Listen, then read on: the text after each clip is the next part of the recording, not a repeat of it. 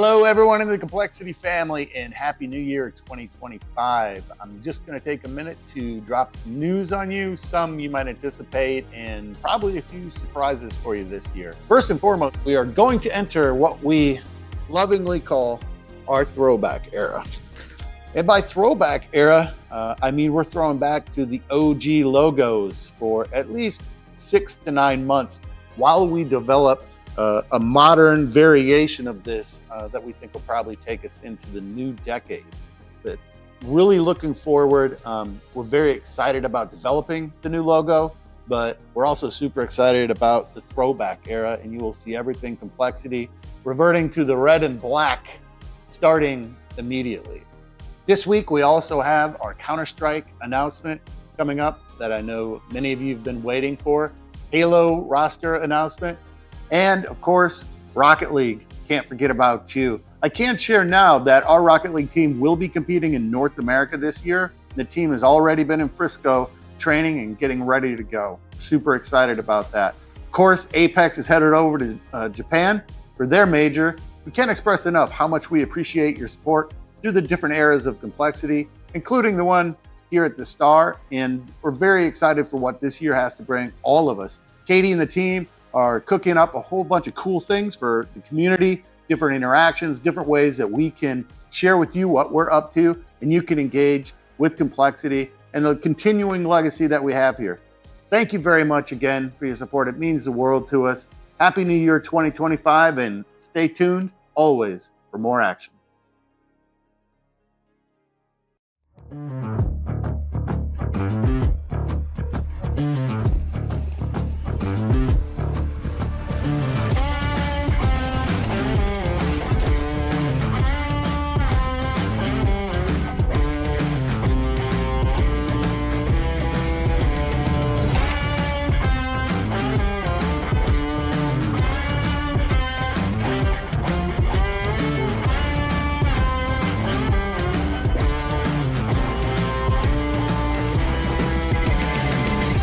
All right, we're back here. Day 2, the final day of the Prizepicks NA Revival Series number 6. I am JRT, joined by Exner, and we've got some pretty solid teams here competing for that $4,000 grand prize here in the Prizepicks NA Revival Series. Cole, what do you think's going to happen here? How are you feeling about all the teams that made it through? Well, it's always good to enter into, well, now the best of 3 stage here, the playoffs, like, day 2 has always been right now, the semifinals and onwards. So excited to see these teams more consistently throughout the best of 3, seeing what they're able to do now in that department. We've got what I think after the group stage is just by far the best rosters entering in right now into the playoffs. And that's a really exciting formula as well. For sure. And why don't we check out the prize pool first here and bring it up for you guys so you can see what these guys are playing for. As I already said, $4,000 going to the first place team. And the second place team is not going to walk away empty-handed either, although they'll obviously want the lion's share of the 5K prize pool. So they'll be competing pretty hard to get that. But, in the past, we've seen one team shine through and make it to the grand finals every single time. It is NRG, and they continue to look impressive. We'll see if they make it here again. They've actually faced off against Nouns, I think 3 times, if I'm not mistaken, at least 2 for sure. So Nouns are another team that has made it to quite a few grand finals, and we'll see if we get that rematch here again today. It is very possible. But yeah, I mean, based on what we saw yesterday, Cole, is NRG still your favorite, I guess is my question.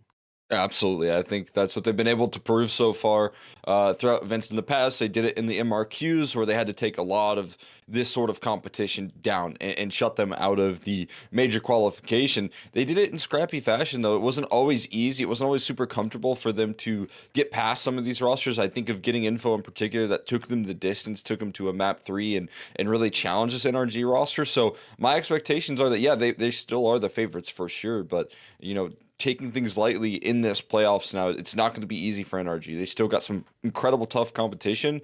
You look at Nouns as well with the roster adjustment that they've landed and that very exciting, sweep of a series yesterday. I really think they're making some big strides as well. Yeah, no, I was actually going to bring up Nouns right away as soon as you pass it over. I mean, look, honestly, for me, Nouns are a team that looked very different, with Magi and Nomis added to the roster. I think those two changes have been massive for them. I think it'll give them a potential edge against getting info today when they face off against them. But at the same time, and we're jumping into the Prize Picks analyst segment right now because we're already talking about nouns. And I mean, again, for me, it's Magi for sure as my number one. In this regard, is the estimated frag total that the player I think is going to hit it, Cole, because he's just been so good. He's impressed every single map, and I mean, we already knew he was a mechanical monster, but he's delivering on the stage here in the Prize Picks Revival series. Yeah, yeah, and again, like you said, we've seen what he can do here with teams in the past. That old roster that was playing out in the Dust 2 Masters. He had some really good maps, and I think he actually shook up the scene so much that after beating, I believe, Blue Jays, they made some roster changes. They talked about the frustrations of that series. So this guy's already been kind of stirring the pot in the North American space, and he continues to do so now on Nouns. That was my big question. Can he keep it up where there's maybe a little bit more structure? There's more players on this team that you kind of have to share the workload and resources with now. But the answer so far, especially when he's still working alongside Nomis, is yes, he can still keep up these explosive numbers for me. On the other end of there, though, you look at Cryptic right now, and I think what he just did in that best of three, Yeah. dropping unbelievable numbers, 127 ADR in that series to lock them into playoffs. I mean, obviously, I think that was a bit more of an explosive performance of what we're used to seeing him, but that did look really refreshing seeing a Cryptic of old that was able to pull through with those big time carry games as well. And so for me, 26.5, potentially feels even low. Yeah, no, I agree. I mean, if you're looking at his total output over 4 maps, he's already got 68 frags, so he's doing really well for himself. Not to mention an impact rating of 1.75 and 101 ADR. That's over the NA Revival Series number 6. So for me, yeah, I agree with you, Cole. Cryptic is absolutely one that needs to be highlighted. And then after that, I'd say as a third choice is Nomiz. For me, I know he hasn't necessarily been crazy. He had one map where he was ridiculous, but had slowed down after that. Still, the combo of him and Magi together has the potential to be so explosive, especially against a team like Getting Info that's going to challenge them a lot. I think that he might have to step up a little bit. So definitely keep your eye on him. Let's switch gears now, talking about Getting Info. And we don't have as much data on them because they only played 2 maps so far, right? Because they made it through in the winners match. But at the same time, we saw enough, I would say, from Dia to be convinced of how solid he is. Yeah, I mean, absolutely, man. Dia obviously super explosive when it comes down to the vetoes and maps as well. I think he can really specialize his game on certain maps. So you think about his work that he was able to do on Mirage yesterday. Very impressive stuff out of him. His op just can be super explosive, and right now he's entering into this tournament confident. He's playing very well. He's finding those opening duels, and as I highlighted yesterday, I think he's got players behind him right now that can also fire up. And when he misses out on an opening pick, he has a lot of teammates that he can trust Yep. to back up the round and pull disadvantages back from the brink. So, a big piece of the puzzle there, probably just going to be Fang. Obviously, a guy that can bring in those multi kills when maybe Dia gets shut down. And so, yeah, that combo in between Fang and Dia right now for me is a pretty powerful one. Absolutely. And just talking about the stats for Dia, which have been ridiculous, 104.2 ADR and a 1.57 impact and rating overall. So both his Wow. rating and impact are 1.57. Yeah, he's been lights out incredible. And it's the Dia that I remember like from 4 months ago because there was like a 3 month period, right, where he wasn't happy playing on the Timmerman. It didn't feel like we were getting prime Dia at all. But now he's back to form. Like he's looking absolutely incredible, and the numbers are saying the exact same thing.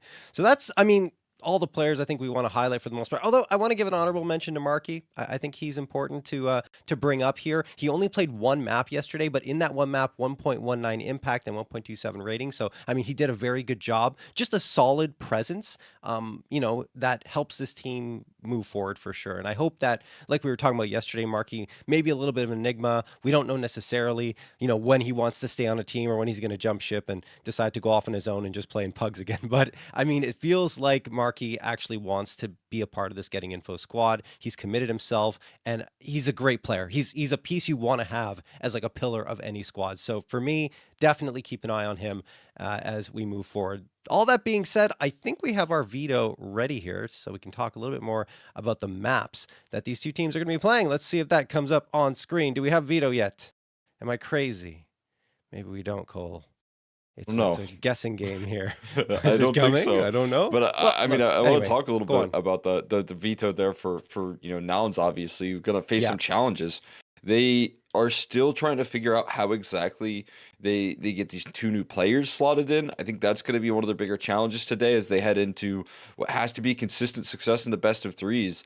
Have to be Oh. able to develop here their map pool and do so pretty quickly. It's a very quick turnaround and a tough challenge. But out of the gates, getting a nuke ban, There we which to me is surprising because they looked pretty comprehensive on nuke yesterday. It did feel like they were leaning in a lot on individual success. Maybe No Miz looked slightly uncomfortable on that map, but maybe that's part of the adjustment period that we're looking at. I understand it though, Cole. Nuke is a map that you need a lot of reps on to get the chemistry going, to understand where your teammates are, just because the amount of space you have to cover. And I think that it makes sense for them to say, okay, I agree with you as well. Nomis was not as comfortable on that map for sure. So it's good for them to get it out of the way and go into Ancient, which they looked very good on. I think that Ancient is a really solid pick for Nouns to come through. I'm guessing Getting Info is going to go with Mirage. No. Oh, Oh, what? Inferno. They only played Inferno 4 times over the last 3 months, but my guess is they looked over at Nouns, they don't play it either, and we are probably a little more comfortable. So interesting pick coming through from Getting Info. Then we get the Mirage ban, which I'm assuming Nouns want to try and get to Dust 2 here, Cole. I think they're hoping that it will come through because they're actually really ridiculous on it. But no, it ends up being Anubis, and that is maybe more problematic for them. I talked about this yesterday. I think this was the third map for Nouns yesterday, and I wasn't sure if they would find success if they got there. So I feel like it's the same story today. Ancient and Inferno for Nouns are going to be really important to try and end this one in 2, because if they go to 3, then I think Nubis becomes a bigger problem for them, Cole. yeah, so I mean, I do feel like there could be some problems here in the veto for Nouns. I'm just Yeah, speaking in yeah, theory with the fact that Inferno's a little bit uncomfortable, but they didn't prioritize the ban on that, right? I mean, we yeah. know that Nouns have been able to, at least float it in the past with certain teams, but it is usually their favorite ban. The issue with me, like, leaning in on the last 3 months stats here is that it's just a different roster in a certain sense. Inferno now for this team could be a lot different given Magi and No Miz, maybe a little bit more comfortable in the way that they set up their defenses with those two Yep. players in their roles. So I think you can still lean on the fact that maybe Cryptic's going to be a little bit rusty when it comes to the calling. Maybe that'll have some impact. But I think Getting Info just straight up miss out on an opportunity to pick into Mirage here, to be honest with you. And I think Yeah, I kind of that's agree. that to me is a mistake, I think, in the veto here. Trying to capitalize on the punish pick and then leaving that Mirage ban for a second phase. That's not necessarily playing fully to your own strengths, trying to play into your weaknesses, which still could help them out in big time if Nouns aren't prepared for Inferno. I almost feel like it's a trap that they set up, did Nouns, like saying like, okay, we'll ban Nuke and want them to pick Inferno. And they did that. So I don't know, because like you were saying before, yesterday was good for Nouns on Nuke. So I don't know. Like it didn't seem like a map that, yes, there were issues. We saw them, but I don't think that they would necessarily be out of place against Getting Info. I think it's just because Getting Info Nuke is their second best map, so that's why they wanted to get it out of the way. A lot of different moving pieces here for sure, but we'll have to see it all plays out right now. Here we go, pistol round on Ancient. Nouns map pick. Shane gets the opening frag. Classia under a lot of pressure, but Nouns are trying to push their way in towards B. They get a couple frags back, even numbers at a 3v3. Yeah, a lot of damage done as well onto Shane right now. So some difficulties trying to pull this retake off, but they're already tucked inside of Cave. Noma's looking for the fight forward there. Shane gets caught a little bit unaware, but there's still that element of surprise. Carson being covered. He still finds the headshot on the Junior, not able to start this retake off, and then Fang strikes as well. In unison, it's just Magi in a 1v2 to start off this pistol, but he's a safe pair of hands in the clutch here. Fang looking to shut him down. But he's staying alive, dancing around the pillar, forces a reload out of Fang, but he jumps away into safety and pulls it back in from the brink right there. Getting Info, gonna lift off first. Wow, yeah, nicely done from Fang to get that 2K to wrap things up. It was a pretty tightly contested round, but Getting Info, like you mentioned, they're going to get that pistol, and the only thing is they did allow the bomb plant to come through, so it will be a force buy for Nouns to give them a pretty strong chance of coming back here and tying things up immediately. But that was a very explosive opener from Nouns, Nomas in particular. Then you see Carson and Fang just working that 2v3 to get right back into, get the round back right back into their favor. All right, we go into round number 2, and yep, that bomb plant's going to yield an AK, a Galil, a MAC-10, Tech-9, and a Deagle, and it faces off pretty well against getting info's buy of a couple of M4s, the FAMAS and 2MP9, slight edge for getting info, but still, Nouns can make this work. Magi going to get flashed out towards mid here. Fang getting at the crossbar. There's actually 3 players here, and Fang gets the opening shot. Then the follow-up. Marky delivers the killing blow on Cryptic, and nothing doing for Nouns on this force buy. That's a pretty collapse right there on the mid control. So many targets to try and force the angle with, but what a flash coming through from Classia. Setting up that deal. Junior had some time to aim right there. He literally took a full second. He's like, yeah, now's the good time to shoot. Like that precision. And rifle picked up now. A little bit of aggression towards that B side for getting info on the other end of the server right now. Looking for some ground to be gained. Trying to identify the setup. Marky could catch Junior by surprise here. Jumping up. Certainly the case. Nice gap. Exploited right there. Bassi going to ease his way into a comfortable bomb plant, but now trying to fight.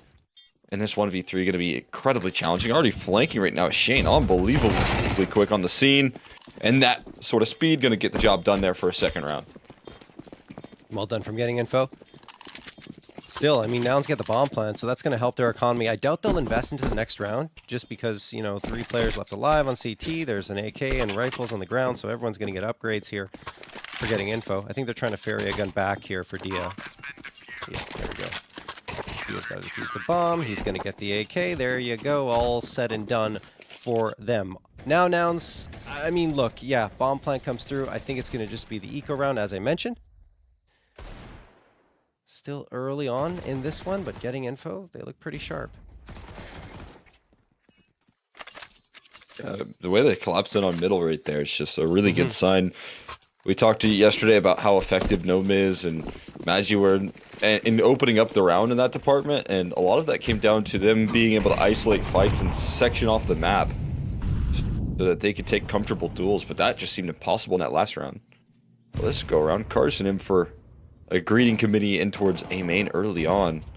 He could just be caught surprised, but instead catches Junior with his knife out. Bomb to the floor here. It's at least going to trigger some quick rotations, but it's also going to stall Nouns out. So they know they'll likely get beat to the punch there if it was the A-side finish. 1 for 1's not that bad with 1:20 left to work with right there. You know the rotations are going to shift after spotting the bomb. Yeah.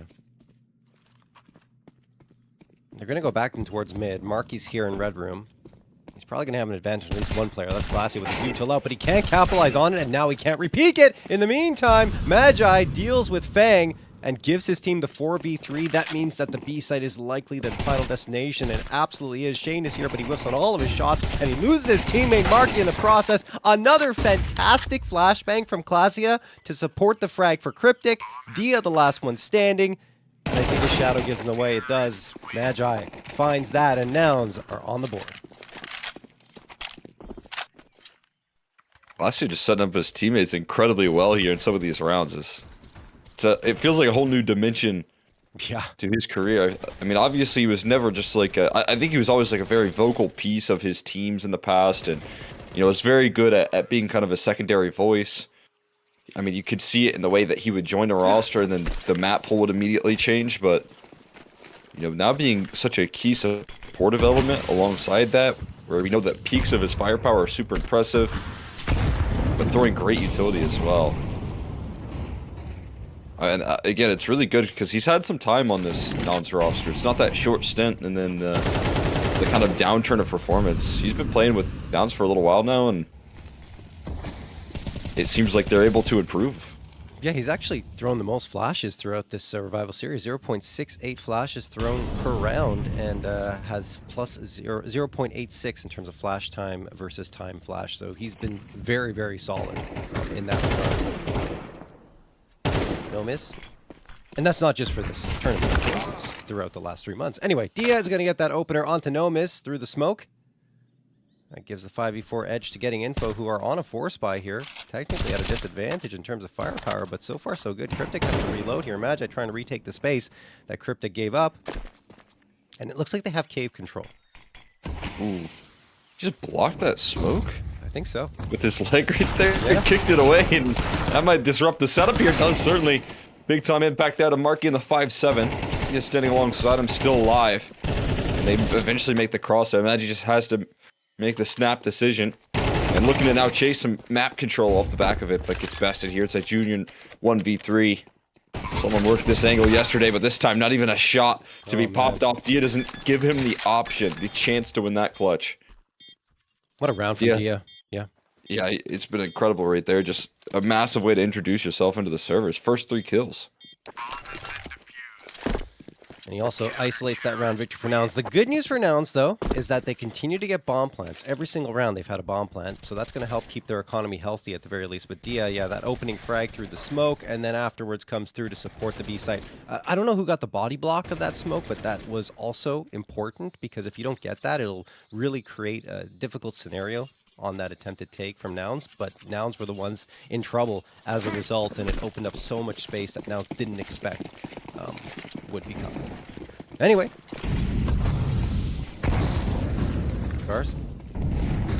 Up here aggressively, so is Fang, and yeah, they're gone. Magi and Carson both deleted.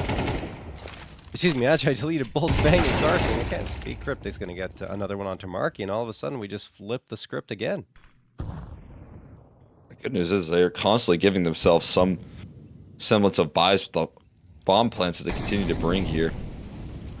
And this time, those 2 big entry pieces here for the team being able to open up the round.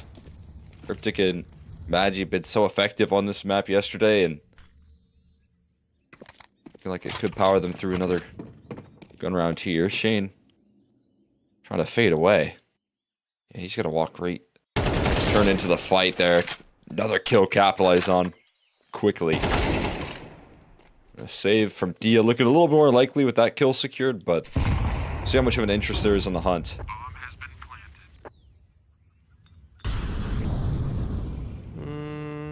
I'm assuming not much, right?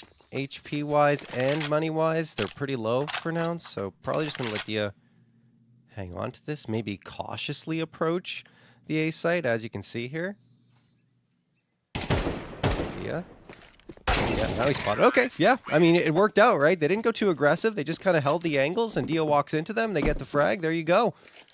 Getting Info. Fully reset in terms of their buy-up. It's thanks to that wonderful effort from Magi at the beginning. Not to mention, he gets that third at the end.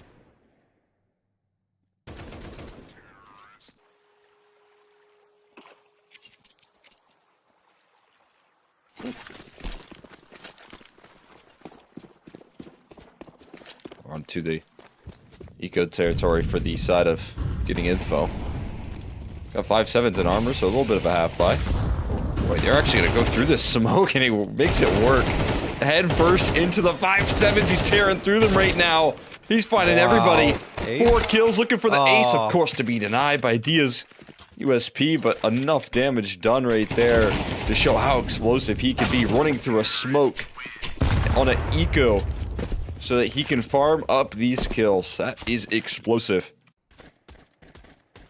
That's wild. Great work from Magi. Got to see Dia get one round to Magi, but... The shutdown. Yeah, shut down after the 4K. Oh, man. Tied up 3-3. Back and forth we go on this seesaw ride of Ancient. Nouns were so good yesterday on this map. I think they had 24 rounds for and only 9 rounds against. Ridiculous numbers, plus 15 round differential. They slaughtered Marsborn and one win. 13-7 and 13-2. Magi gets another opening frag. He's looking for a second, and he finds it. Classy and Cryptic follow up as well to clear out all the bodies. Only one left. It's Marky. He's in a 4v1 with just the pistols for Getting Info, but still. They can be disruptive, as we've seen many a time before in CS2. There you go. Another example of it. Marky only gets one, though, as he's immediately traded by Cryptic, and Nouns will take the lead 4-3. Well handled right there. Nice little smiles on the face of Cryptic. Closing out some rounds comfortably. Farming up those ecos in the last couple of rounds. Taking control of that economy, a big detail. See if they can keep that up. Still going to be a little bit limited on utility. You can see the sacrifices off the back of a couple pretty hefty half buys. That there's no kits, very little head armor, and very little utility. Which goes to show how much money they tried to invest. That already leaving them with only 3 smokes this early into the round. Make it 2. Might not matter too much because it seems to be a pretty quick scale in towards this A bomb site, and Cryptic just looking to lurk about over towards the B side.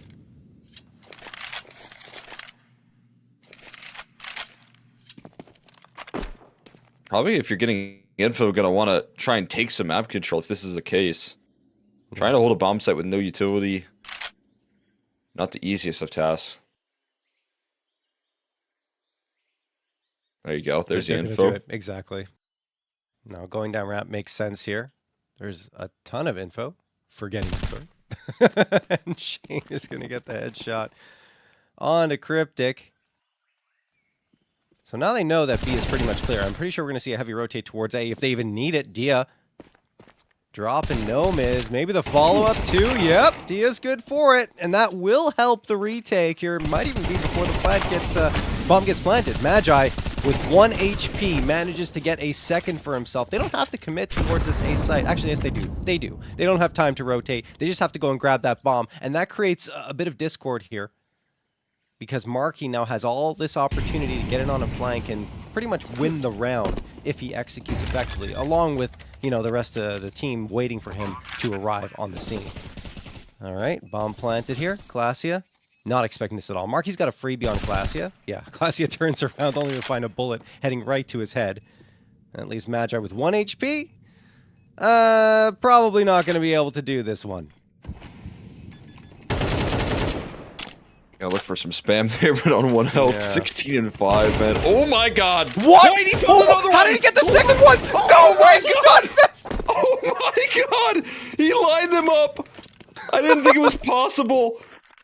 That is unbelievable. The flash to boot. I don't know how he makes it happen, but when you're 16 and 5, it feels like anything is possible, and he aces the round for the clutch. What? That second shot is stupid! There. Dude, there's no way. There's no way. I wrote him off completely. I'm like, there's no chance. That's like it's like a less than a 1% chance of winning that round. I'm pretty convinced in a 3v1 with 1 HP. Look at him laugh. Classic doesn't even know what just happened right there. That's stupid. How do you do? The shot on Carson is just muscle memory. Unbelievable stuff there. That's the play of the tournament so far, without question. That's going to be tough to beat. Oh my god. I don't know if you can beat that one. That was ridiculous. 19 and 5 for him. So he's making a decent pace for that Prizepicks checkmark himself, and looking to continue success right now towards middle. Needs a trade, and it will come through. Number 20 in round 9.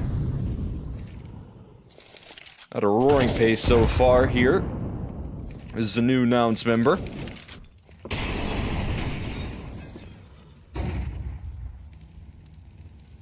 I'm speechless at this point. Like, oh my god. I'm still trying to recover here.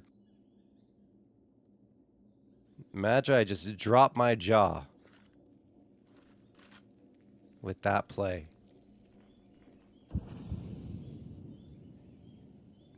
All right. Well, I don't know if getting info are going to be able to recover from that.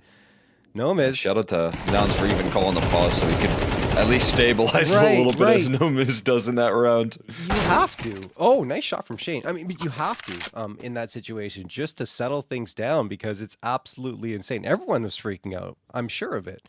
At least on the comms.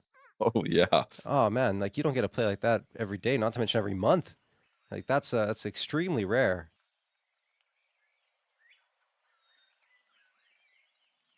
It seemed like they're just working beautifully in this round as well. Okay, Fang does clear that. I really didn't think he was going to. But there's just silence in the server for so long. There's the surprise. Waiting the whole round for Magi to arrive. Bomb to be sorted up the ramp. Fang gonna try and move past the smoke, past the crosshair of Magi, but that's just not gonna happen. We know better than that. You can't slide by him. And the clutch again denied here from the side of Nouns. Is that 23 now? 22?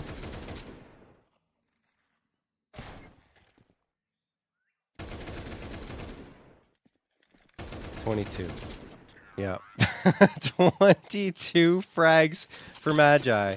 Wait, like, he might even hit his Prizepicks estimated frag total before we get to the second half. This is ridiculous. I don't even know if that's possible, actually, guys. I haven't done the math on it, but wow. He is just putting on an absolute clinic. Cryptic is dropped immediately by Carson here.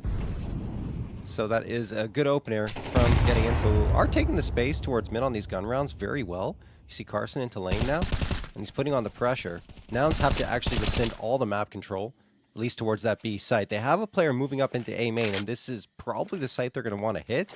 I think, likely, Nomis is going to communicate this to his teammates. Say, hey guys, there's not really much happening here. Maybe we should go towards the A site. Magi, well, he wants to take that fight into mid and see if he can find someone. Fang, ooh, I think he might have spotted him. Yeah, definitely now. So that smoke going to get tossed to give Magi a chance to close the gap. Has to be careful of Donut. Dia's coming out of Donut. Dia hits the shot. There we go. Magi finally silenced. That'll help their cause. He's been such an effective late lurking presence towards mid, helping out with some of these B plays. And now sidelined early is huge, but there's an opening back.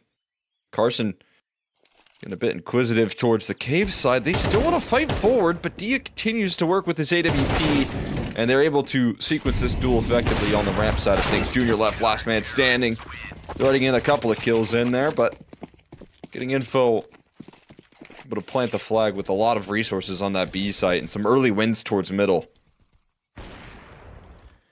Yeah, it's a good play from Dia, honestly. Coming back in there, dealing the first blow and then getting Nomas as well. Just no real path forward for Nouns in that round. Just very good patience from getting info, honestly. All right, we move on. Round number 11. Nouns still have plenty of cash available to them for this round anyway. 4 AKs in the op. They need more, I'd say, contributions from the rest of the squad. Bank's completely blinded. That's a bold play to make when you're fully blinded, just taking the pathing off of memory and hoping that you can hit the shots. Anyway, 5v4 for Nouns. The flashes in middle right now have really suffocated any idea that Fang can get forward in these fights. He's been, flashed constantly by a lot of utility coming through from Magi in particular. He's underhand flashing through that smoke and then taking space, running into that cubby, and it has been working wonders for him in his entry pathing right there.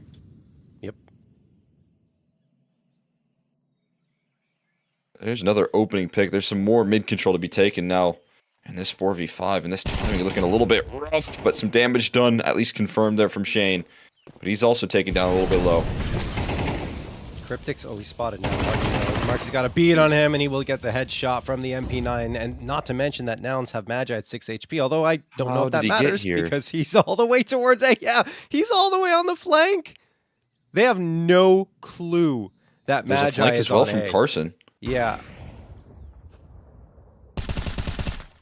Carson gets that frag onto Nomis. 3v2 in favor of Nouns. Getting info. Trying to go back into A. Now, of course, Magi's advantage is lost because they know he's over on this A site, but honestly, he did the damage he had to. And now Junior finds Marky. Only Carson left. Not long for this world. There we go. Classiel will finish him off. And Magi's up to 24 frags in 11 rounds of play. More than 2 frags per round as we head into the final round of this first half. 205 ADR. It's 205 ADR. It's unbelievable.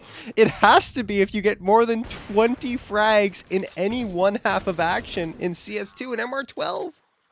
He's opening up rounds. He's then, managing to find the crazy positioning with 6 HP to add another kill to the tally.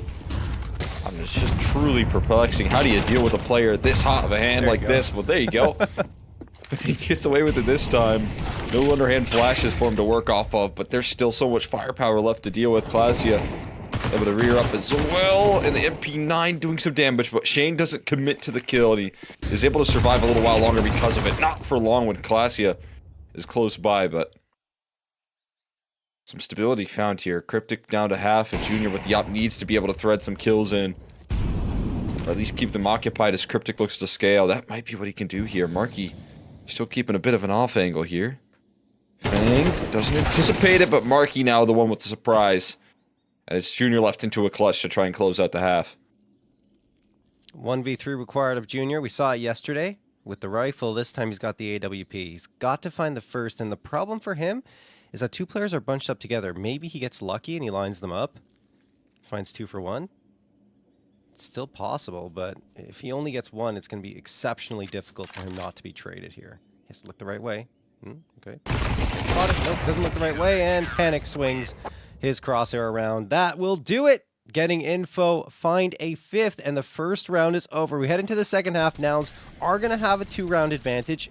It could have been maybe, I want to say better, but also could have been worse if Magi didn't have a career half here in CS2 on Ancient. I mean, this is just ridiculous. Yeah, I mean, truly unbelievable what he's putting together right now. Just destroying the competition, and that does only lead to 7 rounds. You look into the mix of things as well, and it is surprising because it was getting info with a couple of ecos in the mix as well. Yeah, you know, a couple of ecos that Magi did get a lot of kills on, but either way, 7 rounds. We'll see if that's enough. As they hop into that CT side. Tell you what, if Magi keeps it up, it certainly will be. And Junior and Magi sitting inside of Donut. Double dualies ready to go. Oh! Tearing through him out of ammo. No! Didn't get the reload off. He just has to run away. And Dia will chase him down. But he's left last man standing. So enough done by the double dual Berettas. Dia now using him against him. But no magic clutches from the back of Donut this time around. I was going to say, maybe it's that spot back at Donut's, the 1v3 clutch spot. But, yeah, as you said, not this time around. Nouns kick off things with a round victory, thanks to Magi again. 25 frags. He keeps going. 30 frags in any map in MR12 is very rare to see.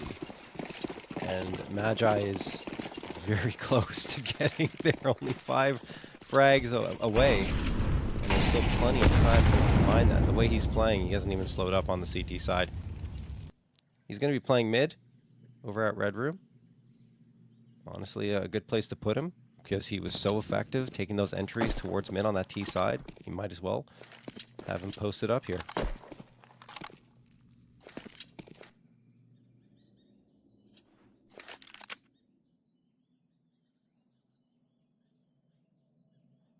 They can bring here with the Glocks. Deagle trusting Dia, but controlling the economy here in the second half going to be very valuable as well. Not a lot of room here for any errors after this point if you're getting info. Junior's so deep in the hunt right now, dropping the bomb, able to stabilize for some more as well. Should be also protected now by his teammates with the bomb cut off. Not a real way to get to him, so that's good economy being farmed up by the op presence of Nouns, and then the MP9's able to chew through the rest really well handled there. Not a single casualty. Yeah, this is going to be a fantastic bonus round for Nouns as a result. Yeah, they can just carry over what they had. Great maneuvering by Junior to get behind enemy lines and drop the bomb, drop the bodies. Cryptic, great flick at the end. He had that 2K, and then towards the latter part of it, he goes and flicks his crosshair around in order to disrupt the player shooting at him enough, without the body armor, of course, the aim punch is high, that he's able to escape with his life. So, well done from Cryptic. Good to see some other names on board here for now. Magi, he's very familiar with this spot, right in front of Z. It's not going to get tossed, and yeah, there's a bit of a problem here, though, for Nouns. That the A site's been taken. Noma's going to get the first, even though he felt like he was at a disadvantage. Shane gets the immediate trade. Now Junior swinging around with the MP9. Again, this is a bonus round, so if Naus can get it, they will really have a stranglehold on this half and the map. Bomb planted. Molotov going to get tossed. Classia not really under that much pressure from it. He's going to hide in the smoke and hope that they don't realize he's there. He gets a jump on them, but no, it doesn't happen. Diaz watching it too convincingly. That said, Magi and Cryptic get a couple, bring it down to a 2v2. Carson has to be big. He goes down to 14 HP. It's up to Junior at only 18 himself. He just doesn't have time. He has to fall back and save the FAMAS. You're gonna have to book it out of this one. Couldn't quite make it out of Donut right there. I thought we were gonna see Magi do it again. Underhand a flashbang through the smoke and find a way to break through the round, but finally what feels like just a small missed shot mechanically from him means that getting info able to stabilize. He even did find the kill. I was wondering how he didn't get anybody, but he tried to spin for... He almost got two right there is what happened. Just couldn't find the second. My apologies. I should have never doubted him. Yeah, don't doubt Magi. How dare you? 26 and 9, 177 ADR into round number 16. Yeah, I don't think I've ever seen that before after 16 rounds. It's not easy to do at all. Magi looking for more. Oh, he spots the player, but just can't click mouse one. His keyboard fingers are faster than his mouse fingers on that one. Carson gonna get the opener for his squad. Takes a lot of damage, does Carson and Shane, down to 33 and 36 HP respectively. So good job by Cryptic. That said, you need to convert those frags. He connects onto Marky. That's a healthy player gone as well. Shane immediately grabs the AK off the ground. As getting info are gonna adjust here, Cole. Ooh, they're adjusting into Nomiz, though. Well-placed smoke. And it's about Nomiz being able to offer up some sort of time-buying measure right now. He needs his teammates to get rotated in time. Might be more so looking to lean on the retake setup, but taking some initiative now. And towards the temple side, instantly dismissing Shane. Capitalizing on some of the damage earlier with that headshot. Now Junior's on the scene with the op here, making noise as he flies out. There's a big-time kill right there. They don't expect Classy to be so close in return. Losing control of Donut. It's just Fang left into a 1v3. Three separate angles he's got to worry about right now. Crunching in through CT, they're just going to constrict him. He's wondering where on earth the peak is coming through, and as soon as he spins, that's when the swing through from Magic comes in. And plenty of time for the defuse means double digits for Nouns. Unreal. Unbelievable. What is his estimated frag total? Was it 32.5 or 34.5? It was 32.5. Was it? Okay. Maybe that was Nomiz. He might be 34. Yeah, I think it's Noma's 32.5 and Magi's 34.5. So under those assumptions, 7 frags for Magi left until he hits his estimated frag total. We haven't had, I don't think, a player hit their frag total before the second map throughout any of the Revival series, Cole, right? Am I crazy? I would highly doubt. Yeah. Unless it was like a pop-off performance from Bentley, you know? Yes, of course. Ben, the one known for those 40 frag performances. I love Ben, don't get me wrong. I'm just poking fun at him. Yeah, sometimes his estimations are... He has some good maps, and so, you know, sometimes you can get it pretty quickly, I'd imagine, but other than that, like, the usual suspects are... They usually have to get a lot of kills in the first map. Yeah. But yeah, I mean, right now, on pace to, if he keeps it up, to maybe lock it in on map 1. Both are actually 32.5, Cole. Just confirmed there. Yeah. So he's even closer. He's 5 frags away. Nomiz gets dinked, and we'll get finished off here after finding 1 frag. Junior swings around with it. He misses the first, realizes someone's gotten past his angle.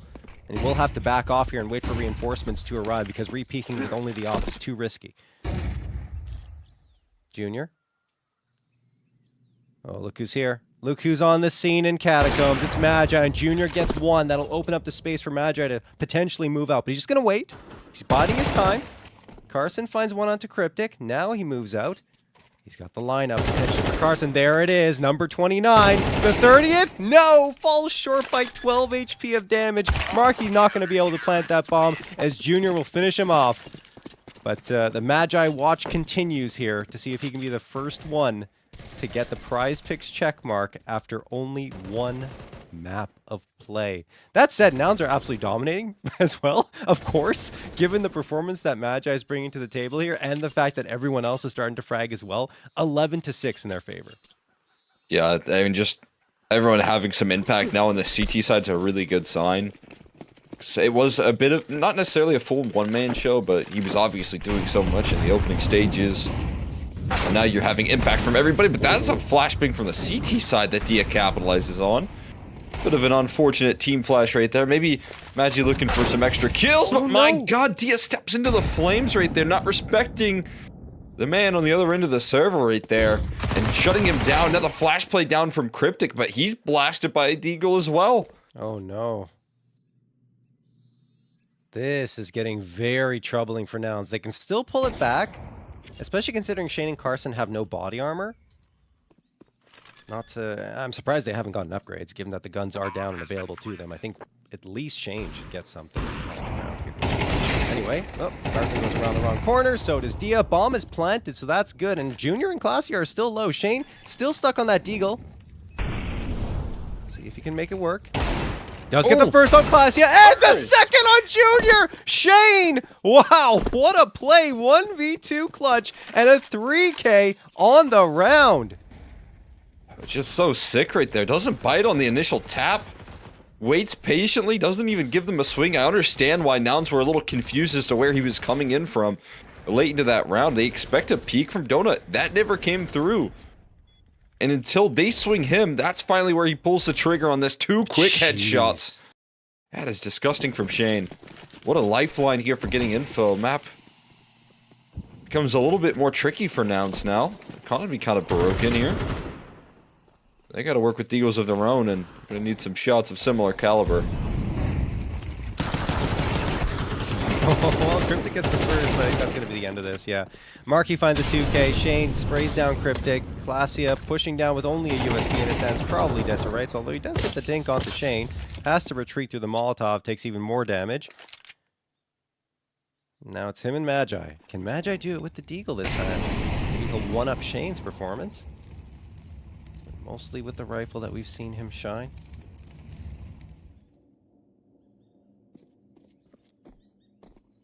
Glacia hears the footsteps, realizes they might be retreating. Could get it on a little bit of a flank, perhaps catch one player off guard, but no, Marky's watching that, so very nice play from getting info, making sure everyone's covering each other as they move into the A site, and we'll get this bomb planted.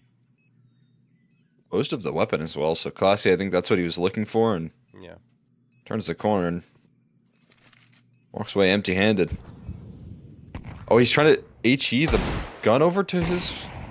Yeah, he got it. He actually got it. He HE'd the gun. Wow. To himself. That's crazy. What a pickup right there.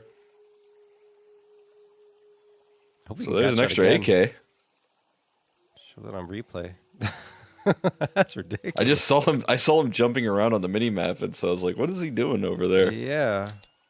He found it, if you look at the mini map on the bottom right, he found it next to that box, and then he jumped on top of it, I think through an HE or something. That's funny. Wow. Well, that's one way to get an AK in your hands, and it'll certainly help. And around that was an eco for Nouns, so to get an AK is fantastic. Magi did end up finding a frag, of course he did. Jeez. 30 on the board for him. 3 away from the check mark. We are not in map 2, folks. We're on map number 1. And Magi's dropped the 30 bomb. Oh boy, and he's gonna be in for some more action here. One There kill it a is! second. One Oh more! my god, one more! Oh, no! And Junior rips it away from his grasp right there as he's able to claim another one. Shane left last man standing, but you know his time is limited here. No Miz will actually fall, making this one a little bit more possible, but still difficult now as trying to avoid the op scope of Junior. That utility does just that. A jump spot there to confirm Shane's positioning. They've got him boxed in.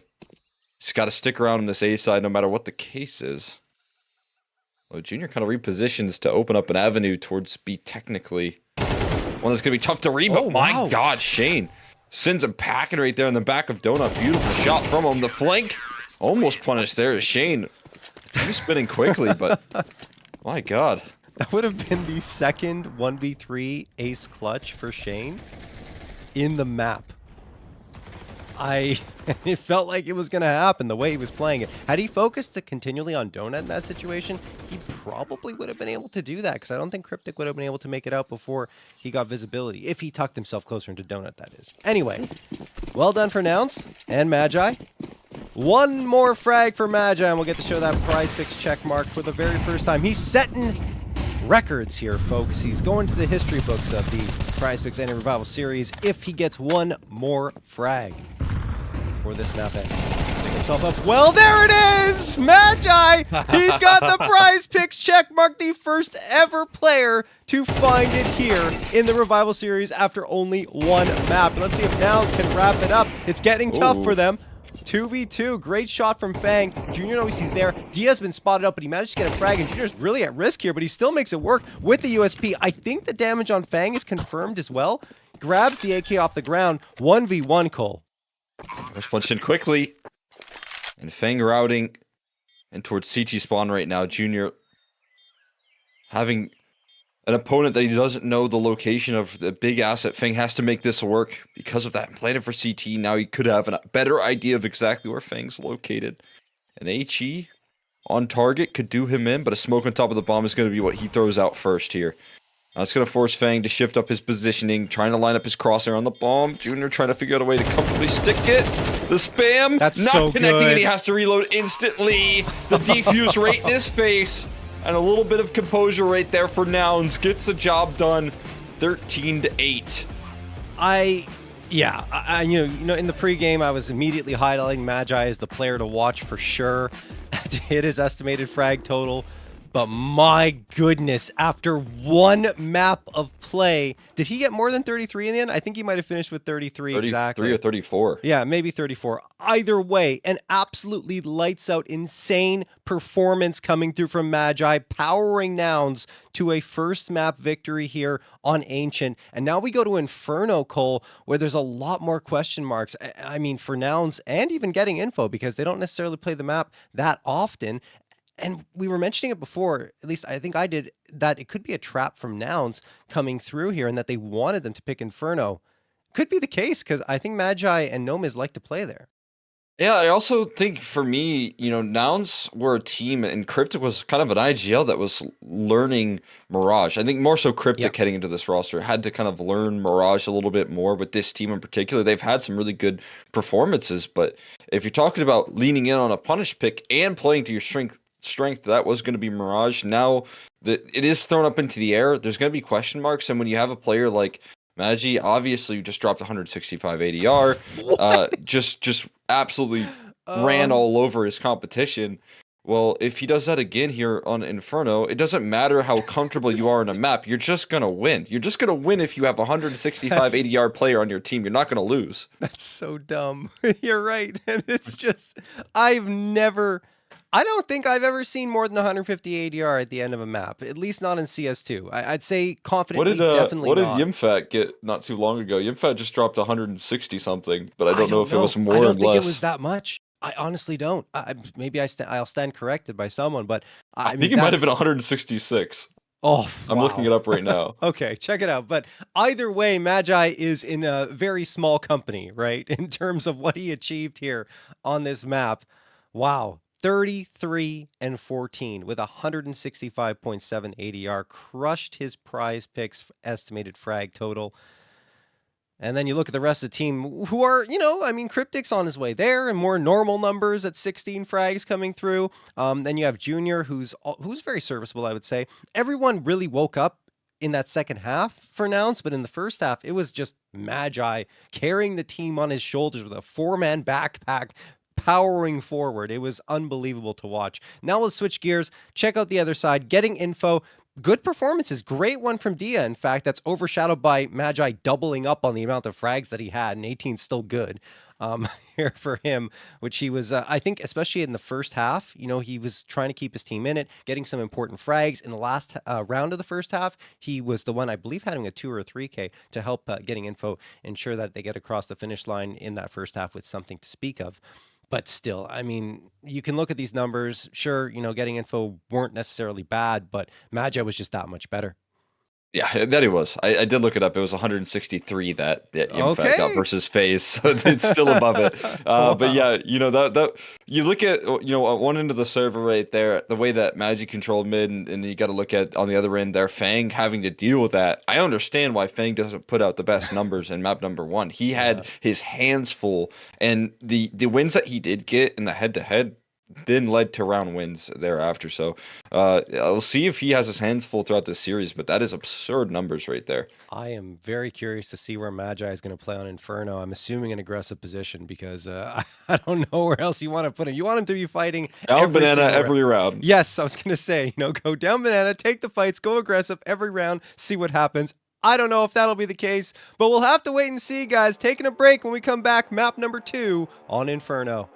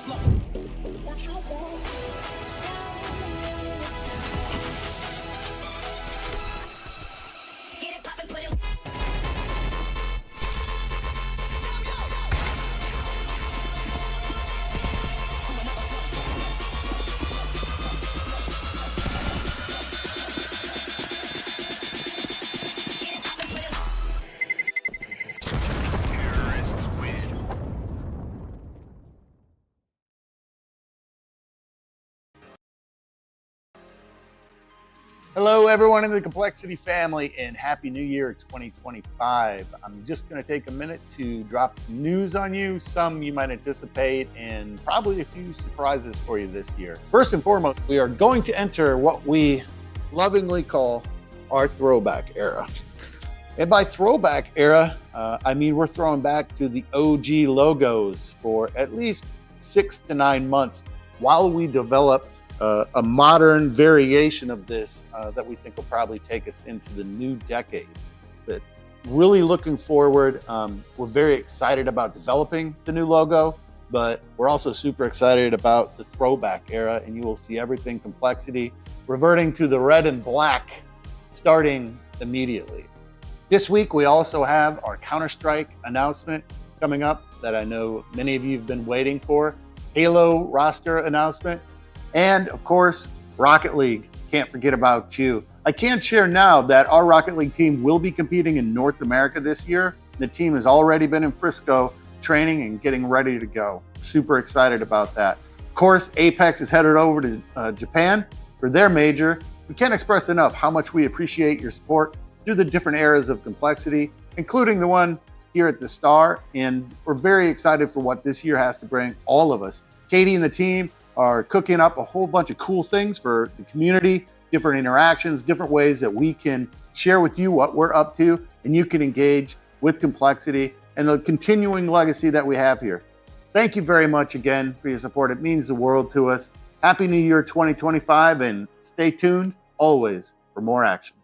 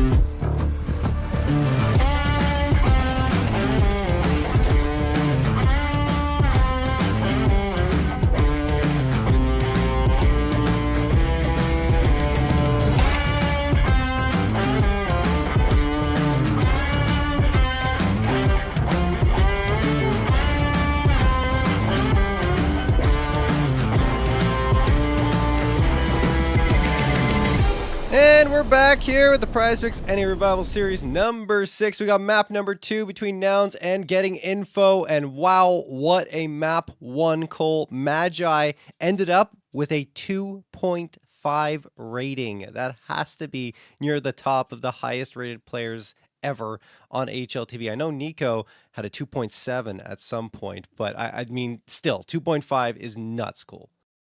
Yeah. I mean, absolutely absurd right there. I mean, fantastic work from him overall, consistently putting out big numbers, taking fights towards middle, and most importantly, putting a really key piece of the puzzle for Getting Info down early in Fang, right? There was a lot of head-to-heads there that he was able to win out consistently, and for me, if that carries over into Inferno in some semblance, even the smallest of fashions, and you have a little bit more out of players like Junior that can really get the op working on this map a little bit more, I tell you what, man, it makes me very excited for Nouns in the future of this roster as well.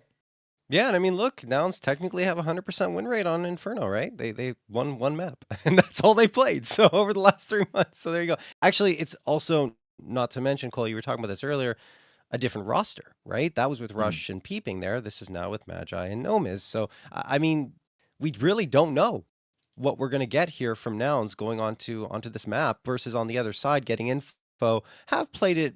I mean, a little bit more, 4 times more with 4 maps played on it, and they actually have been very, very dominant. Bad News Capybaras 13-2, Chicken Coop 13-5, and Party Astronauts 13-2. Although that was, I think, almost a month ago for all of those matches, so we have to keep that in mind too. Not to mention that back then the Party Astronauts were still very much struggling, I'd say, to find their form. Even though yesterday in the BO3 they played, they kind of got, I think they got 13-0'd Cole on one of the maps, but it's okay. Like, I think the Party Astronauts are finding their form, especially on Mirage, so they just have to carry it over into the other maps.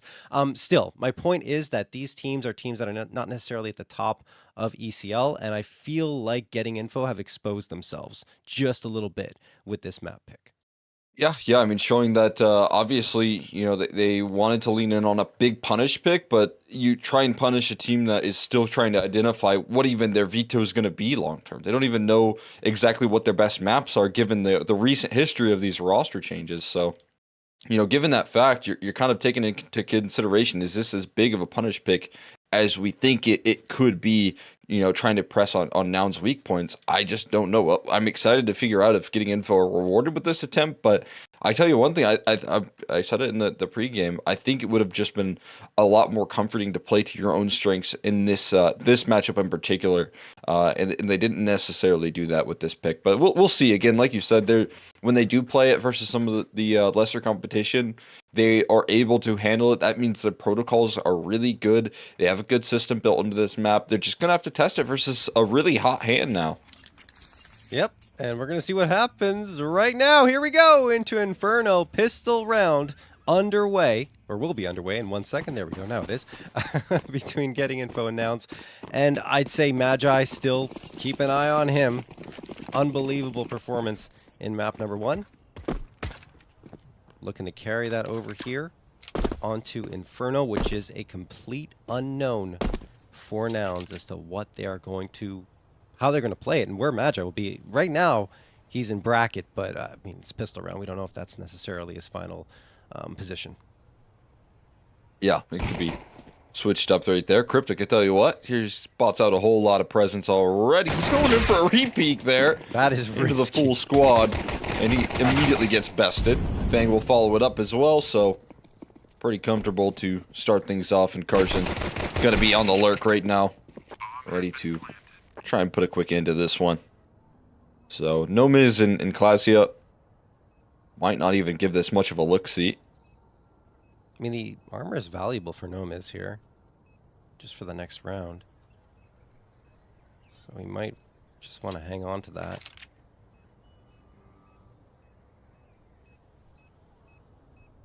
Classio waiting patiently at Arch. I mean, they're not really going to go for this. He doesn't actually hang on to the armor at all. Just gets his head blown off by Dia's Glock.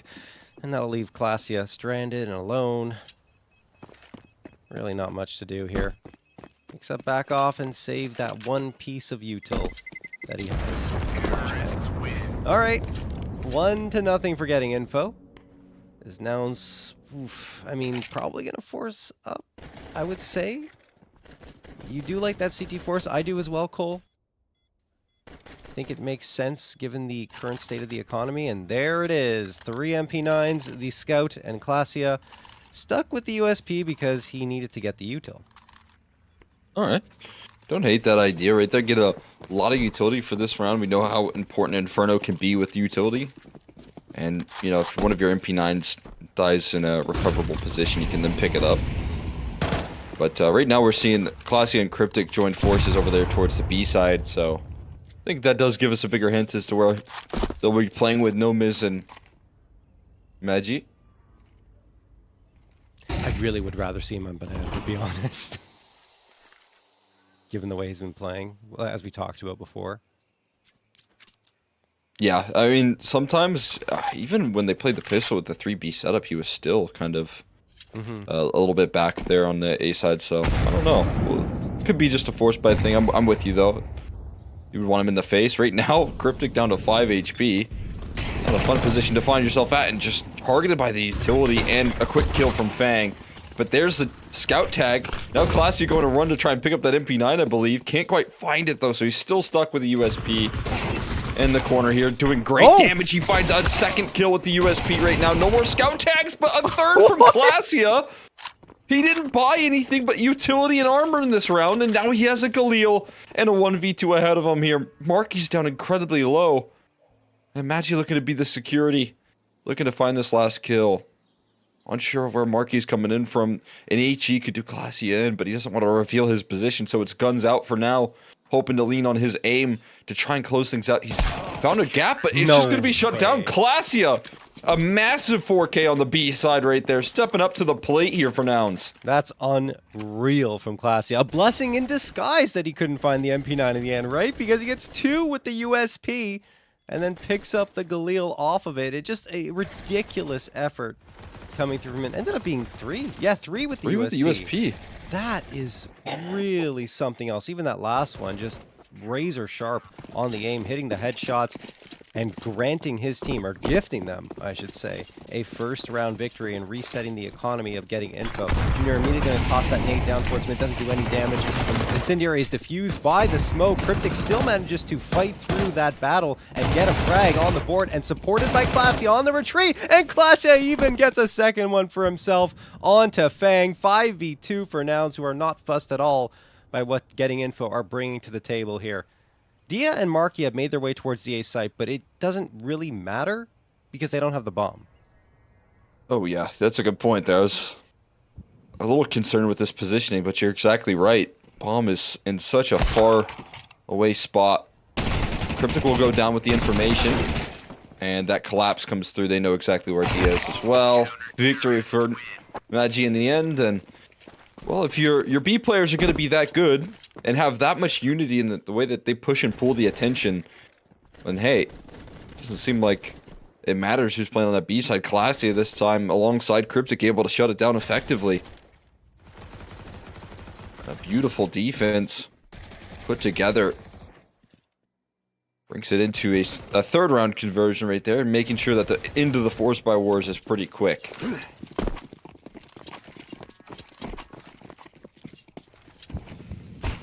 Now just an eco coming through for getting info. Glocks and a P250, as you would expect given the state of their economy.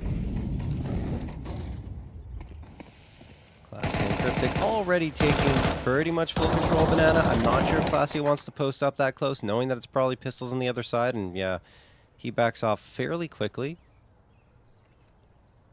as they're just holding these aggressive positions to try and do that from long range with the Galil, and Classio finds himself another one already. 7 on the board for him.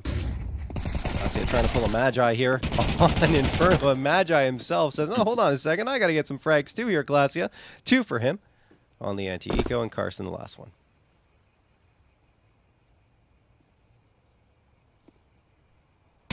See what he can't do. Oh, my Oh. goodness. Not a bad headshot right there for Carson. Gonna get hunted by the rest of his team. Start to chase down these ecos. And Carson letting out a little smile there, as well as Maggie laughing all the way to the bank with his eco kills. You got to be feeling happy on the side of Nouns. Again, this comes off the back of, I think, maybe a little bit of a disappointing season so far for them, but obviously one that still is continuing the constant roster changes that this team has kind of been facing since really Cryptic joined the roster as the IGL. Been kind of adjusting and shifting. And the huge hit that they take in losing Adren and players like Rush and Peeping more to the task here, but landing on their feet quite nicely and bringing in two new Swedes.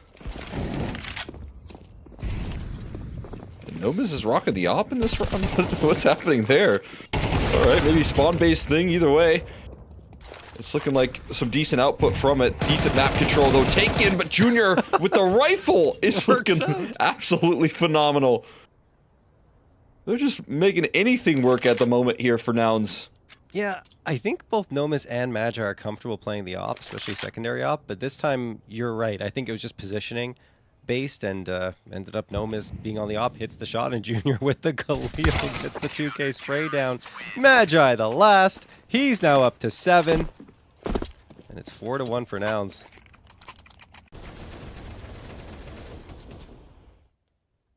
Feels like there's too much going on the Nouns side, I would say here, Cole, in terms of mechanics and skill on display, that getting info just can't really keep up. Yeah, and usually that is their strong suit, right? Exactly. Mechanically, they can keep up with just the best of them in the region, and I usually talk about, okay, we're going to need a little bit of structure to break this team down.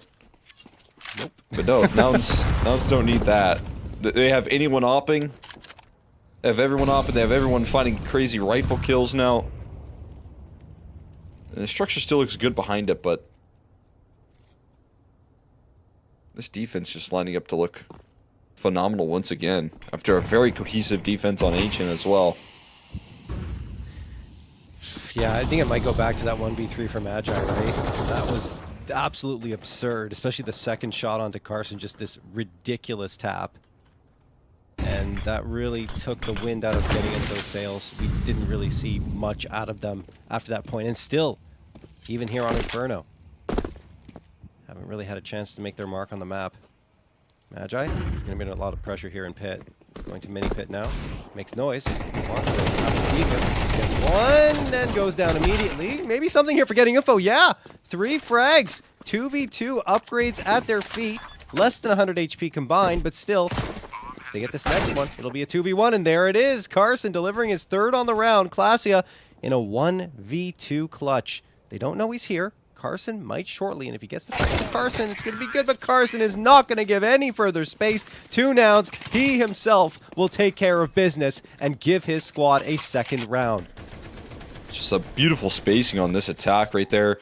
Systematically overwhelming Magi inside the pit, making sure that he can't get away with a multi-kill, but as they're just flowing out of apartments, they're able to then isolate duels onto the players on top of the site right there, so that was not an easy round for getting info to get past, but managing to make it happen, and that's exactly the sort of round that they needed to start to lift off. Build up a little bit of confidence here for this squad. 3 HEs on target for Classia. So much utility towards Banana. He's still... A couple of mollies. Cryptic doesn't fold over, holds the line, and gets his kill, escapes. That's so much resources put in trying to flush him out, and he holds his ground. Now they want the space back. They want to take control again. Classia flashed forward, but no further kills, just a little bit of extra damage on the Fang. And Magic got a kill, by the way, over in the apartments. So, actually, it was T-Apps. How did that even go down? Anyway. Oh, what? No miss. No miss. Yep. I thought he was a T for a second. No, nope. He's a CT on a full-on flank here. He could get all 3 of them if he plays his cards right. Doesn't get one! Doesn't even get one! Oh my goodness, down to a 3v3. So much damage done at the very least, but that should have been a guaranteed frag. Probably 2. But he gets nothing. Junior going to deliver 1 is traded right back by Carson, who started to really make some noise here on Inferno, but finally dropped by Junior, who's on the move with that AWP, and Cryptics will wrap up the round, even though it felt like this should have happened sooner. Nouns do get the 5th on the board. I really like the move right there from Junior, tossing in the smoke and giving himself the room to operate with the AWP right there. I don't know. I feel like they turned around and maybe like a blimp on the mini-map popped up, because that reaction right there was so quick. Impressive stuff coming through from Dia to lock that kill in and buy them a little bit of time. It's just Junior again on the scene, making some really good decisions and how he plays around that AWP.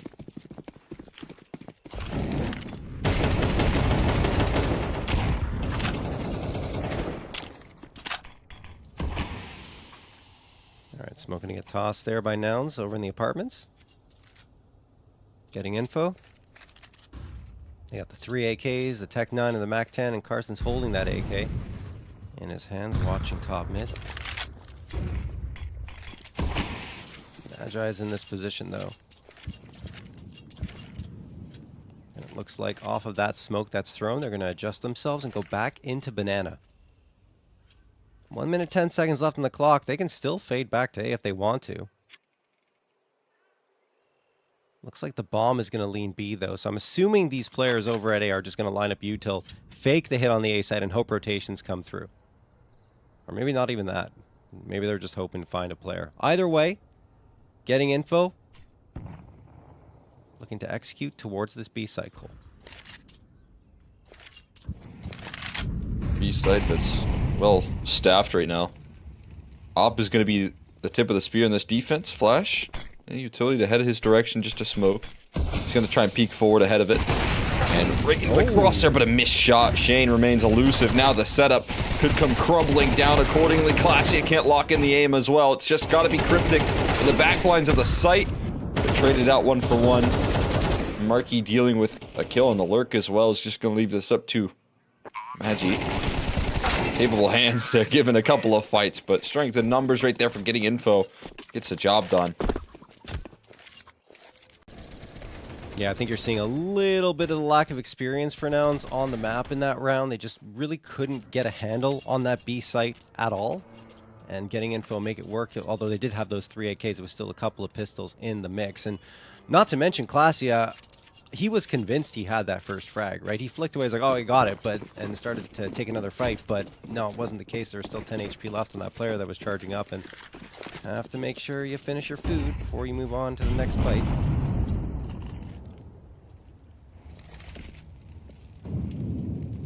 Be a 9th round play with getting info, cutting the lead down to 2. Nouns on a 4-spy. Magi, what can you do with the Deagle? Ooh, in a bit of a tough spot here, supported by Nomiz, and Magi's gone, so is Nomiz. Damage done, but that's not going to be enough, at least not for the time being.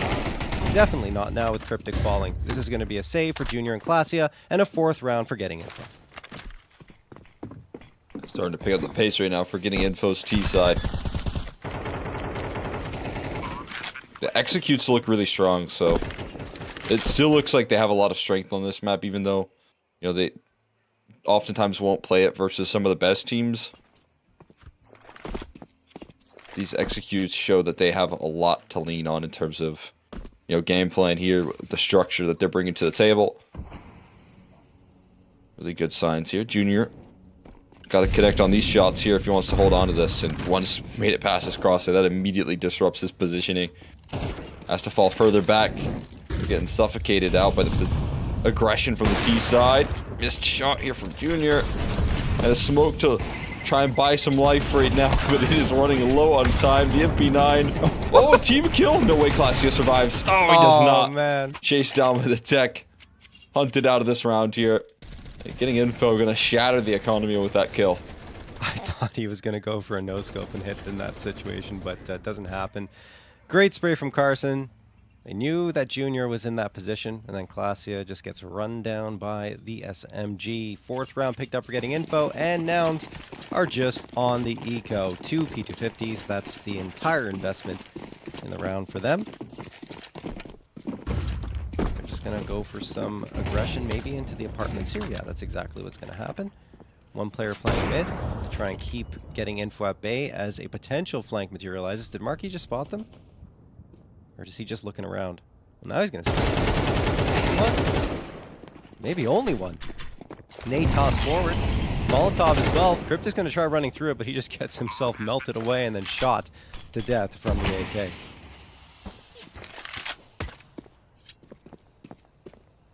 Marky making a good move to keep himself up and kicking. Junior with the P250 able to threaten a kill there, trying to maybe hunt for some extra damage here at this point, but not going to happen. Getting info, coast through that round as well. Now we're all tied up. Looking to plant their feet on the CT side. The buyback coming through from Nouns. We'll see. Op actually not included.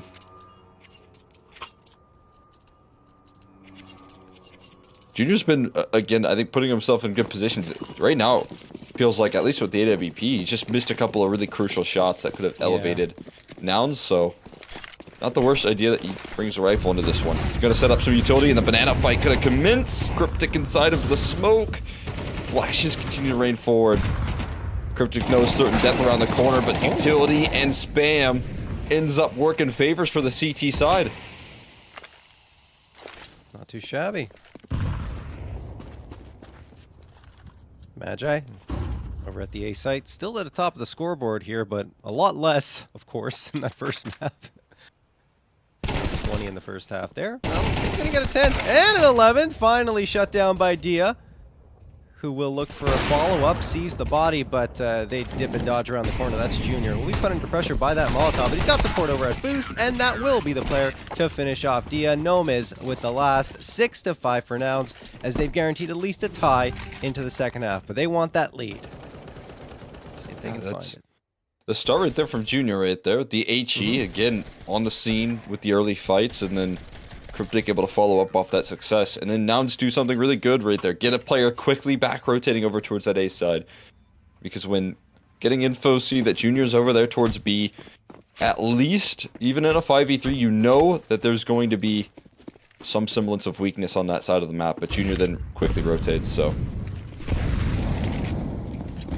good to see that. Nouns quickly in motion right there. Now Junior with the op. He has to do it again. Dia on the other end of the server, shutting out Nomiz right there. And Shane gets an opportunity to continue success. They spot out Junior's AWP, and they're winning all over the map. Now Fang gonna potentially lose out on this B side. Swinging here's Classia, and he finds a kill. Fang looking to push past the smoke, though. That's a good one. Not respecting it, and opening up an avenue towards B now as well.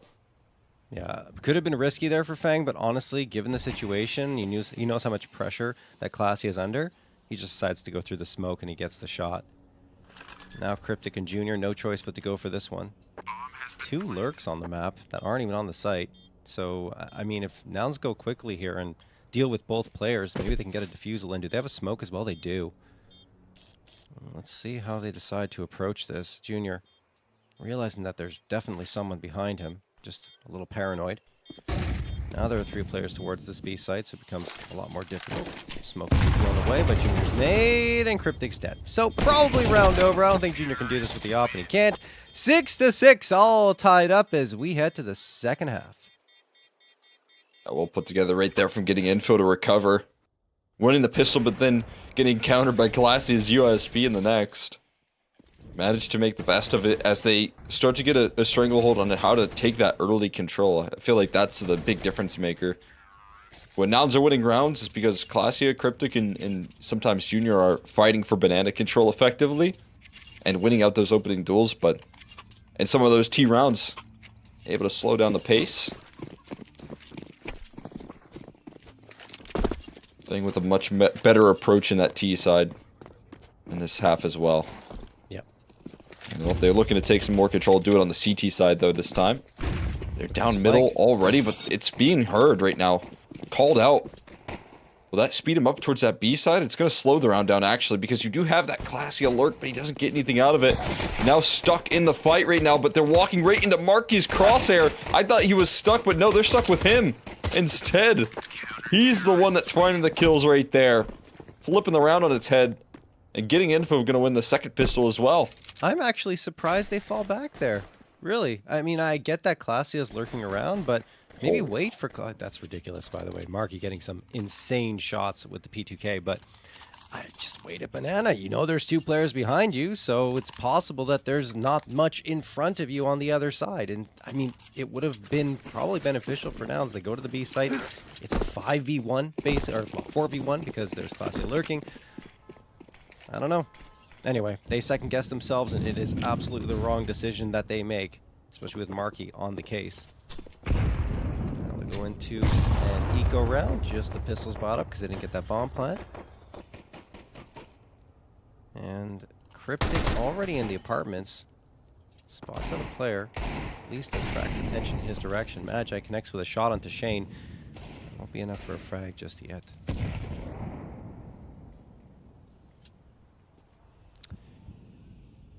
Fang has got full control of Banana. He's at the bottom of Banana, so, I mean, they're leaving him by himself, but it looks like they want to send reinforcements just to be safe, and it's going to be Carson to join him.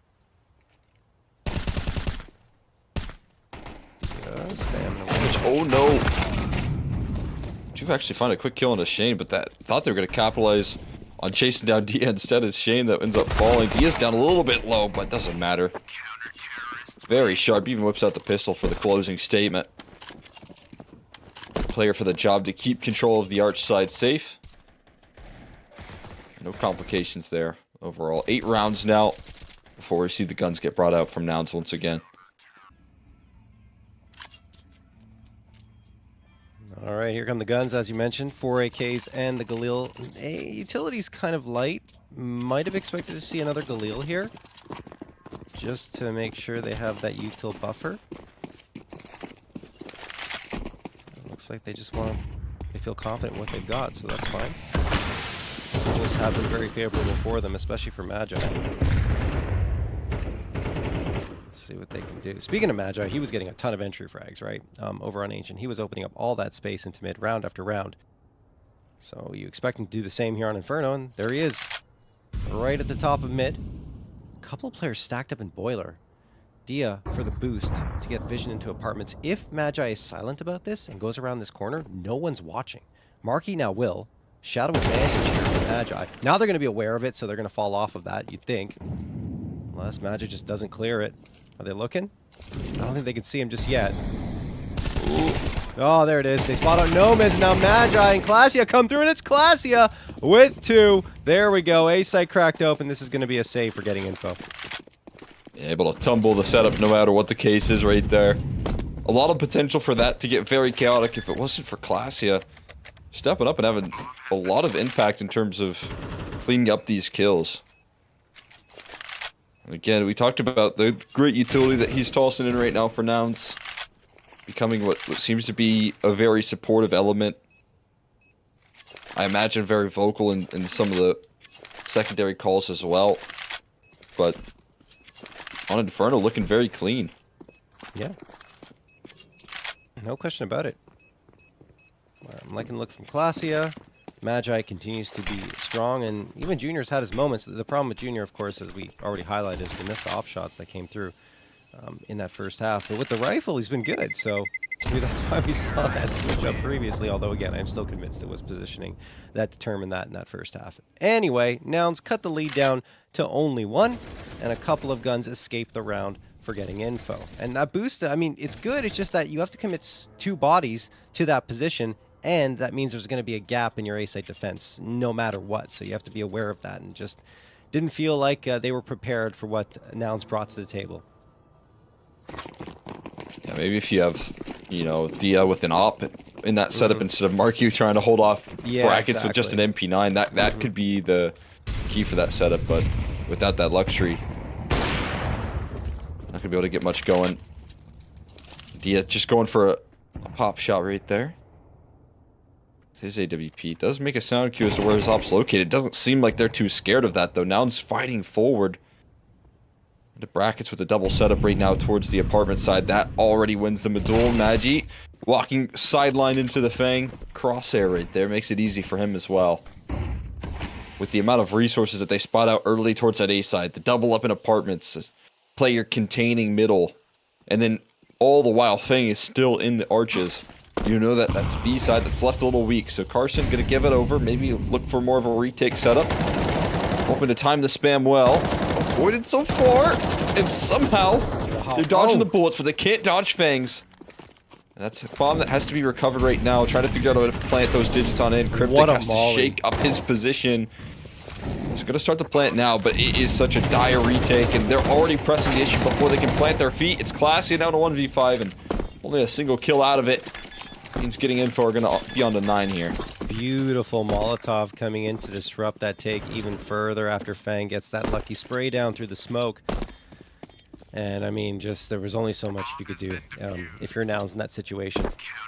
So getting info right back to their winning ways. At least Nouns got the bomb plant, right? They're going to have the buy-up coming through again. Might be a little light for a couple of players, but should still be overall okay. And you see Magi, he's trying to take that forward fight. Can't really blame him for it, but doesn't really go around that corner effectively to clear arch. Didn't expect Fang to be up close and personal. 3 out of the 4 rounds here in the second half already getting info's way, but there you go. Buy-up is in for Nouns. We still haven't had a full util buy-up in the second half. Fang gonna get the opener, but Junior finds the trade. That said, Fang is doing the work over at Banana thanks to a beautiful flashbang thrown by Carson and a 4v3 advantage for getting info, but Nouns are trying to quickly adjust. They're trying to keep getting info on their heels. Rotation to the A site. Magi can't do anything to Shane except for a tiny bit of damage. Follow up and frag him, but Shane, he's just body block all these bullets, and in the end, he'll get the last frag on the round. 10-7 for getting info. Well handled. Yeah. Love the way that they play off of each other right there in that setup, and yeah, Fang with a nasty double down right there off the utility. But Shane and Marky as well. Look, I mean, you see the constant push and pull of attention right there. You know, one player showing utility and, you know, showing his shoulder a little bit for the fight up the lane side, and then that leads to, you know, a big swing for Marky, and then vice versa for Shane as well. All right, they were really throwing the aim off right there of Nouns. Well, maybe that's exactly what they need here. We talked about the individuals firing on all cylinders on Nouns here, but maybe it's getting info that say, hey, we need a little bit of structure. We need to get them off their game here.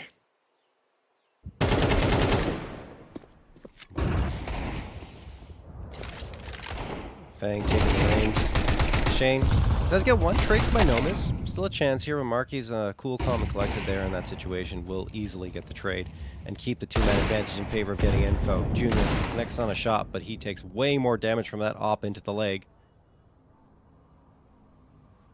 He says, all right, well, I guess I'll try to take a forward fight and hopefully hit a deagle headshot on the hit player, but that won't happen either because Fang comes around the corner at the perfect moment to secure his 17th frag. Classia, last one standing, does have the bomb on his back. Hey, look. Get a frag on Carson. Nice headshot with the deagle. You get a bomb plan. Who knows what's going to happen? He's got 45 seconds to make that materialize. Turn the corner into a pretty nasty off angle as well. That is tricky to deal with right there. Carson knew what he was getting into when he was holding that angle and getting info. Gonna put themselves on 11. Second half looking incredibly comfortable.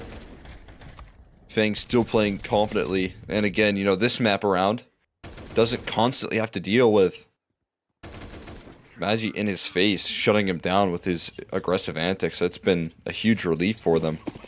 Oh, there we go. Shane, though, getting the prize picks check mark for more than 28.5. So able to lock that one down here for himself. And again, it's been able to put in some good numbers so far. Fang, though, stepping up to the plate in a big way for map 2. Oh, man. They're taking Wants a third here as Dia will follow suit right there. And it's full control of middle. It's full control down Banana. Nouns are getting suffocated out of the second half. Yeah, well, we questioned whether getting info should have picked Inferno, and it's not done yet, but right now it's looking really, really good. Shane, gonna get a 2K, racking up 2 more to his tally. Classia, Last one standing again. 1v5. Probably dead in just a second. And there it is. Dang. 12-7 getting info. Pushing that smoke right there. Showing him no respect at this point. Getting info with a big response. Like you said, we highlighted the risks that getting info had to calculate heading into this matchup, and maybe it was for the best right there. You talk about a map that you can lean on your firepower. It is certainly Mirage. But getting info on the CT side have just given no room. Setups have been way too strong. The utility that much better in the second half than what Nouns have been able to bring to the table. So good looking Fang. Trying to get set up again. This time there's a lot more around the corner to deal with. Behind the box though. A little bit of safety in that cardboard. Gives Carson a couple. But the site is eventually claimed here. Magic gets a deep smoke down in towards nice. CT as well. So I'm gonna look to sort the bomb on over. Trying to play above it there. Any visual around the smoke? Nothing spotted right now. Dia's starting to fade away instead of fight forward. Smoke is recycled. That should be your cue to leave. Marky can hang around with so much money. It's nice to hold on to your AK, but not a big deal if you lose it at this point. But a couple smoke spam shots not going to connect. He's going to start to fade away. Another CT side smoke pushed in. He's stuck now. And dead. He just inches his way through that smoke right there is infuriating. Oh, and the bait. He still hits both shots there. One with the dualies, one with the op. Might even get the last on the Junior. Trying to bait him out for that shot. Nice movement from Junior to get Dia, but it was expensive still for Nouns, and their economy wasn't exactly in the greatest of spots. Here, Carson could have had the round on his hands. Right, there was right on his fingertips, and he just couldn't secure it. So now an 8th for Nouns as they hang on here on Inferno for at least one more. And you see, money was actually still good enough to get rifles for everyone, but the util has been a struggle for Nouns throughout the entirety of the half. They haven't had full util belts for all 5 players, I don't think, in a single round. There you go, there's going to be nades tossed up there. But Dia wins the first duel. They brought the op over towards the B site, and yeah, that was close through the wall. Carson pops out, gets 2 more. 4v2, getting info. Want to end it right here. Keep swinging. Gotta be careful though with the swings. Oh no. Junior and Classia punish accordingly. And Marky and Shane left wondering how their advantage just vanished right in front of the Rise. Smoke already down in towards CT. Numbers getting punched in right now. Small HP advantage here. But there's plenty of utility for this T side to go around. Recycling that CT smoke. Repositioning so that they can join forces. Are they gonna maybe force Junior to shake up a little bit? Gonna have to leave his position. No longer coverage on towards the coffins. And a brilliant shot there from Marky. A flashbang to try and push past the smoke, but Classia will not let him slide into this round here. And Noun's gonna continue to punch back. That one a 4v2. Yeah, and I mean, just over-aggression, you called it, Cole. I mean, continuing to peek there for getting info. Didn't have to go back into that angle. Just felt overconfident. And they were punished for it, one after the other. Nouns about to reset the economy of getting info. He's got another Prizepicks checkmark coming in. Dia with more than 31.5 frags. He has been very good for getting info over these 2 maps. Back to what I was saying there. I mean, Nouns, look, if they win this round, getting info probably won't invest into the follow-up, which means that it could be 12-11 before you can blink. Carson. Gonna get tossed. Much less aggressive here towards top of banana in this round. Probably don't want to repeat the same mistakes of the previous. Boost over the smoke for Junior to get visibility. Not really going to spot anything just yet, and I don't expect Carson to re-aggress here. I think he's just going to hold with the smoke in his hands and toss it once he gets visibility. That's exactly what's going down. Yeah. The last smoke that this CT side will have on the B side at least. Yeah. Unless there's more to pick up on that CT spawn position, so that just being dispensed gonna make this a little bit more tricky long term to hold. Flashes. Execution gonna be tossing towards that B side. You're only gonna have a single flashbang for Fang to really be brought into the mix. It's good that they're bringing Dia over. I think that's necessary. Now it's on Classy to maybe try and sell enough of a fake to draw some attention back over towards that B site. The molly tossed in though, and they're just gonna bunker down into the site. Utility tossed in, but it's already Cryptic taking space, scaling forward. Flash is avoided, but he fights early and blinded up effectively. Fang now gonna be feeling the pressure, has to get a reload off, and Cryptic closes the distance in the meantime. Number's gonna be punched in now. It's about repositioning here, the HE to blow up in the smoke, but Junior turns on a dime for that kill there. Could be the nail in the coffin for the decision. There's no kit. There's no utility left here other than a single flashbang. Yeah. They're still committed though. They're fighting forward into coffins, and Dia and Junior both miss.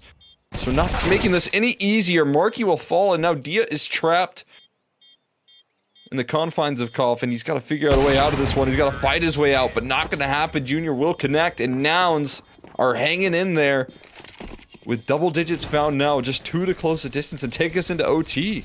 The thing is, the save would have helped them so much into the next round, right? Because money-wise, it wasn't great, but you keep an AWP and an M4, and all of a sudden, you know, it becomes a little more challenging for Nouns to take those sites, even if everyone is just on the eco. Now, what are they going to do? Fang is invested into some armor. It's a half buy, which makes sense. They have around the 2K mark across the board. Armor for Fang and Carson. Fang with the swag. He wants to go for that Mag 7. Probably going to be a banana. Actually, doesn't even have the time to get to the half wall, which is usually where you want to play the Mag 7. But the problem is he's the only one on B. So he doesn't have the luxury to push up. He needs to be cautious. Getting info gambling that it's going to be an A hit. Carson playing up close and personal with that 5-7, which is exactly what you have to do to capitalize off the one-shot headshot potential at that range.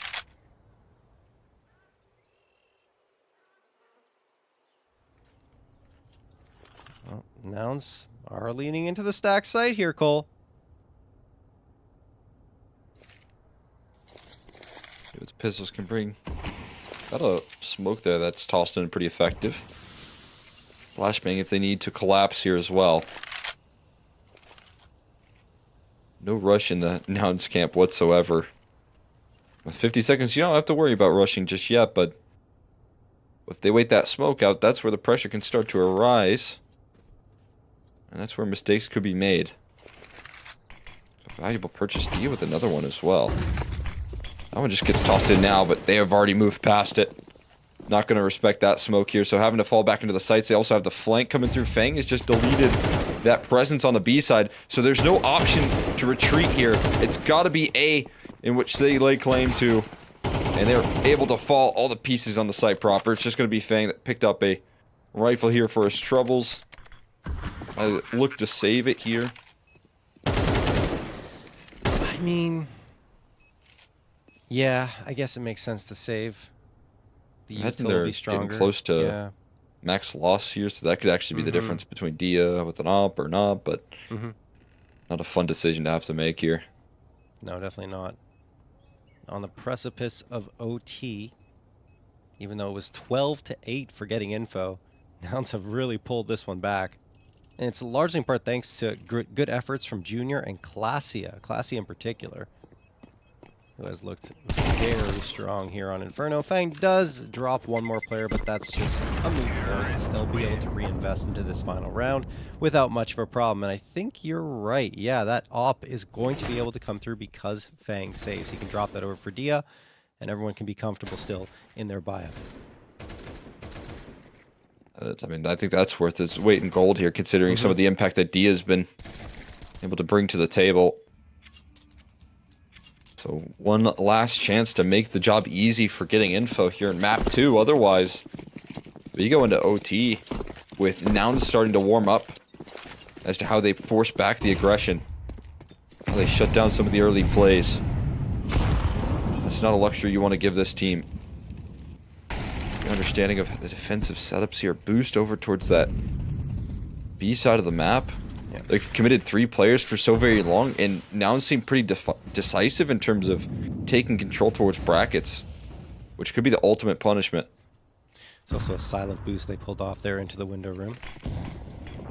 Oh man, they're already so forward. He's already aflame as Magi, and he gets the opener onto Marky, looking to clear the space on that A site. Lines up one more before he falls. I thought he even had Shane too there, Cole. Shane down to 34.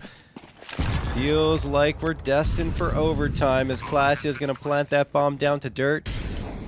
And looking at the util situation, it is not good for getting info, and especially on those A-site retakes of Inferno, you need the util to help you get in there.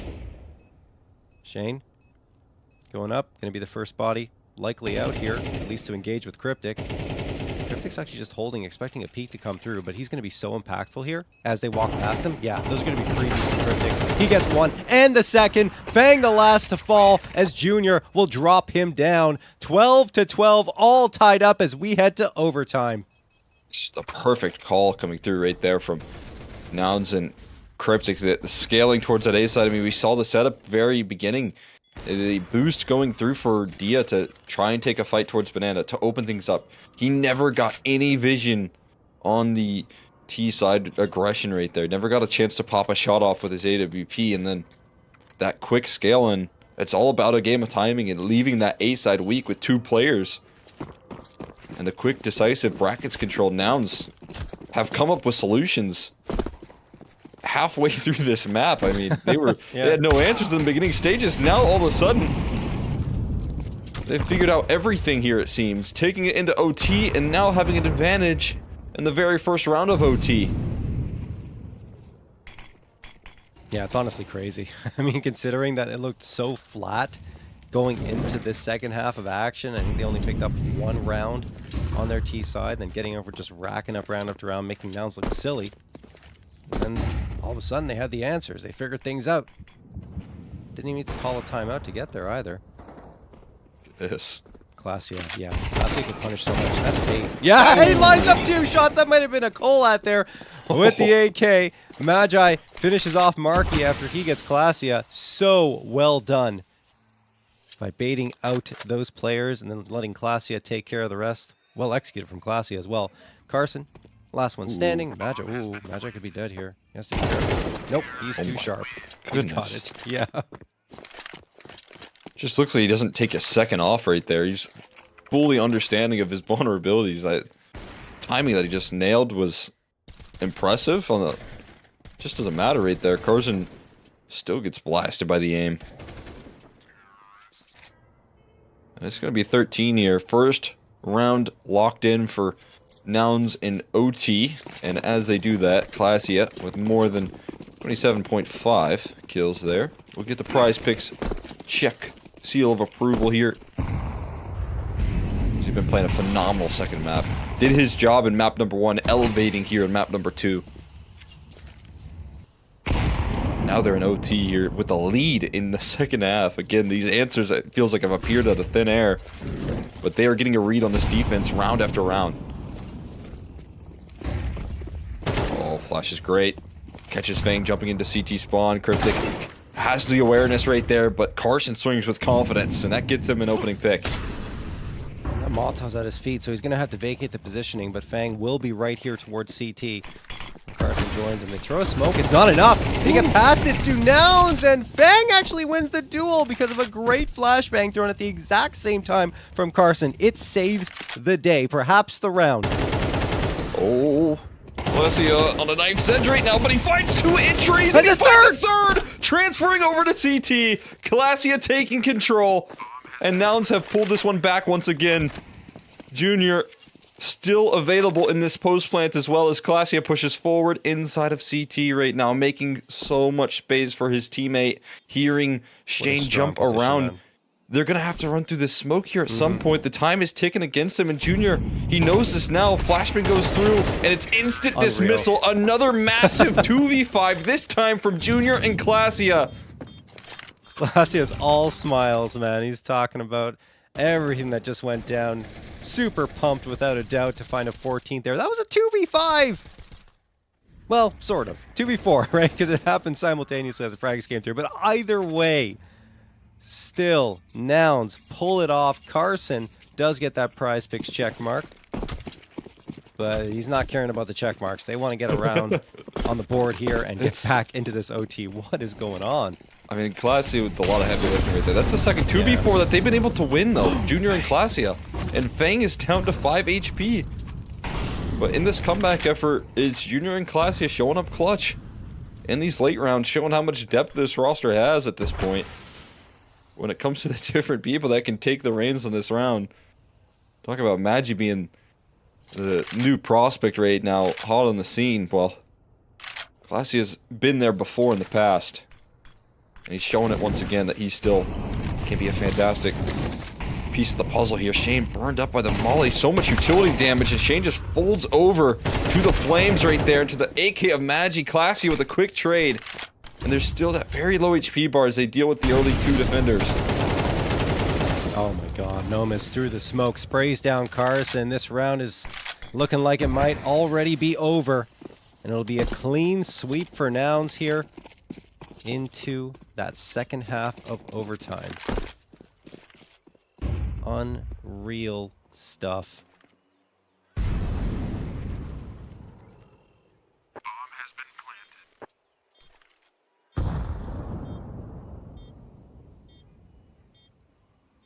This is brutal. Forced to walk into the what feels like certain death in a 2v4 with 1 HP on Fang. You know their fate feels sealed. Can they do anything to pull it back? Well, Fang already sidelined now. Marquee known. All eyes turned his way. And not even going to be able to tumble the first piece here. Nouns now locking in 15. 3 chances for them to close as getting info. Their success here on Inferno could vanish right in front of their eyes. This is 7 rounds in a row for Nouns, by the way, Cole. I mean, they've just been on an absolute tear.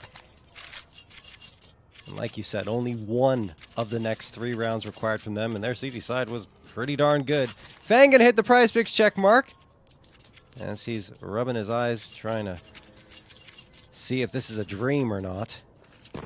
He can wake up from it.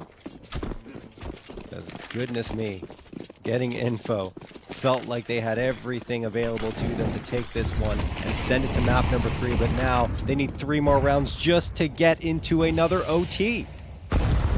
Fang. Yeah, the nade sailed through. Didn't do as much damage as I'm sure Nouns would hope for. I thought that was right on his head. Thought that was going to do a little bit more there, and Fang has not had fun with the utility that has been tossed his way in this comeback effort. Started out controlling Banana so effectively, but Nouns have gotten a hold on things. Utility been used against them here, and Fang trying to toss some of his own. Bounces off the window frame there, and right back at him. Hoping that at least draws in some rotates towards the B side. They're trying to bait out some utility on this B side. Cryptic with his AUG. Oh god, we know this weapon. Exactly. Does Cryptic know something with the AUG that no one else knows at this point? Well, I don't know about that. As he falls to Shane's AK. Spam? Oh Good for damage there from Glacia. And now Magi finds Shane through the smoke. That said, 2 bodies lost for Nouns, making it a 4v2 in favor of Getting Info, who are trying to get their first round on the board here in overtime. Magi has been so good, but this might be a little too tall of a task for him. Yeah, Fang holding a good angle. Junior the last one standing, and Junior's all the way towards the A site. I mean, he's not going anywhere. Still is a statue. Wants to keep that off up, which is, you know, an important piece in OT for sure. This 12.5k money, and that'll do it. Getting Info or hunting right now, because nothing for them to lose with already securing a single round. You can 100% go for this kill. If you find it, it's a huge win. Without a lot to lose, but they won't be able to track him down in time. Junior's going to be safe to save. And finally we see Cryptic not instantly killing people with the AUG. Maybe he does know something, but not in that round. He's back to it. Oh yeah, that was an anomaly. This time, gonna give himself a second chance here on the CT side. Try and continue to work with that AUG here. That comes down to, though, having a lot of space for the execute right there. I think that if you're Nouns, you want to make sure that they're not able to take banana control and then get a full exec without meeting any disruption. It becomes a very hard site to defend here. Cryptic, oh goodness. Burning down to the flames. Smoke to extinguish the pain here for a second. HE's looking on target, and smoke spam to follow it up there. Clasia doing a lot of damage, putting Carson on notice. But no kills confirmed. Again, it's at least that space that I talked about there. Taking banana control, having space on car. Saw how good their execute was when they were given that luxury.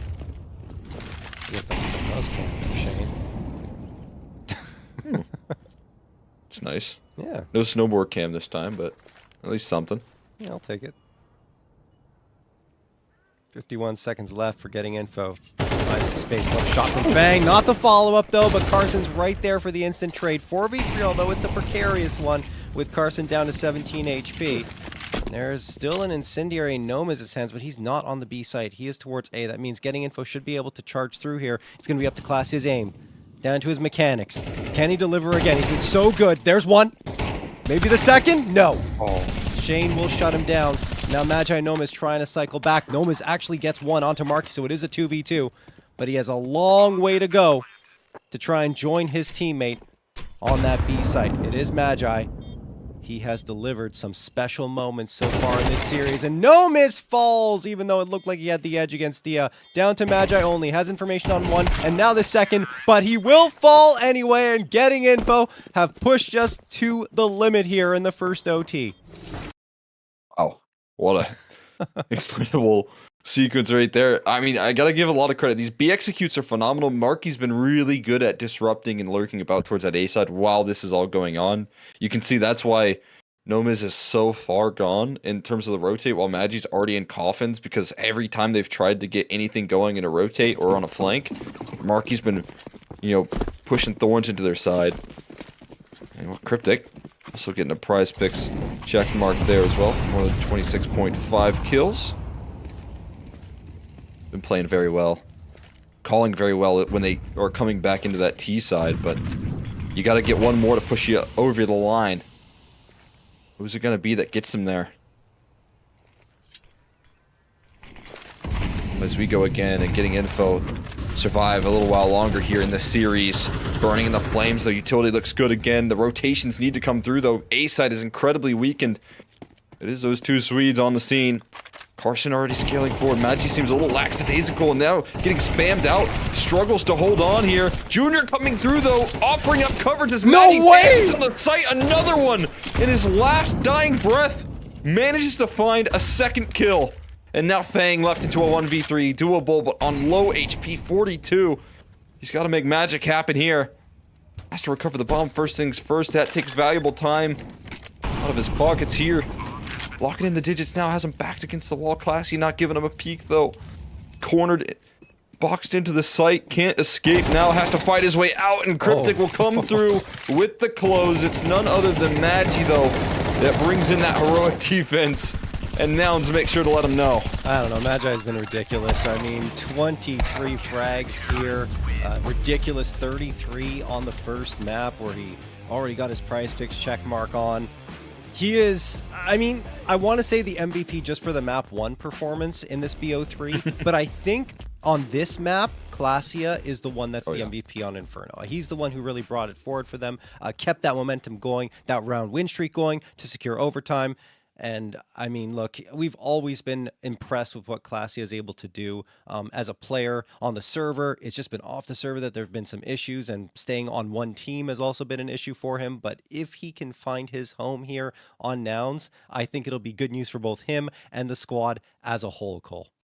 Yeah, I mean, I think right there, I mean, it's just a small little, anecdote, but you're talking about the way that he was, smiling in some of those rounds lost. Yeah. It just feels like at least the mental's looking really good for him in terms of what we're seeing, just a small glimpse on these cameras. So obviously a really good sign. But, Nouns pulling that comeback off. That's the biggest example of how good the mental is right there. They had to come up with solutions on the fly, be able to adapt to the way getting info were working the map right there. A couple of rounds that kind of get the leverage in for these, situations. You talk about Classia and Junior in those 4v2s, multiple of them as they were coming back into this game. And what a sequence right there. That's Nouns getting the job done on a very challenging map for them.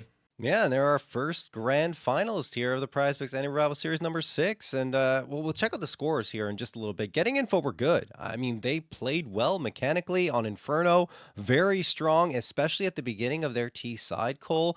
But I mean, afterwards, sorry, CT side, but afterwards, Nouns figured things out, like you said, adjusting on the fly, making changes to the way they were executing towards the sites, and big credit, of course, to Cryptic. I mean, calling on that T side, having to figure out what the answer is against a getting info squad that was really stymieing them. Impressive stuff. And we're going to see the numbers here. 56 frags for Magi and 130.1 ADR over 2 maps. Unbelievable, but Classia also deserves a special mention. The ADR a little low. I think that's because of map number 1, right? But overall, 35 frags, and he also took care of business in terms of the estimated frag total for Prizepicks. Did we have anyone who didn't hit it for Nouns? I think it just Nomiz. Yeah. Yeah, I mean, and Nomiz again on this roster in particular because he had some crazy stats alongside Magi and his old team. I do actually think Nomiz is playing some more difficult positions with this roster at the moment, so not all that surprised to see him not necessarily explode with the kills here with this roster. But again, when you talk about this team, everyone being able to do their job and do it effectively, you're definitely looking at Nouns here hitting maybe a bit of a honeymoon stage here as they enter into the grand finals, but one that if they can continue to keep it up, if they can keep this roster in flow state, if they can have those solutions figuring it out mid-game there for Cryptic, I mean, I think the sky could be the limit here. And by the way, just confirmation, after this NA Revival series is over, Nouns will cease to be known as Nouns. They'll be changing their name to Moneyball. Just found that out. Thanks to Dust to us. Yeah. That's Interesting. pretty cool. Yeah. So, I mean, and it also confirmed that Magi and Nomiz are a permanent part of this roster. So that's fantastic news for, I think, Nouns and Cryptic as well. So he'll be able to get his head wrapped around a permanent 4 around him so he can start to get those strategies even more fleshed out. Anyway, getting info. Well, we talked about it. I mean, they were good. So many players hitting their estimated frag totals, almost every single one except for Markey, who was 1 frag short. A lot of that's due to the fact they went into overtime, but there wasn't really, I would say, a weakness for them. It's just that Nouns came through and overwhelmed them on an Inferno that felt like it was going to be theirs. Yeah. I mean, it comes as a big surprise to, again, watch some of the struggles in terms of just the way that they were opening up rounds there on that CT side ends up falling flat. And I think, after we did see Nouns figure out ways to move past the getting info setups, they kind of slowed down rounds. I think they threw a lot more utility on Fang so that he wasn't able to peek down Car. Yeah, he was doing so much damage. It was almost like a mental battle that they had to run through. Like, oh, this was working. Why isn't it working anymore? They didn't want to really budge from some of the setups of old. Allowed Nouns to get the way back in slowly but surely.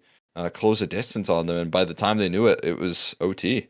Definitely psychological. I think you hit the nail on the head there, Cole, because of the fact that they're like, well, we're the better team on Inferno. These guys don't play Inferno, so why isn't this working? It has to work. Eventually it will, and eventually, well, it didn't. It never came through for them, and that resulted in overtime where they did make a valiant effort, right? They got those couple of rounds to make it close, but in the end, it's Nouns that seal the deal off of, I think appropriately enough, Magi pulling off a 2K in a situation where he felt like even 1 would have been a miracle because he was already spotted out. So some great crosshair and movement and flicking as well coming through from Magi. All right, that wraps things up here in our first semifinal. But we got another one coming up between NRG and Blue Jays to decide if we get another rematch between NRG and Nouns in the grand final of NA Revival Series. Before we go to break, though, guys, we have to thank everyone who has made this NA Revival Series possible. And of course, the NA Revival Series is sponsored by Prizepicks, guys. The best North American Counter-Strike players are competing right now, and you can win real money while watching them play. Join Prizepicks to get in on the action. It is super easy to get started. All you have to do is select 2 or more players and choose more or less on their stat projections to build your lineup. Then sit back and watch your lineup stats rack up. For a limited time, click the link on the panel below or use code REVIVAL when making an account and playing a $5 lineup to receive $50 whether you win or lose. It's a guaranteed win for all new Prizepicks users. Thank you again to Prizepicks for partnering with Complexity and Mythic League to host the NA Revival Series. The Prizepicks NA Revival Series is also partnered with Mythic League. Players are always asking for a premier solo queue matchmaking experience without cheaters, and Mythic League has been providing this for over 6 years and is now free to play for FACEIT ranks 1 to 5 in the Silver Division. All players are required to have and use their microphone. The support staff is always available to help out on Discord for live matches, and Smurf accounts are banned swiftly. Additionally, there is $5,000 in monthly prizes available for subscribers throughout all divisions. Give Mythic League a try today and use code ML50 for 50% off your first subscription of 1, 3, or 6 months. Guys, we're going to hit that quick break. When we come back, we'll have the next semifinal between NRG and Blue Jays for you all. Keep it locked here.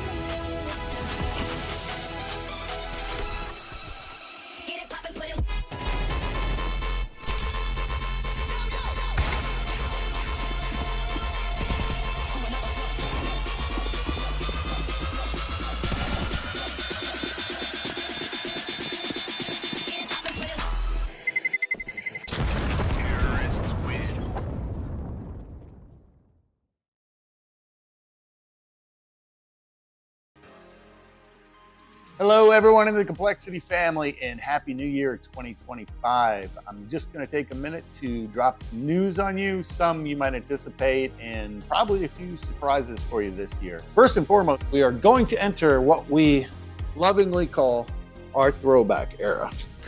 And by throwback era, I mean we're throwing back to the OG logos for at least 6 to 9 months while we develop a modern variation of this that we think will probably take us into the new decade. But really looking forward, we're very excited about developing the new logo, but we're also super excited about the throwback era, and you will see everything Complexity reverting to the red and black starting immediately. This week, we also have our Counter-Strike announcement coming up that I know many of you have been waiting for, Halo roster announcement, and of course, Rocket League. Can't forget about you. I can share now that our Rocket League team will be competing in North America this year. The team has already been in Frisco training and getting ready to go. Super excited about that. Of course, Apex is headed over to Japan for their major. We can't express enough how much we appreciate your support through the different eras of Complexity, including the one here at the Star. And we're very excited for what this year has to bring all of us. Katie and the team are cooking up a whole bunch of cool things for the community, different interactions, different ways that we can share with you what we're up to, and you can engage with Complexity and the continuing legacy that we have here. Thank you very much again for your support. It means the world to us. Happy New Year 2025, and stay tuned always for more action.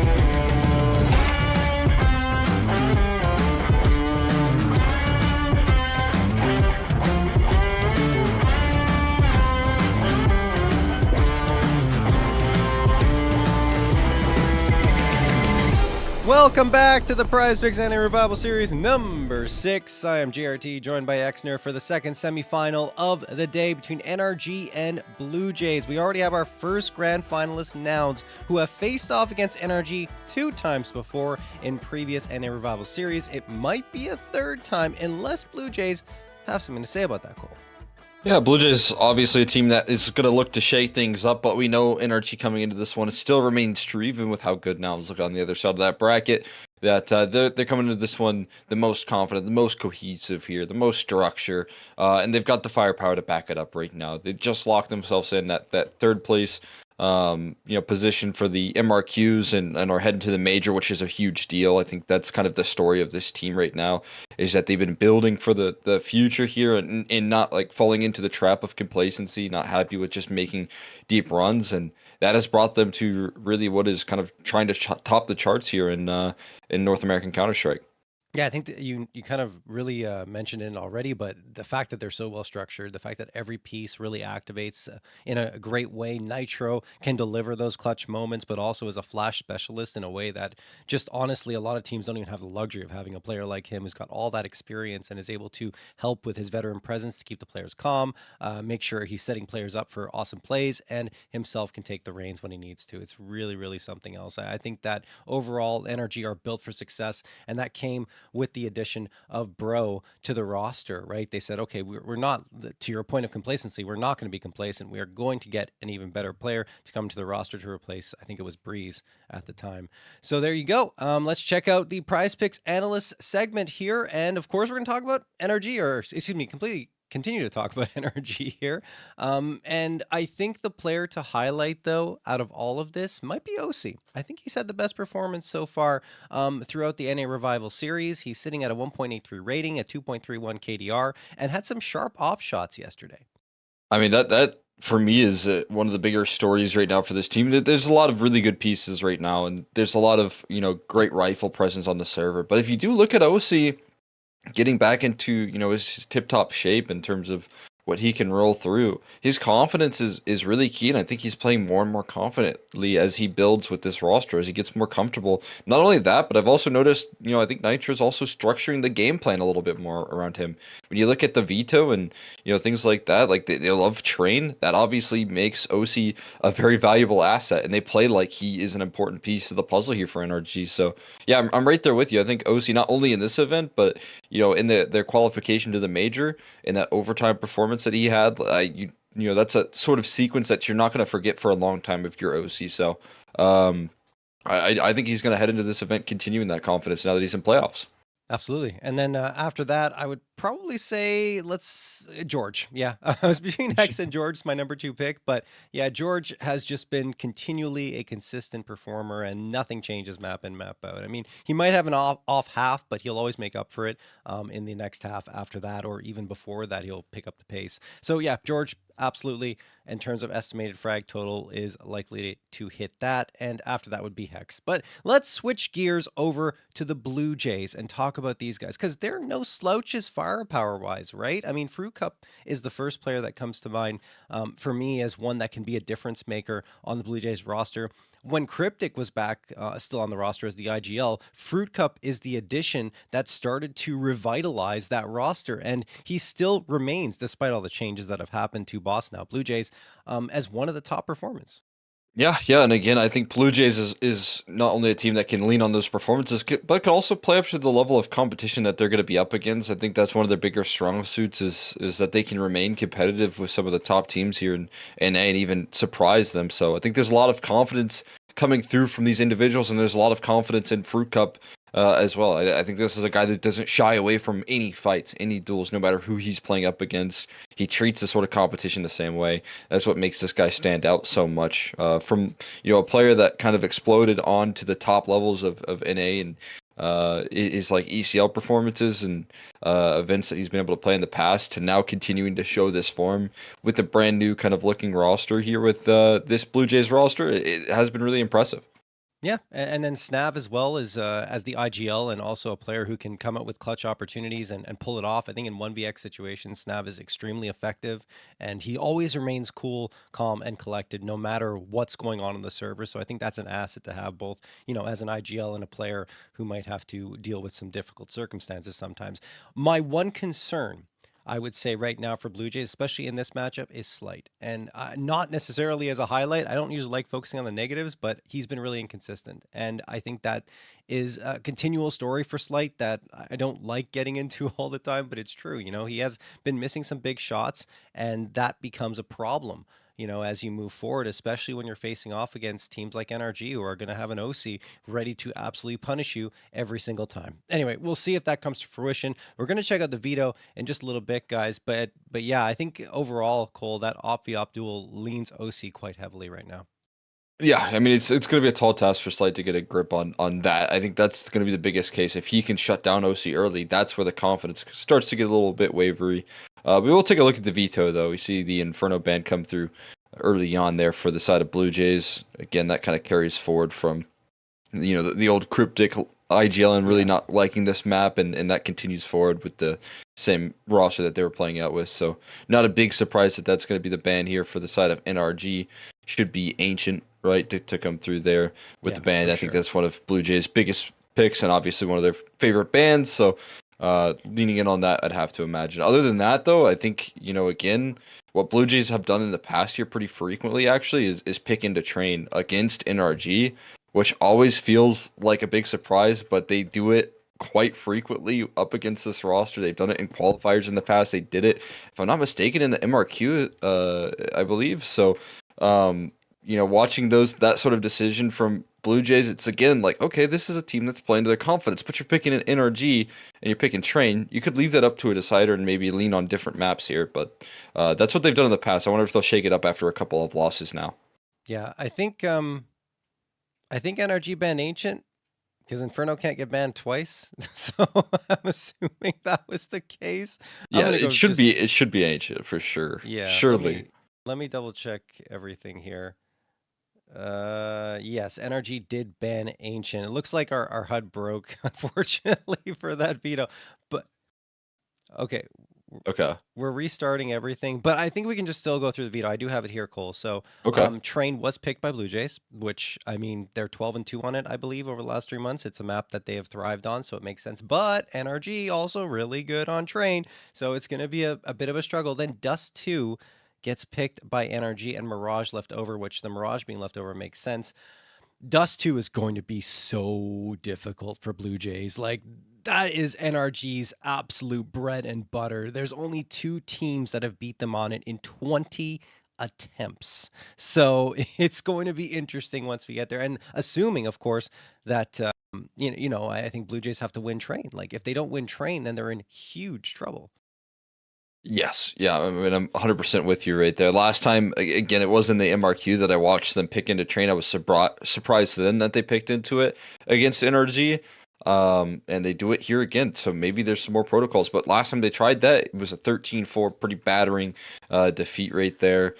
It feels like that decision making makes me think, okay, now we've kind of prepared a little bit more. We've come through trying to identify it here today.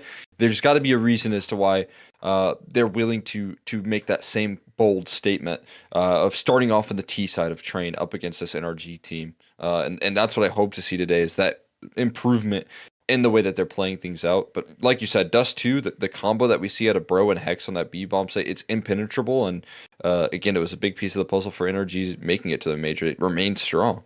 Absolutely. Yeah, and looking over towards Train as well, there's only 2 teams that Blue Jays have lost to. One of them NRG, the other one Complexity. So, I mean, we're talking about the same caliber of teams on the Mhm. map. And then when you look at the wins, it's mostly against, the ones that you would expect Blue Jays to come out with victories against. The only one that stands out to me afterwards or before that, actually, is M80. And they did beat NRG on it, but we're talking Yeah. about over a month ago, and it was a 13-10. So, I don't know. It's possible that they might have the answer this time, but like you mentioned, 4-13 in the previous engagement, they didn't shy away from it though. They're saying this is still a map where we can come out with victory, and I really can't blame them because it has become their best map, right? Like this is the map they want to play in every single BO3 if the opportunity arises. So, yep, totally get it.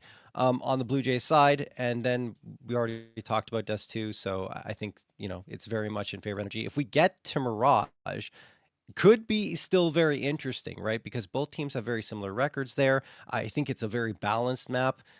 If you're facing them off against each other purely based off of stats, but based off of skill and mechanical ability of both of these squads, definitely NRG is the one that comes out on top in that discussion. So I feel like despite the fact that both teams, do perform well on Mirage, there's still an NRG lean throughout the entirety of this BO3. That's what makes it very difficult here for Blue Jays to really capitalize on any sort of big weak points. Is the fact that Train is kind of their home turf now. They've adopted it well, and having to play up against NRG, who's in the same boat, it makes this veto immediately pretty difficult to work around. Because I'm with you, Mirage. You look at maybe the numbers, the win percentage, fairly similar, but you look at the sort of systems and the mid rounding that comes through from Nitro and the extremity players. If you talk about a player like Hex and the support that George provides this team, that's where I think you look into the details and you say, okay, this is a team in NRG that has a lot more experience, and they use that at their advantage pretty frequently when they play up against Blue Jays. I mean, again, that victory that they got in one of the closed qualifiers not too long ago for Astana was impressive. But that to me feels like more of a blimp of NRG, not quite calibrating, and then we saw the return effort there when it mattered the most, when the pressure was rising, and NRG knew the stakes for the major, and that's where I really saw that takeover from the NRG camp.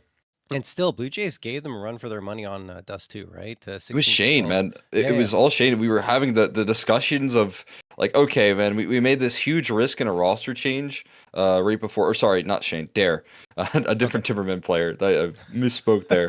But yeah, it was Dare that just took over in that game, that the best of three, and it was like, okay, this finally seems like, okay, we made this huge adjustment right before the qualifier, and that was the biggest proof of concept for Blue Jays, I think, out of their entire run so far. Seeing that up there, I was like, well, maybe he can get it back and he can show exactly why he was worth the last minute adjustment for his team, and it almost worked for them there versus NRG on Dust 2.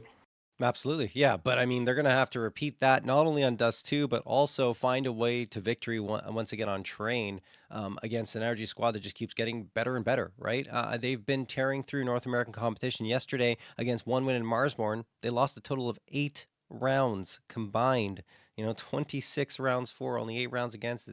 It's insane. Like these guys have been doing this repeatedly though in North America, even at Fragadelphia, LA, right? They ended up having a 13-3 and 13-6 win against Looking for Org 4, and then FlyQuest Red. They also took care of business there. The only team that gave them trouble and ended up being a loss, right, was NIP in a 1-2, but it was still really close, Cole. I mean, Dust 2 13-10, and then Train took 3 overtimes until a decision was made in favor of NIP 22-18. So Energy are playing at the top of their game right now, which is great. And why are we delayed? No, why we are delayed. Yeah. Not why are we delayed, because I think we've got our answer right there. How many monitors? That's a crazy amount of monitors right there. But I mean, I feel like we got 1, 2, 3, 4, 5, 6, 7, 8 monitors. The Octobox. We've got the Octobox. How many computers too? We got 1, 2, Chiz 3 is in the that I red can zone. see. 5 computers. Oh my god. Oh my goodness. That is the most insane setup. I absolutely love it. Chez is a one-man army, honestly. Yeah. I once bought a third monitor for my my gaming needs, and I was like, this can be my monitor that I look at Discord, and it never got any. It was completely neglected, never used. It didn't even use it to look at Discord. I just open up tabs and close them. So do you still use it? No, I don't know where it is now. I think I actually got rid of it. I have 2 240 hertz monitors. One's that I bought was like a little bit curved, and then the other one is an actual normal 240 hertz monitor, like the pros use. So that was a good purchase for me, is buying a normal one. But now the 240 hertz on the side is my backup monitor. Oh, nice, nice. Yeah, I'm still on 144 hertz, mostly because I wanted to make the jump to 4K. On my Mm. side, yeah, You're on 144 still? yeah. No, it's you know what, it still works for me. It still does the job. That's I'm still okay. able to compete. So Yeah, you know, it's good. Yeah, no, that I feel like 240. It was a really nice jump. I did do a test, and I couldn't tell the difference in certain tests it's hard to between tell. 140 and 240 100% of the time. But it was pretty up there. I think I got it like 8 times out of 10. I think the jump from 60 to 144 was much more significant than 144 to 240, just because like 60 is terrible. Yeah. Like, when you go back to it, Yes. you're like, my eyes are hurting. Yeah. I got a new phone just because I was fed up with 60 hertz. I'm like, no, I need to go to at least Oh 120 wow. or yeah. No, like I mean, you're on your phone so much, it hurts your eyes. It's tiring, right? And so it's much better to have like at least 120 on the If you phone. if you're gonna look at your phone and hurt your eyes, you might as well be getting the Yeah, best picture out of exactly. You might as well it. have a smoother experience, right? Yes. That's No, valid. That's very valid. yeah, but no, I guess I don't even know how we got here about this discussion, but we're into the server, guys. So you don't. Oh yeah, Chez's monitors. Thank you, Rob, for reminding me. That's why we started talking about this. But either way, we are into the server and ready to get started. So you guys don't have to hear us blabbing along about refresh rates and monitors and PCs and all that stuff. Because Blue Jays and NRG are about to decide who is going to head to the grand finals. We're in map number 1 here. Take it away, Cole. Let's find out here who's going to be able to start things off well. We know the NRG strengths, but we know the confidence from Blue Jays. Showing a little bit of moxie with this pick once again. Trying to run it back. And on the pistol, already being able to do some damage right now. George cut off on the rotate as well, and Hex is down low. Trying to take a fight, but he can't win it versus Slight. And time's ticking against them. Headshots continue to run out of the Glocks here. Blue Jays queuing up for a perfect pistol round there. Not a single casualty here on the Blue Jays camp, and the B side play works wonderfully. Okay, well, looking confident at least on the pistol, and Dare is talking away. I mean, honestly, in terms of comms, I think Dare is actually really impactful. He's able to bring the team together and give a lot of good ideas. And I've seen that in the last NA Revival series. If you recall, Cole, I think it was Timberman that won it all. And we saw Dare just doing a really good job with the comms, and Snav, of course, being the IGL. He was just allowing Dare to kind of have his say and then making his calls. I think overall it was one of the best tournaments I've watched Timberman play in, and then they disbanded. So, it's unfortunate in that regard, but still, I think he's a great addition to this Blue Jays roster. Yeah, I'm with you. And again, I still think I feel for Wolfie, right? Yeah, I do. I do too. Yeah, and it's a bit of a shame to see him go. I know he was working hard in that roster, but obviously that decision being made right there, risky one. That they wanted to risk it for a reason.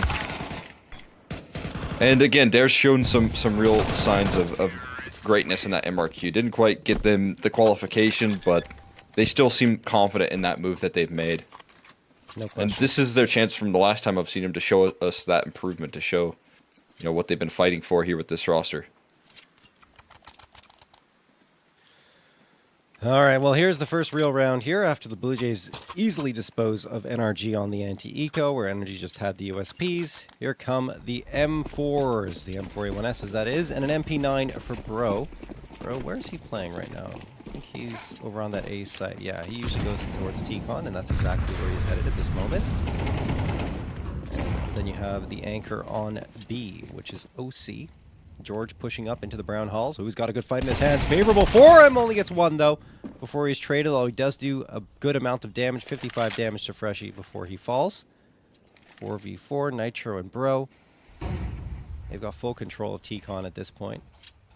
And Blue Jays have stalled out a little bit.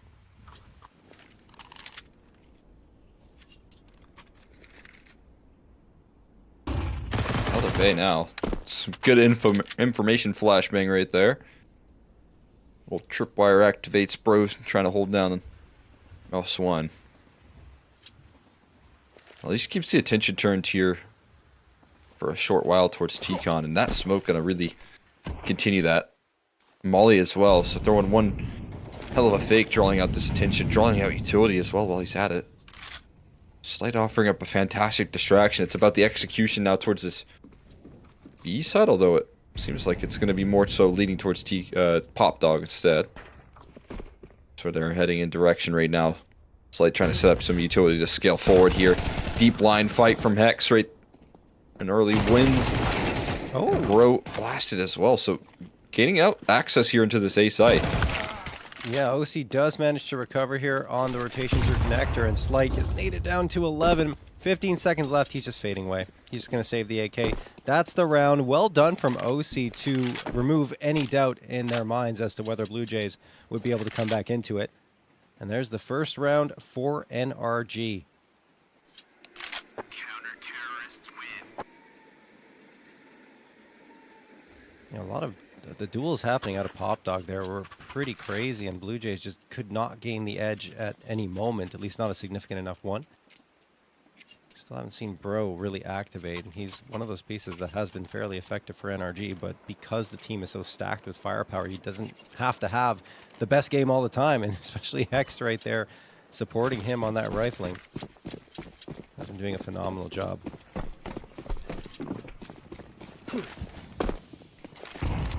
All right, Bro, what you got? Again, the MP9 for him. Blue Jays leaning in towards that B site. We can still go long dog, but they're not going to. I think OC spotted them. Yeah, he's waiting.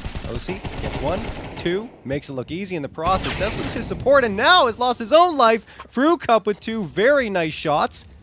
Makes it a 3v3. Nitro has to fade away here and allow the bomb to be planted while reinforcements group up towards CT spawn. See what they can do here on this retake effort, but they're still activating a little bit slow for the NRG camp. Fruit Cup with 2 phenomenal entries, playing very aggressive, giving his team some access here. Time is ticking, and now they're really starting to speed up this retake here. Smoke on top of the bomb, and Fruit Cup trying to fight on the site. Let's get leveled out here. Beating the molly, though, is a big case. Now Snav able to push past it, trying to spam the smoke, though, expecting someone to be sticking it. Slight, though, needs to find it through the smoke, and eventually lands the kill for the clutch. Blue Jays continue winning ways, and Slight and the 1v2 will keep them up top. Wow, that's crazy. I thought they were done there, but because NRG decided to stick the defusal instead of going for the fight, Slight just has to spray it down. And, I mean, there's only so many spots that that bomb could have been defused in. So he gets the frag, and a timeout called by Blue Jays after that. Despite the round victory, they still want to talk things over. But, yeah, that was just crazy back and forth action in the post plant. All right, well, Blue Jays already looking better than their previous outing here against NRG on train. Only had 4 rounds there. They're 1 round away from tying that. And it feels like it could happen right here, given that the biop's going to be a little limited for NRG, Cole.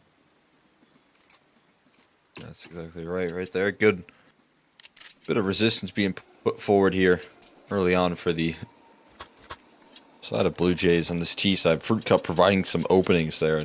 Talked about the job of Slight being pretty important right now. Having to come through clutch.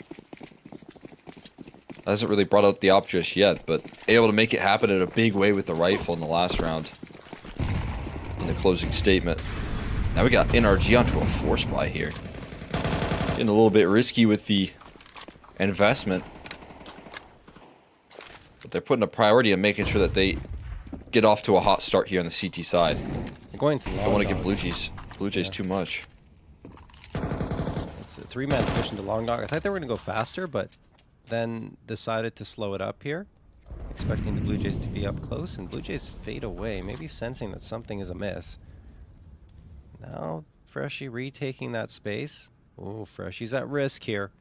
Very much so. Patiently waiting, though. It's a good idea, and he gets the headshot onto Bro. They don't really reaggress just yet, and Dare supporting him by getting Nitro. That leaves only George in his position, who won't get anything either, aside from damage onto Freshie.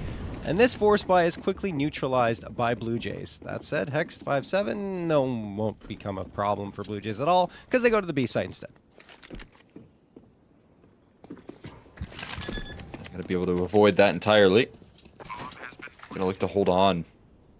I think this force buy maybe partially a decision because they know if they call it eco and then they, don't get OC and op for another gun round, that's going to be a long time without the AWP here for him. So him investing into the scout and then them, setting themselves up for a buy in the future is a good sign.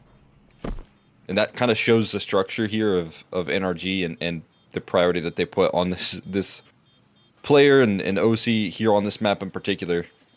I think he pretty much has the leash let off when it comes to what he can do in terms of his aggressive maneuvers. There's so many different crazy, motions that I've seen out of OC on this map. It is fun to watch him get to work when he's thriving, but so far, the Blue Jays have kept them off that for the early part of this game, and that's definitely a good way to get T-sides rolling.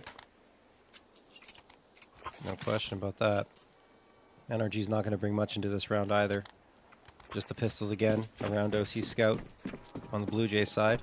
Trying to stabilize their economy. They're hoping for a cleaner round victory. There's that instant smoke there.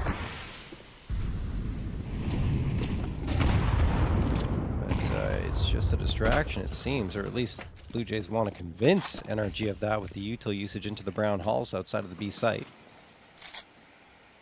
Bomb is still hovering over around T spawn as Slight, Fruit Cup, and Snav group together to take T-Con. Bro's in a little bit of trouble, and he will fade off of that fight after taking a little bit of damage. That allows Dare to move his way into Pop Dog. And here comes the pincer attack towards the A site. Pick off there from Dare to open things up. This control towards Pop been very solid stuff. They're continuing to provide some coverage here. Scout tag will force them off for a little while, but now that leads to the T-Con scaling. Some good utility here, boxing them in as well. And NRG scurrying to safety at the moment. And now looking to contain them in the future. Bomb should be set in stone here. They're just super diligent right now, very careful not to make any mistakes.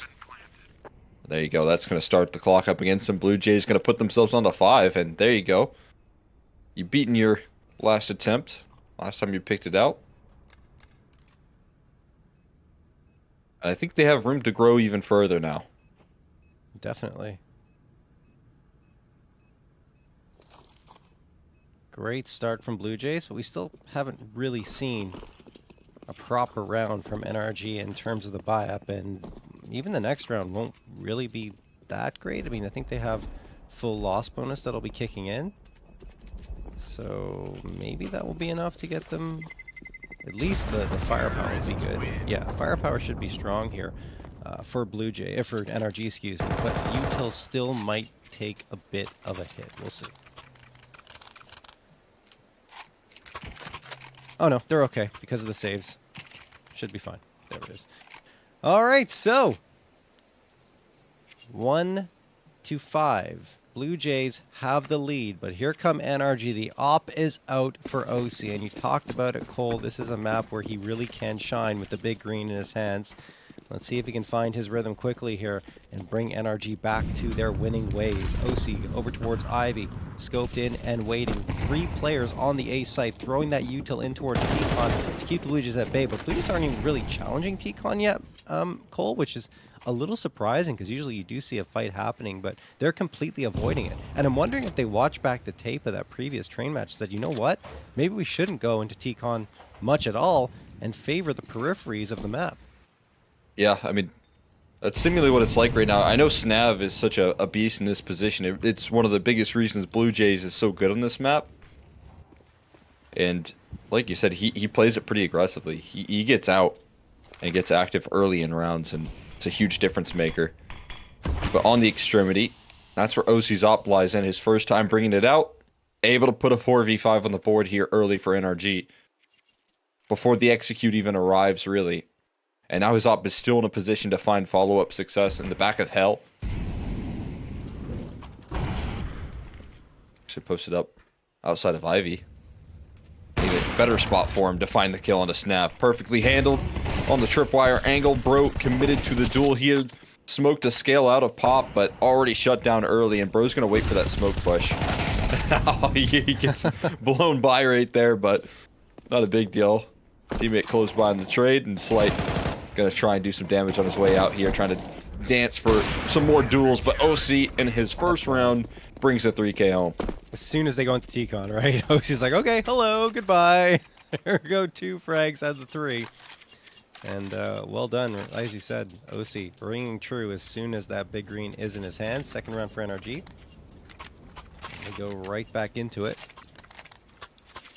Now Blue Jays will have to find that response because, you know, a 5-1 lead can quickly disappear, especially on a map like Train that can slowly start to lean CT side as the half goes on.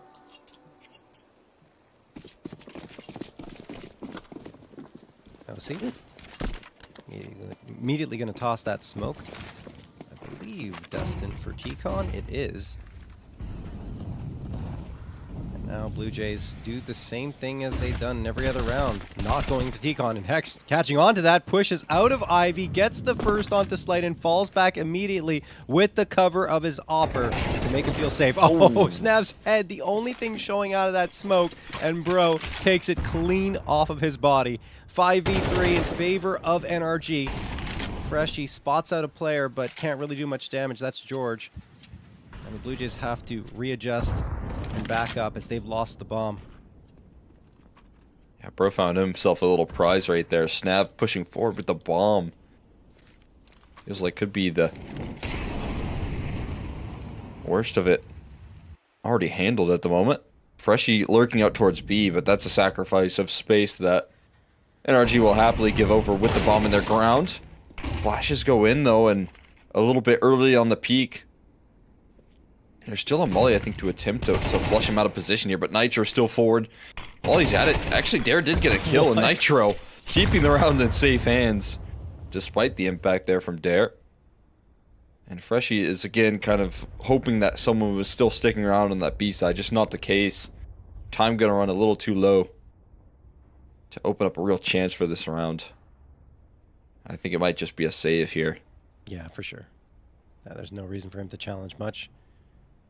I think he's going to post up right beyond... Is he going to try and go out here? This is not a good idea if he wants to save. Maybe doing damage. Yep, I don't know. Not sure about that with only 5 seconds left in the round. But Freshie will fall. And that's the AK lost as well.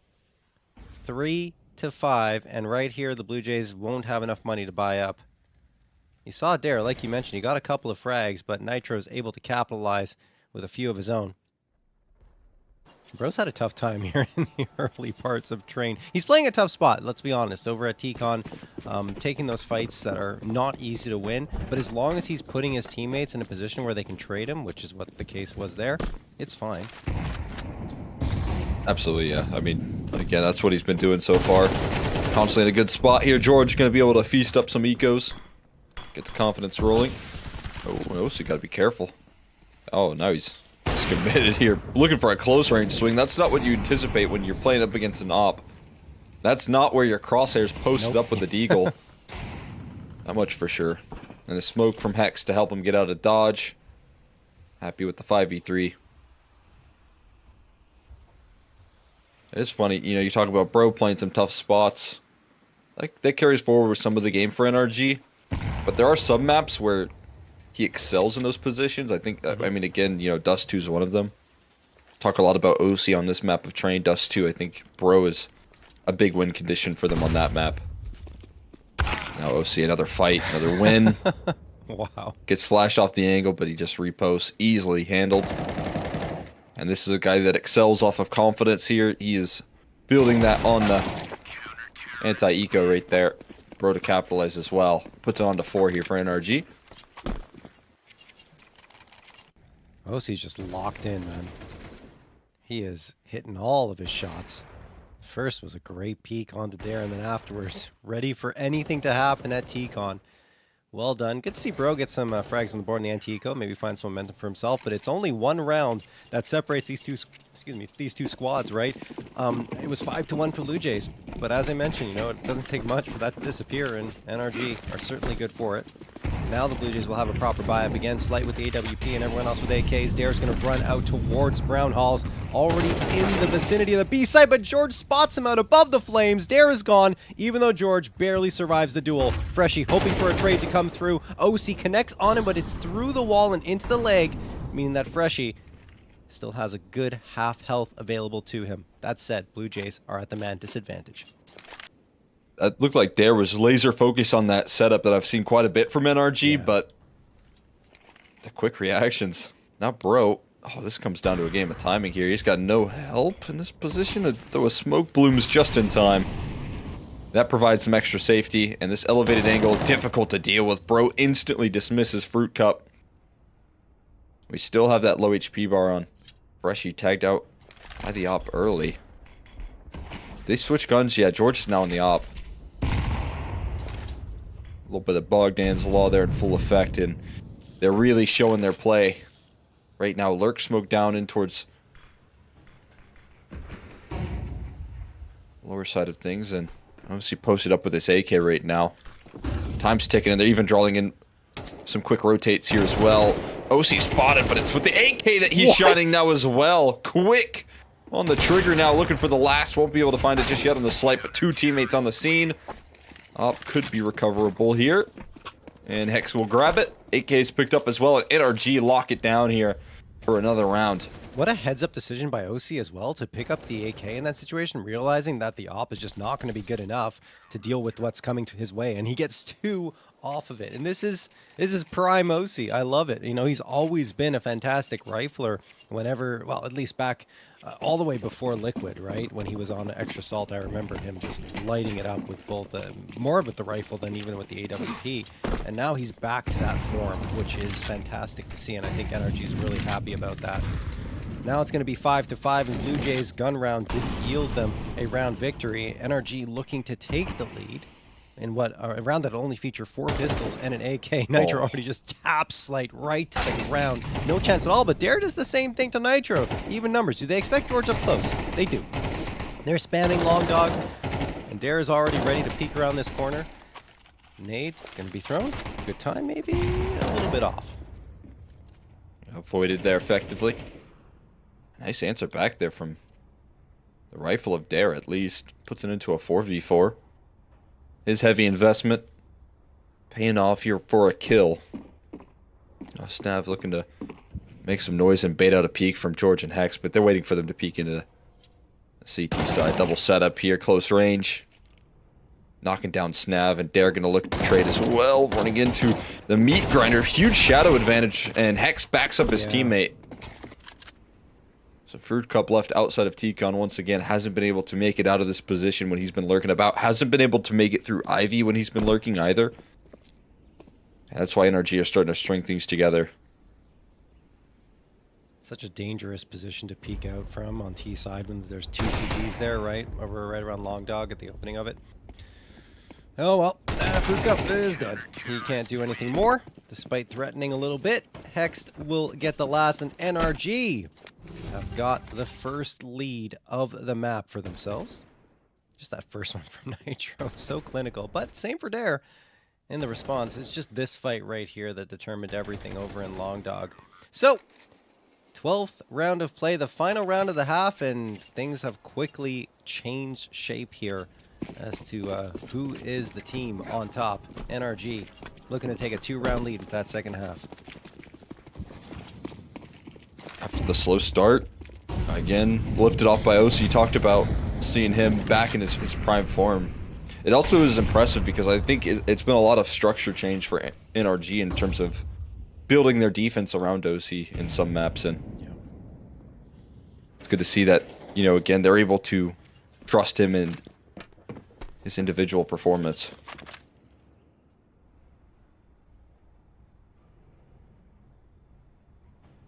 And so far rewarded as soon as he brings it out. Haven't lost a round yet on the CT side of Train. Still, Blue Jays putting up a pretty efficient T side in the early stages. Just want to keep it rolling here. Could be a nice momentum stopper in the end of the half. They might look to try and lean in on an execution towards this B side. This time Slight on the lurk. We've seen this set up early in the half as well. Slight tosses in a little bit of utility for them to try and get out a pop, but it might be more towards the B side that they go this time around with that utility set. Oh no, it's pop that they're looking to run out of. Fruit Cup and Freshy ahead of the pack, and they still have to get past OC's op. Flashbang looking good, but OC still nails another kill, and the collapse from T-Con comes through. OC and Hex powering through this round, And Slight left rattled is going to find a couple of kills. Blinded up by the flash with 20 seconds left. Everyone rotated in. And Hex going to deliver the finishing blow right there. Perfectly handled by NRG in between the duo. That's unbelievable. Yeah, Hex holding from Olaf in towards Pop Dog, and then OC watching all the way from Bomb Train. It's just beautifully done because they are focused on OC, who continues delivering frags, and then Hex just piles on for 3 more. 7-5 in favor of NRG. That's 6 in a row for them, and they're looking to make it 7. In fact, here in this pistol round, as we get going in the second half, we'll see if the Blue Jays pull off a strong CT side. If you look over at the stats on Train for them, their CT side win percentage is insane. Almost 70%. 69.3% of their CT rounds are victories. So according to that, they're still very much in this, but it is NRG on the other end. Bro gonna get the first headshot here onto Fruit Cup, and they're storming through the site. They're gonna have to be stronger, the Blue Jays, on these USPs, and it's just not working out at all. Dare, last one standing after that barrage of bullets from the Glocks. And Dare is trapped here in Pop Dog. There's really nowhere to go. Has to fight his way out and won't get anything. George gets the last here. 8-5 for NRG. Just beautifully handled right there. NRG overwhelmed the A site. They start to scale, but they also have some players working through this round effectively. I mean, Bro taking some phenomenal positioning to sideline a couple of players. And that's 8 locked in. As you said, this team can build up some very strong defenses here on Blue Jays, but having to do that consistently up against NRG, team that's proven they've got a pretty deep bag of tricks on this map. Not going to be an easy task. Like the HE setup, though. That's some good damage early, and a phenomenal follow-up HE there from Dare. Chunking down these players. It's a little firepower, but the early damage could do a lot. Flashes are good, though, to scale forward, and firepower is still a little bit too weak to fully claim control. So it should be a pretty comfortable 9th here for NRG. Yeah. No. Slight was desperately trying to chase down that frag, but it just doesn't happen. He thought maybe I'm going to get caught up against one of those low HP players, but it was a full 100 health he was up against with that USP. So well done from NRG. We've seen those rounds kind of fall apart for lesser teams, but NRG, they've got their protocols, they execute exactly as planned, and the flashbangs were strong to allow them to gain that space up against the Blue Jays. So, NRG flirting with 10 rounds here, but the Blue Jays will have their first buy-up. It won't feature the AWP because they don't have the money for it. It's going to be 4 A1Ss and the FAMAS. Blue Jays do have those nades going out into T-Con, which is good, like you were saying before in that previous round, but NRG dodged them perfectly. I mean, they did try send one player in that vicinity after the nades flew in, but realizing quickly that that wasn't the plan, they lean in towards the B site. Look how passive Dare has to play this round already, and he has closest rotate being outside of Z. Actually, he's getting some extra help from Freshie, but they're not left with a lot of utility. This execution going to start to be pulled through. I think it's going to be more retake centric here from the defense. Charging in his Hex. Oh, it's so quick on the draw, and the follow-up there from Hex. The entry pathing working wonders. Comfort to scale forward. Now we're looking for some smoke spam for some extra chip damage. I think if you're Blue Jays, you're looking to make an escape in this round at this point. Slight and Fruit Cup are out. Snav is in. So a little bit disrupted right now in the call to save. Snav can get out. That would be the best case scenario for him. And now able to make it into CT spawn, at least for some safety here. But NRG just call exactly around the setup there for Blue Jays. The lack of utility and the passive positioning leads NRG to success right there. Definitely. I think with healthier players as well, they might have challenged Snav a little bit more, but you see Nitra at 2, George 25, and then Hex and Bro hovering around 50 HP. They decide to play it safe. And Snav, as a result, will escape with his rifle, and 3 rifles for Blue Jays will go into this next one, which means they can force up around them and have another proper buy-up come through. But those 2 entries from Hex were dirty. Honestly, he comes through and just controls that B site, knows exactly where Blue Jays like to play, and takes care of everything. Double digits found for NRG, 10-5 in their favor, and that's 9 in a row.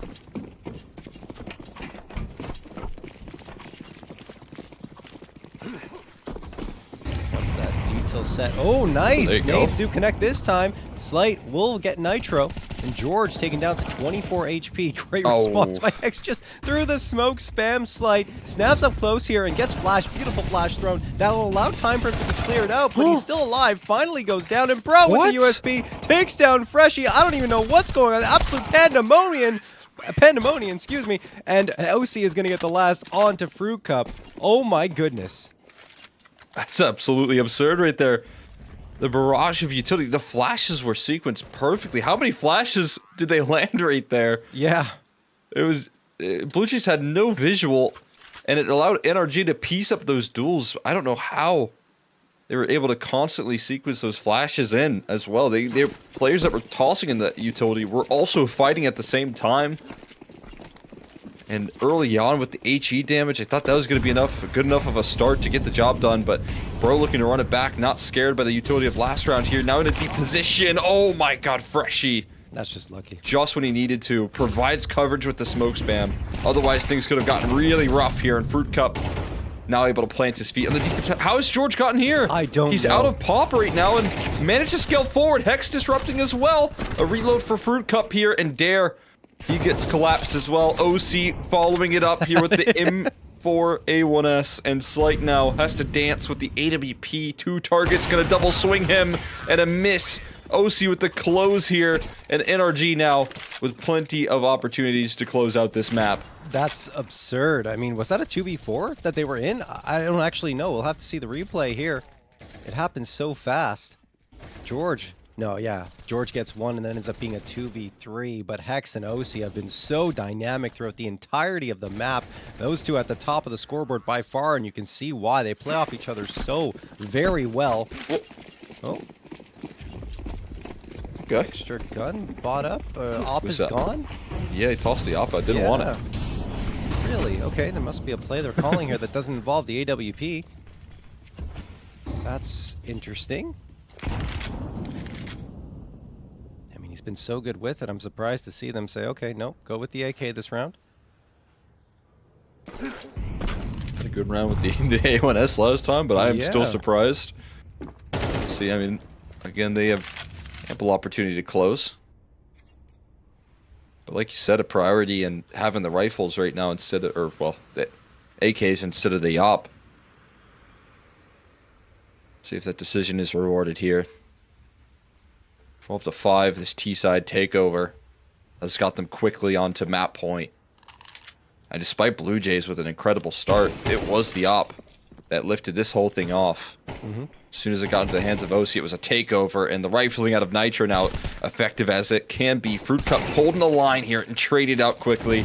Fruit Cup putting the weight of the world on his shoulders here, and OC with the AK able to provide some coverage there. The trades come through, and no matter how the job gets done for NRG, it is clean in the closing statement of that second half. That's absurd. Perfect T-side, 12 rounds in a row to cap off Train. And just when we thought, okay, Blue Jays, you got 5 at the beginning, it looks good. You had the more rounds than you had in the previous engagement against NRG. That's all they end up getting, is 1 more than they had previously. Unreal stuff from NRG, and that's just how good they've been lately. Even when they have those tough starts, they don't get phased at all. They just say, okay, well, you know, we didn't have our guns out yet, we didn't have our full buffs, we didn't get to do our set pieces yet, and they just come right on back and storm through the competition and almost speed run our way towards this map number 2, Cole. Yeah, and I want to talk about one really good decision in that map right there, to call a force buy and say, hey, when we do get all of our tools out, we're not going to lose a single round from that point forward. And it's the decision there that, you know, doesn't necessarily get rewarded with a round win, but later down the line, what it does set up is, instead of having, you know, 5 A1Ss and lacking utility for a CT side, they get every tool at their disposal. They play to the game plan that they set themselves up on, that they've worked on here. And when they do that, their NRG, that's where the takeover happens. That's where they completely shift this game into their favor. And again, they didn't look back from that point forward. Yeah, it really feels like NRG have specialists for every single map, right? We talked about OC for Train, now Bro coming up over on Dust 2. It's going to get scary for the Blue Jays as we move forward. And you see here, numbers wise, it was great start, honestly. I think Fruit Cup was getting the mix nicely, Slight as well. But after that, they just completely stalled out. And you see that the Blue Jays not really close to hitting those prize picks, frag estimates. Not sure there's much else to say here, Cole. Yeah, I mean, you look at maybe a bit of a lacking individual there in Snav, and just to highlight that he usually is so good on this map as well. He's Yeah. usually constantly a thorn in the side of teams. Sometimes, I mean, we didn't see it all that often because they didn't really have him kind of solo lurking towards T-Con, but he did it, one round where he got blasted by Burrow pushing through a smoke right there. He's such a tricky player to deal with, but in the numbers this map, you can see why the T side quickly fell flat when it did. It's because they were missing out on that presence and the game plan that sometimes can run around Snav getting effective lurks in that T-Con position really didn't lift off here. No, not at all. And on the other end, well, Hext and OC were the story. Sure, George was in the mix and he had some important frags, but I mean, all the rounds I can remember here, Cole, featured Hext and OC popping off the CT side in particular. That one round where Hext is playing Olaf and gets 3 Yeah. while OC setting up the crossfire for him with the AWP. That was a beautiful sequence. And then they do the same thing on T side in a 2v3 scenario, just dropping all the bodies and working off each other so well that there was really no space for the Blue Jays to surprise them. They were both looking in opposite directions to ensure that Blue Jays didn't have any surprise elements that they could bring to the table. So well done from them. Yeah, I'm really impressed right there. I mean, obviously we knew that Train was going to be a good map for NRG, Yeah. but the way that they start off slow and then build into things, it shows how dominant this team can feel to play against right there. Even when you get off to these hot starts, even if you're warmed up and ready to play and you're having these early wins, it doesn't matter. NRG can shut you down just as quickly. And now they get to look forward to Dust 2. I feel like, when I was watching NRG versus Blue Jays on Dust 2 last time, it was a lot of great work from Dare out of an individual front, a lot of high impact, but when it comes down to it, you're still going to need more team success, and when Dare was having that impact, it still didn't necessarily lead to a win. So Yeah. Blue Jays not setting themselves up well here to try and get an upset victory over NRG, that's for sure. It's going to be an uphill battle. We'll have to wait and see what happens here, guys. We're going to hit a break. When we come back, Dust 2.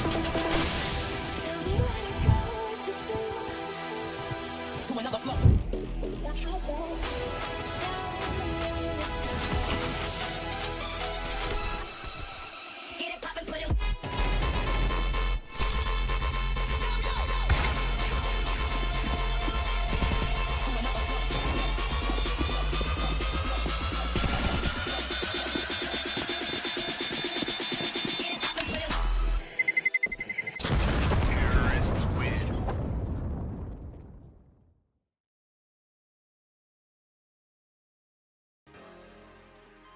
Hello, everyone in the Complexity family, and Happy New Year 2025. I'm just going to take a minute to drop some news on you, some you might anticipate, and probably a few surprises for you this year. First and foremost, we are going to enter what we lovingly call our throwback era. And by throwback era, I mean we're throwing back to the OG logos for at least 6 to 9 months while we develop a modern variation of this that we think will probably take us into the new decade. But really looking forward. We're very excited about developing the new logo, but we're also super excited about the throwback era, and you will see everything Complexity reverting to the red and black starting immediately. This week, we also have our Counter-Strike announcement. coming up that I know many of you have been waiting for. Halo roster announcement, and of course, Rocket League. Can't forget about you. I can share now that our Rocket League team will be competing in North America this year. The team has already been in Frisco training and getting ready to go. Super excited about that. Of course, Apex is headed over to Japan for their major. We can't express enough how much we appreciate your support through the different eras of complexity, including the one here at the Star. And we're very excited for what this year has to bring all of us. Katie and the team are cooking up a whole bunch of cool things for the community, different interactions, different ways that we can share with you what we're up to, and you can engage with complexity and the continuing legacy that we have here. Thank you very much again for your support. It means the world to us. Happy New Year 2025, and stay tuned always for more action.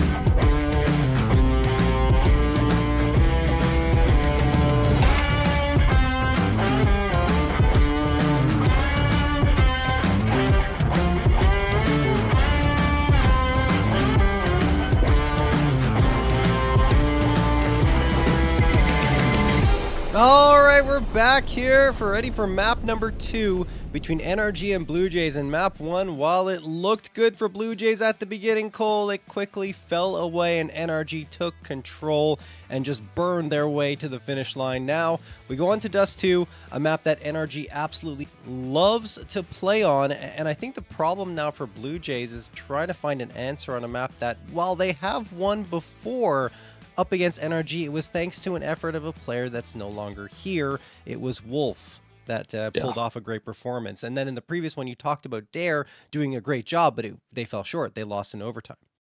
Yeah, I mean, it just wasn't enough there. And I think that comes as a result of just too many tools on NRG to really win. We have the opping from OC that we've already seen just pull through incredible work. Nitro sequencing the calls off of the back of Blue Jays right there, constantly putting pressure on them. I mean, you look at that first gun run and how effective that was called out there. There's just so many different ways here for NRG to win, and now they're on their map pick, the map that they've been really dominant on in North America and entirely throughout all of the competition that they've been playing here. This has been one of their biggest assets in the map pool here, and now they're starting to trust it a lot more in terms of picking into it here versus some of the competition. So for me, Blue Jays definitely have their hands full here with how the end of train looked.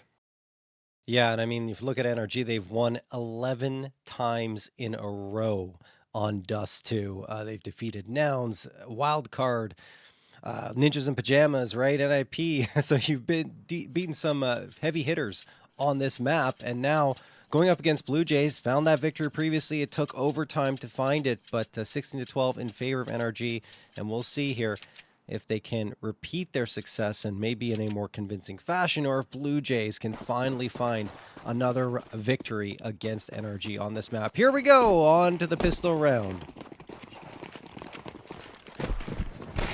Do on the pistol here, quickly taken out right there's OC, but the trade is as quick as can be, and maybe Freshy was hoping he could buy a little bit more time. Instead, Sight going to be claimed, and it's going to be a retake effort here. Couple of flashes can be tossed in the mix there. That's in the hands of Slight. Top of that, a kit. So the timer starts ticking against them. Retake not going to be easy. Yeah. They're trying to set up a couple of players in the upper tunnels here. Hex spots them out. He doesn't have to take that fight either. He's just going to... They're going to fight outside of doors. The site. Yeah. Funneling them right into this duel, and that's such a good decision to make there for NRG, but also it seemed like Blue Jays were accounting for that countermeasure right there. They have to move eventually. They have to push through on this retake, and they're just not in a position to anymore. You're absolutely right. Really good fight to take and charge forward in towards those Blue Jays players, and Fruit Cup cannot even survive. Even Slight might be at risk here. He's trying to save the kit and the 2 flashes. Surprised to see the flashes not even get utilized there. I guess they didn't really have time to activate it, right? Because of how aggressive NRG were coming out of those double doors. And Slight hiding over in dark does eventually survive. But yeah, fantastic work from NRG in the post plant there to secure their first round and continue their round win streak from Train, which was 12 rounds in a row, and now it's 13.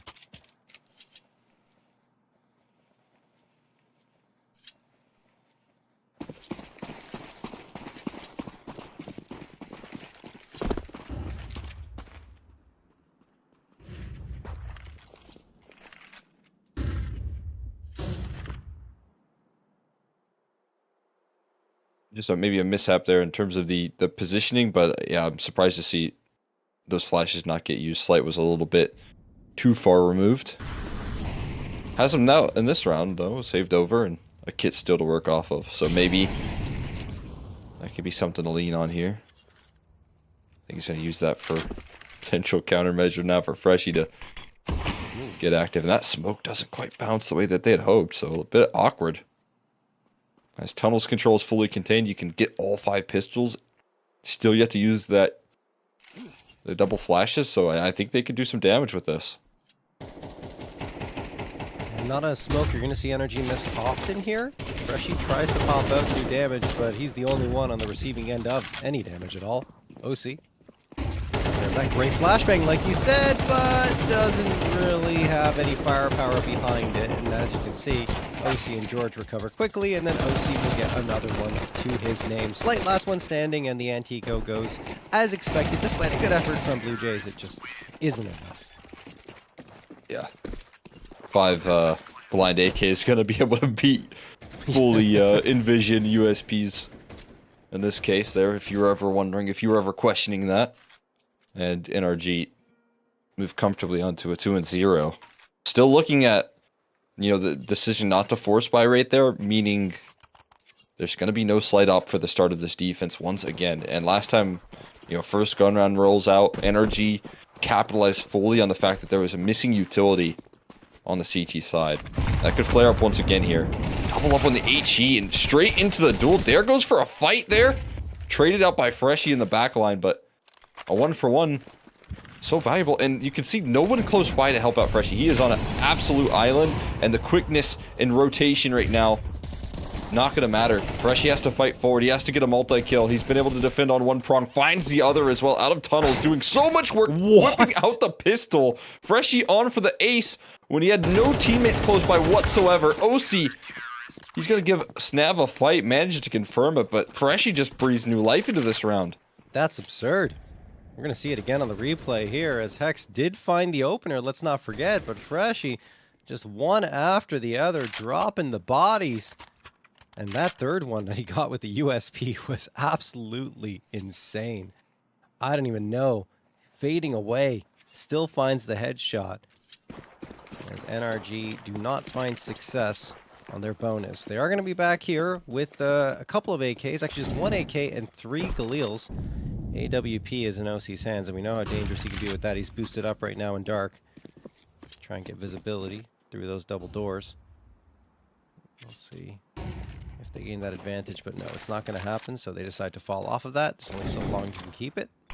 Smoke going to get tossed there for the doors, and they will take mid control pretty much uncontested. A little bit of spam coming through there by George in Longhouse, but eventually he's just going to group up with his teammates as they go for maybe an A hit. I felt like they want to go up cap, but that incendiary is going to delay them just a touch.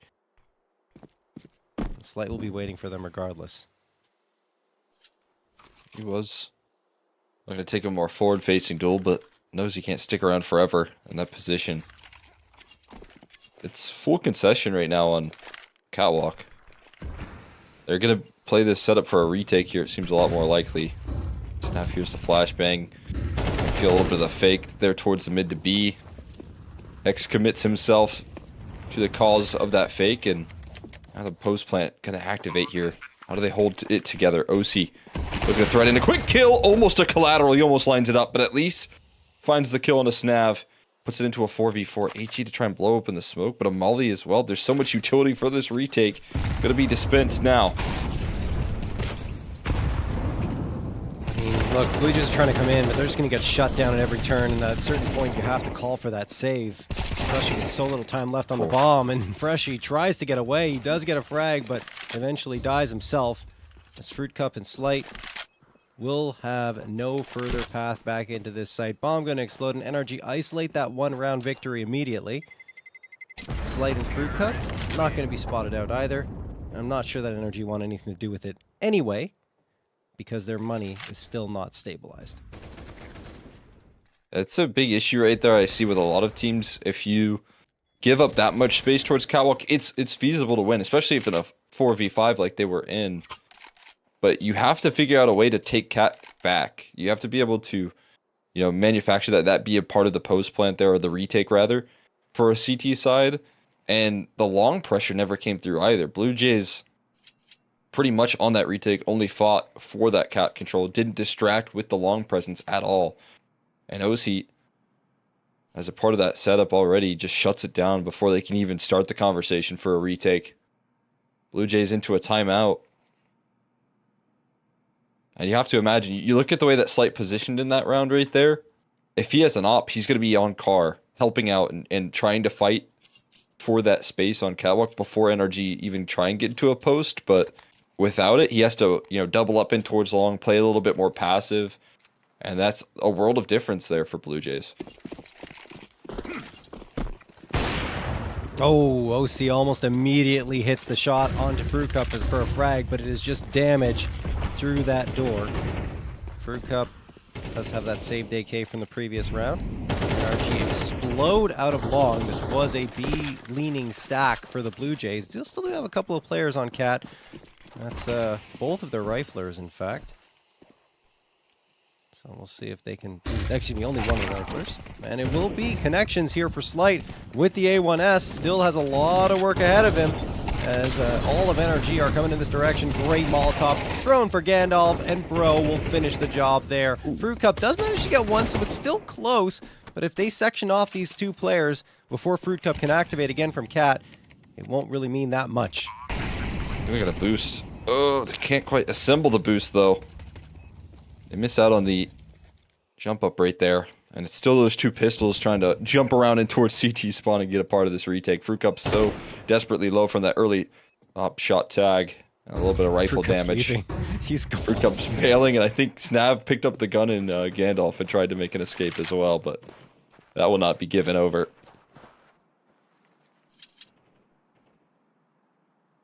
Good news is Fruit Cup on 4K with an AK save is definitely going to get Slightest up in the next round. Absolutely.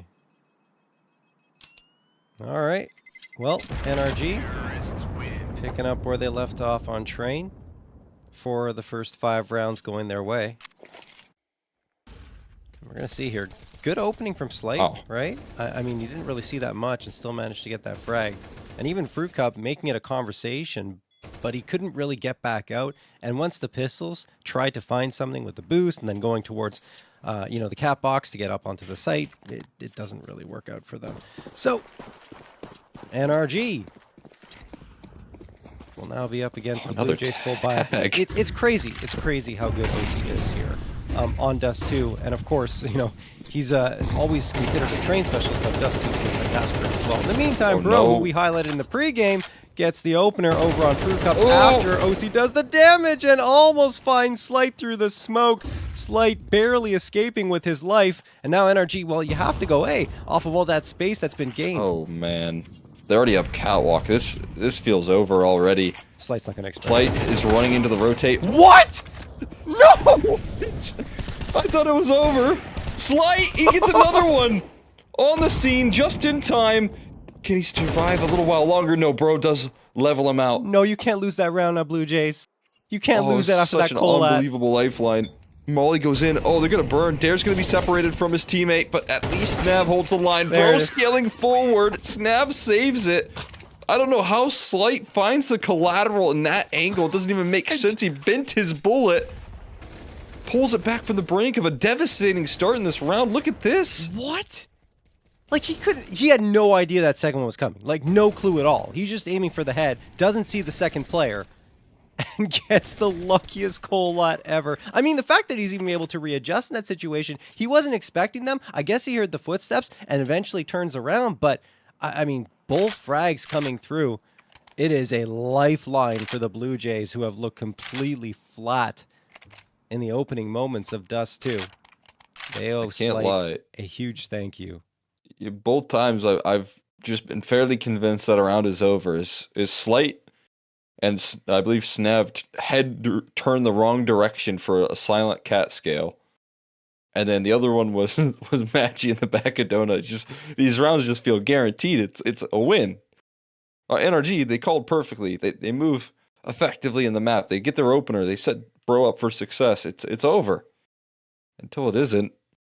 What? It's just wild, man. I just can't even wrap my head around that one. We've seen some crazy plays today. The craziness will continue. Here we go. Perfect line there for Bro to try and open up. And the peaks keep on rolling. Dare with a beautiful HE trying to slow things down. And another collateral. Another one? Oh, man. Back-to-back rounds. Slight making it happen, but the lurk from George with a Tech 9 flank. Oh, they're turned and burned right now. George and Hex combining for the close. NRG moving on up to 5. What is happening? I don't know. I have no idea. But Slight getting back-to-back Colats is not something you're going to see every day. The odds are low of ever seeing it. But he's done it.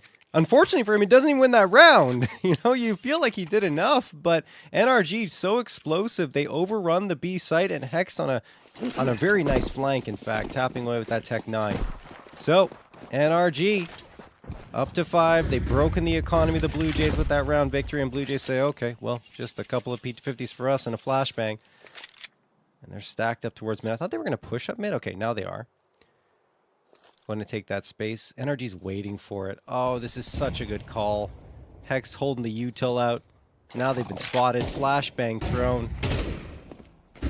I mean, there's nothing they could do on the Blue Jays. They're so on for the push, man. Yeah, That's brutal. It was perfectly read and called there. I think that's why even when you see these big pop-off moments, the calls here, the positioning, that much better. Very impressed with energy are bringing to the table right now. Because, I mean, watching the perfect call get rattled by the impact from Slight, that could be a round that makes you shake a little bit, but that's not the case right now. Right back to winning ways, just a hiccup. Well, then, even after that, when Slight finds the collat, I know. I think that could rattle you once again. He keeps on doing it, he keeps on skewering the offense, but they just trust the vision, slow the round down a little bit. And after the chaos that we see in the last couple, very clean for NRG to counter the eco there. I mean, we're often critical of Slight, you know, and the inconsistencies that happen there with the AWP, but, I mean, he's been doing everything possible here in the opening moments of Dust 2 to get his team into it. And one led to a round victory, the other one not quite. And here, this was just business as usual for NRG in the anti-eco to get themselves 6 on the board. Blue Jays back to the guns, but Slight won't have the op, so no call-outs in this round for him.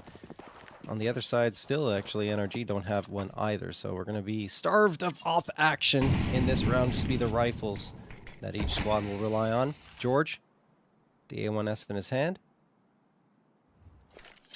Go in and look into Longhouse, just clearing it up, because doesn't know if anyone's gotten up to this angle yet, so he's being very cautious about his approach.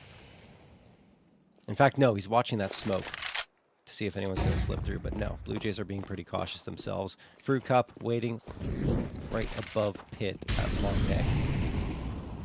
1:17 on the clock, NRG once more leaning in towards the A site. 3 players at Cat, soon to be 4 with 1 watching lower to see if rotation will come through. Doubled up are the Blue Jays. Snav along with Slight. Oh no. Look at that nade pop. Oh, it's beautiful. The frags come through, but both sides get them. Unfortunately for the Blue Jays, it is a trade, and then George makes it even worse as it's a 2-man edge. I think George also realizes that Freshy's here. We'll see. Freshy hoping that he can gain the jump on them. Trying to rotate around back towards the B side. Perfect bomb flash. Nothing Freshy can do at all. NRG are just having their way with the Blue Jays. Oh my god, they know Fruit Cup's a long player. You could see what they were anticipating. They thought Freshy was tucked into the B-bomb site, maybe trying to rotate over. They had no idea how close he was. And then they're watching the flank, expecting Fruit Cup to push through long doors at some point in the round. And now even spotting him out in T-spawn. They are on the prowl right now, hunting their target. George running forward. These flashes are constantly so good. Another perfect popper that George doesn't quite capitalize fully on. But it does allow for Hex to get close and personal. Fruit Cup looking to dance in between these angles, but he's getting boxed up right now. Suffocated out of the round. It's crazy. It feels like NRG has a pop flash for every single angle on the map. It's really impressive, and I'm pretty sure they do. They practice a ton, especially Nitro, in terms of that util. And you see George was actually the one supporting towards mid. All right, well... yeah, go ahead, Cole. So promising right there. Even, you know, the flashes are great. The setup for that catwalk control and then H'ing the smoke, it's like they know they're waiting behind that utility. Yep. The rifle's right there. If you don't have an op, you're going to be playing close in that smoke, trying to defend Cat after how things have gone wrong in the past. So it's Nitro just getting a grasp on the way that the CT side is playing out. And with that stranglehold, he's going to take control of game. Just be careful here. Slide around the corner. Great flashbang again. And Brewcup gets the opener. OC and George strike right on back. That opener was actually on the work towards upper tunnels, so it doesn't really have an impact on the forward attack here at A site. George sees a player in CT. We'll toss that nade. It'll do some damage. How much is the question? Not too much, but it softens Freshie up. And then Freshie goes for the fight and wins it against George to keep the numbers even at the very least. Post-plan situation. Fruit Cup has a very valuable piece in his hands, the AK.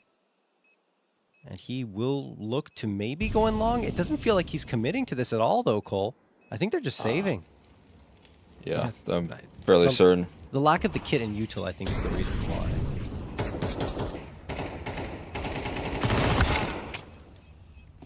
Yeah, not a lot that you can do to recover this round, but Snav is going to look to try and add some exit damage to the mix. Not going to happen. Shut out in that facet as well. Talk about Bro on this map, but you know, his partner in crime in a lot of these situations here is Hex, especially on that CT side where they play super well off each other. And that to me is like the two pillars of this this Dust 2 for NRG as well. They play incredibly well off of each other, and watching the way that they're working through this T side, you know that you have that luxury as you hop into the defense. OC's connecting, playing with confidence, finding out these duels, and landing damage constantly through the mid doors. Look at the fear that they put in. They're having to expend a smoke on it. Slight caught a visual right there. Doesn't stick around for long because the lower play already coming through. 3 players on B at the start of this round, and Slight already rotating through CT. It's a double op as well, right? Dare and Slight both rocking those AWPs. Hex, good flash. Gonna throw the nade afterwards. This is just a distraction from Hex, and he's doing it pretty well. That said, they've kind of pushed into him. Yeah, good call from Freshie. Hex is gone, and now they know that that was just a ruse. Oh my goodness, what a shot from Bro onto Dare. The op is gone. Slight hoping to make amends, and actually they're trying to drop into CT. Freshie catches off OC. There goes another one down. Freshie gonna get that as well. They're just handing him frags at this point. George manages to get a headshot finally, as Nitro's trying to work with him to regain control towards this A site. Oh my goodness, 2 players in the smoke here, passing each other. NRG somehow are going to slip through to get this bomb plant. George taps the head, gets one, and the second, not the third though. 1v1, Nitro versus Snap off of George's incredible play. And Nitro just trying to spot them out. Sees the jump, hits the shots, Nitro, good in the clutch. 9-2 in favor of NRG. What a beautiful clutch right there from Nitro and George, man. Tapping away just the right amount of aggression. And Freshie, the way that they were able to lift off the last round off the back of his impact right there, it looked like he could make it happen again. Just one upped on the other end of the server with the 2v4. George, he's put the perfect amount of aggression playing around that smoke, avoiding Slight's up. I don't know by what miracle he was able to do that, but then makes it happen later down the line. And you can see Nitro quite happy with that one, man. Understandably so. This is going just according to vision. Yeah, I mean, George just slipped through the smoke. I was talking about like both players just passing through, and no one knew that George was there because of the fact that the player that was right on ramp didn't have any visibility on what was happening. That is unbelievable from NRG. Even when things get a little dicey, they still manage to pull it off, and George is starting to have quite a map for himself. I'm not sure how much longer this map will last. Bro almost lines him up. He gets one. OC follows up with the frag onto Dare, so a 4v3 edge. Not much defense towards this B site. Hex is going there again. He died to Freshie previously, trying to fade away in the tunnels. This time he will die head on over at Car. Numbers even once more, and not as much map available to NRG in the even numbers. They can still take Cat because the Blue Jays have this crossfire set up for mid, but it looks like they're going to head into those lower tunnels. At least one player is. Oh, I don't know how I feel about the bomb going out first here on Nitro's back. I think he realizes it. But no, he's still going to go and try and take this fight. Nitro. He's got OC with him. OC watching for the boost up here over in CT, clearing the corners effectively. Should have this shot, hits it. Now the trade comes through, but Nitro's right there to punish immediately. 2v1, B site open. Slight has no visibility towards the B site either. I think he's just gonna have a very, very tough task here to try and get back into this last round of the half. Probably a rifle would be best for him to pick up because I don't see the op working out for him for 2 frags here. Stick with it. I mean, this is one of his specialties. Coming through clutch for his team. Needs this, though. For just a 3rd round of the half, that's what we're grasping for at this point. Trying to make it out of the tunnels. And they're not giving him any duels here. Gonna have to walk into a pretty tough off angle. But he handles it onto Nitro. The issue is he has to chamber in a second shot. And that's where George comes in to seal the deal.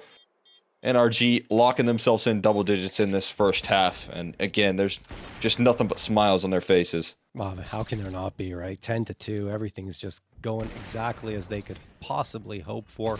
And the only rounds they lost were off pistol. That's it. Pistol round and then the follow-up anti-eco. After that, 10 in a row. Very similar to what happened on Ancient, right? Where they were down 5-1, then won 12 in a row. Now it could be 13 in a row, potentially, if they win this pistol. Blue Jays desperately require it. NRG going to take some aggression down mid. Looks like it's going to be a straight-up B hit. Not sure if NRG are really ready for this. There's only one player here. George going to have to hit some heads. Doesn't get anything. Now tucks himself behind the box. Will connect on a couple there right before he gets flashed. Nitro supporting him, in fact. But there will be a response. That said, there's one right on back. NRG set themselves up in a 3v1. Freshy's trying to clutch it out for his squad. Tapping away, but he'll soon be surrounded. And that'll do it. 11-2 in favor of NRG. I can't believe George gets 3 frags there. But it's largely in part thanks to Nitro supporting him so well with that util, like we've talked about time and again. Yeah, I mean, George was fully playing around it. He knew that his win condition right there is having that little extra util. Nitro and George playing perfectly off of each other in these last 3 or 4 rounds here. Winning a 2v4, winning that last little sequence out towards middle. I mean, now those two being a powerhouse to get NRG through the swing of things here. Auto shot. Oh no, bro. He doesn't get the follow-up right there. That's his first kill. I feel like it cursed him talking about how impactful he was. It was just because he had so much impact in the last map, but this go-around has not been the same wave here. On the board, lifting off finally, and following it up with the auto shotty being used against him, but that's the bomb dropped by Nitro. Pressing forward. The last thing you can afford right now, as OC is going to look to cut off the cross towards long. Snav going to give him a fight. He lands a dink, but Dare's already down to 14 HP, and OC just tosses a smoke in his face. Oh, OC could get caught off? Nope. Okay. even when it looks like Blue Jays are going to do something, they can't. 12-2. 12 in a row for NRG as well. And bro, I thought he was going to get that second one, honestly. It looked close, though, for the Blue Jays as they do manage to take that site. The problem is the bomb wasn't with them, and that was really their undoing. Because if the bomb is on that site, they get that plant, I'd say they take the round. Because it's not, they just can't. They don't have the time to retrieve it, nor the firepower. Freshy will hit the Prizepicks check mark, though. 25.5? 0.5? Yeah. Just 25.5 there. 2.5 showing up, but that's okay. He does achieve that, which is good for him individually, but the Blue Jays have only got 7 rounds combined over these 2 maps. Need 10 in a row for OT. How do you do it against this NRG squad? I don't know if you can. I don't know if there's an answer to that question. Not one that they'll hope before. I think a flash push here for the MP9. And not quite the effect that they were hoping for. Pretty quickly leveled out there. Looking to rise to the occasion, but it's going to be shut down by OC. They can't make it past this catwalk at the moment. Not just yet. And OC continues to do damage before they can even lift off a heat-seeking missile right there on a Snav. And a 13-2 to complete the mission right there for NRG.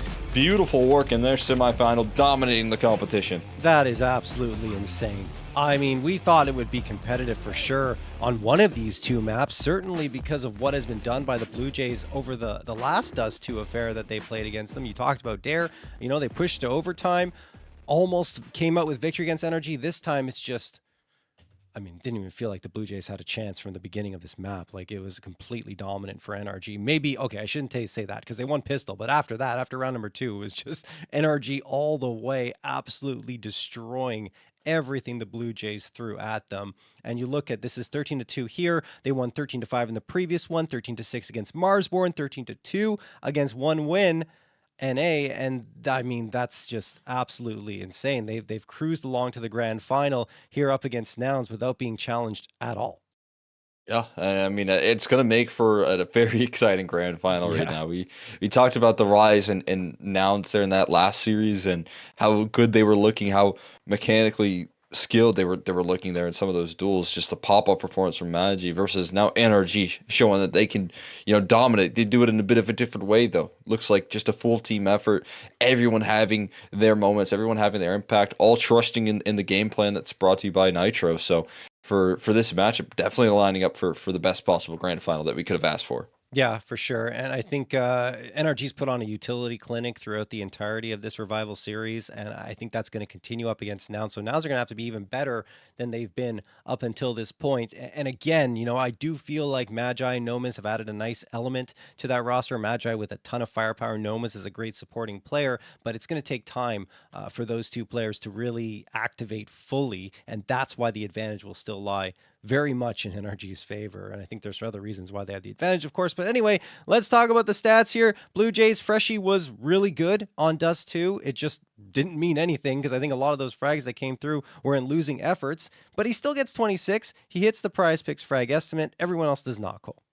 Yeah, I mean, I'll be honest, he was the only one putting up a defense other than Slight with the occasional collateral, which was the most of his impact out of the op. You look at what he did on that B site, he was fighting tooth and nail for some of those rounds. I feel for him, but unfortunately, again, it has to be a little bit more systematic from the full team, and it wasn't quite there for sure. But yeah, Freshie, trying his best to pull through some of those rounds, didn't quite make much happen, mostly because of on the other end of the server there, NRG.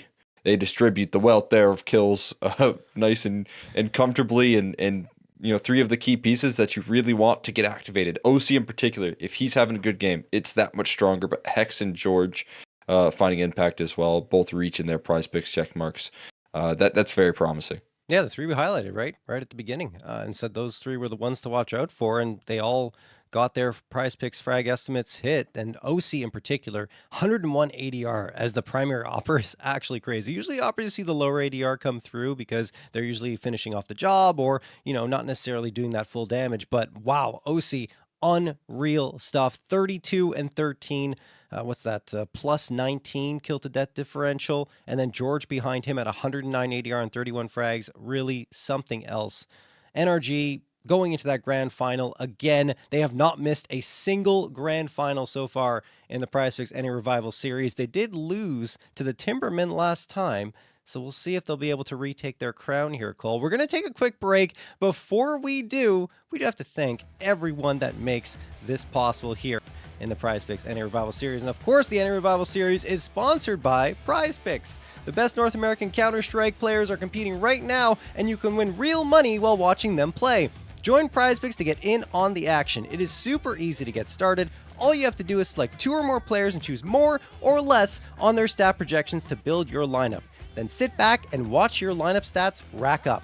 For a limited time, click the link on the panel below or use code REVIVAL when making an account and playing a $5 lineup to receive $50 whether you win or lose. It's a guaranteed win for all new Prizepicks users. Thank you again to Prizepicks for partnering with Complexity and Mythic League to host the NA Revival Series. The Prizepicks NA Revival Series is also partnered with Mythic League. Players are always asking for a premier solo queue matchmaking experience without cheaters, and Mythic League has been providing this for over 6 years and is now free to play for FACEIT ranks 1 to 5 in the Silver Division.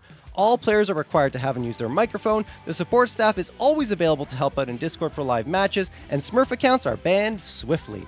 Additionally, there is $5,000 in monthly prizes available for subscribers throughout all divisions. Give Mythic League a try today and use code ML50 for 50% off your first subscription of 1, 3, or 6 months. Guys, we're heading into the grand final. We've got Nouns up against NRG coming at you. Keep it locked here. We're hitting that break, but when we come back, it's going to be awesome.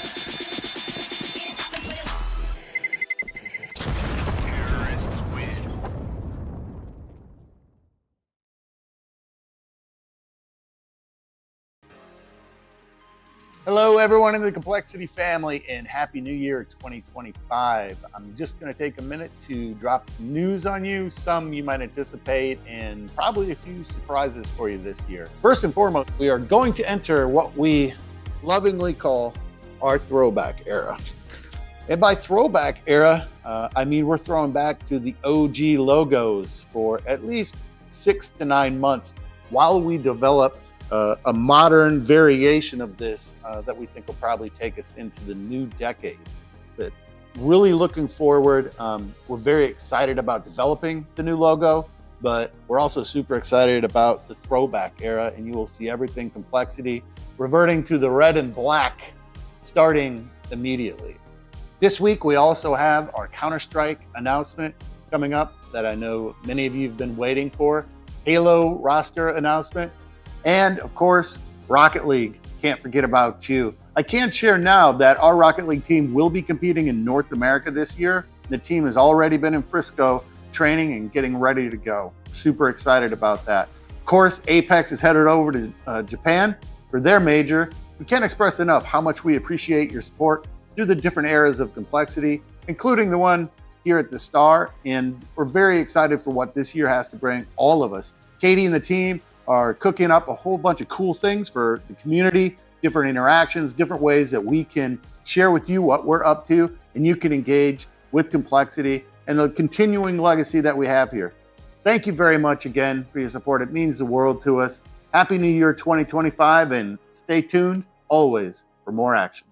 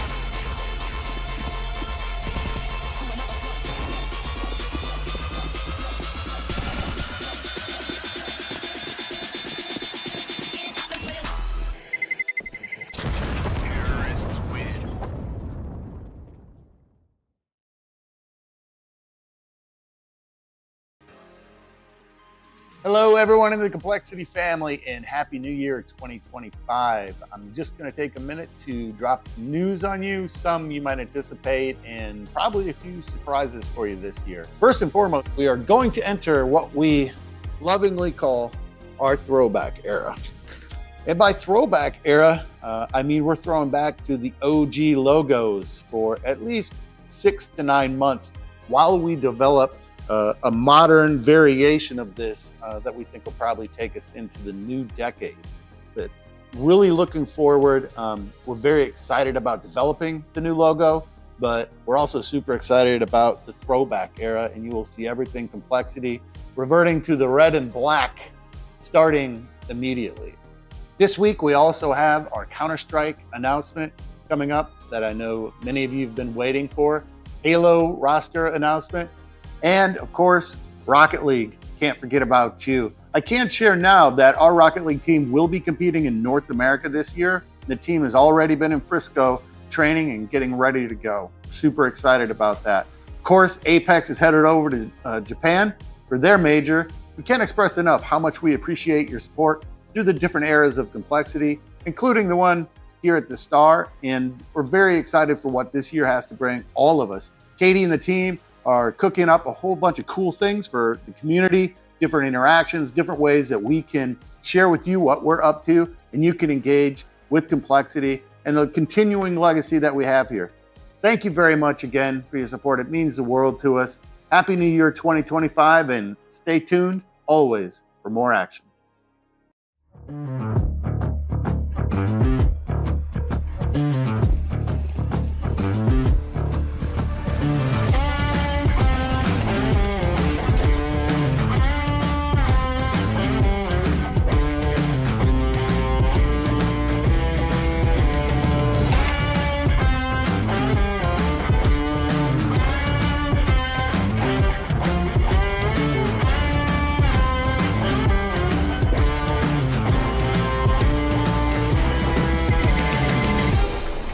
All right, welcome back here to the Prizepicks NA Revival Series number 6. The grand final is coming up now between NRG and Nouns, which has happened twice before, and they've each won a grand final apiece in those duels. So now it's guess it's to decide which team will have that edge here, Cole.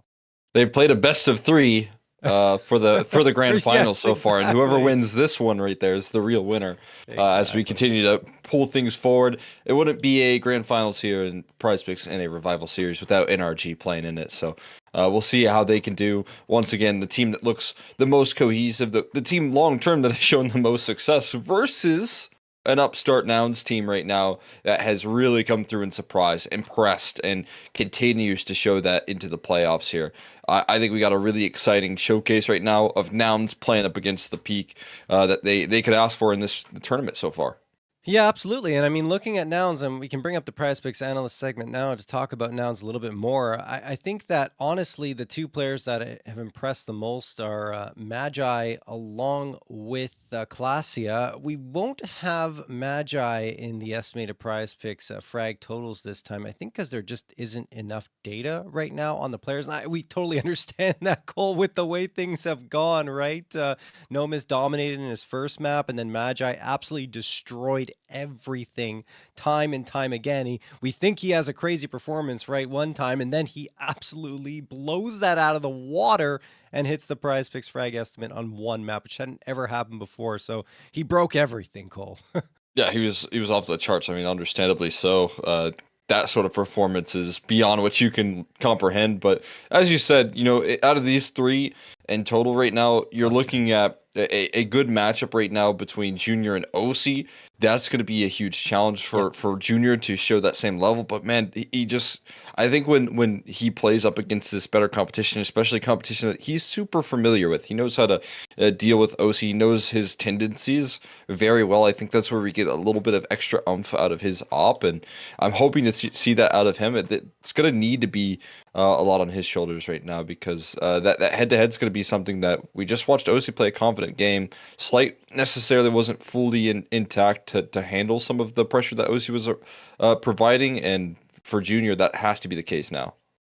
Yeah, no question. It's going to be very interesting to see how Junior steps up to the plate here. He will be critical piece. Clasia will also be important. I think that he was very impressive in that previous series, especially in the latter part of Inferno, which was technically the only map they've really struggled on, right, throughout this entire Revival series. The only one that they gave their opponents more than something like 7 or 8 rounds on.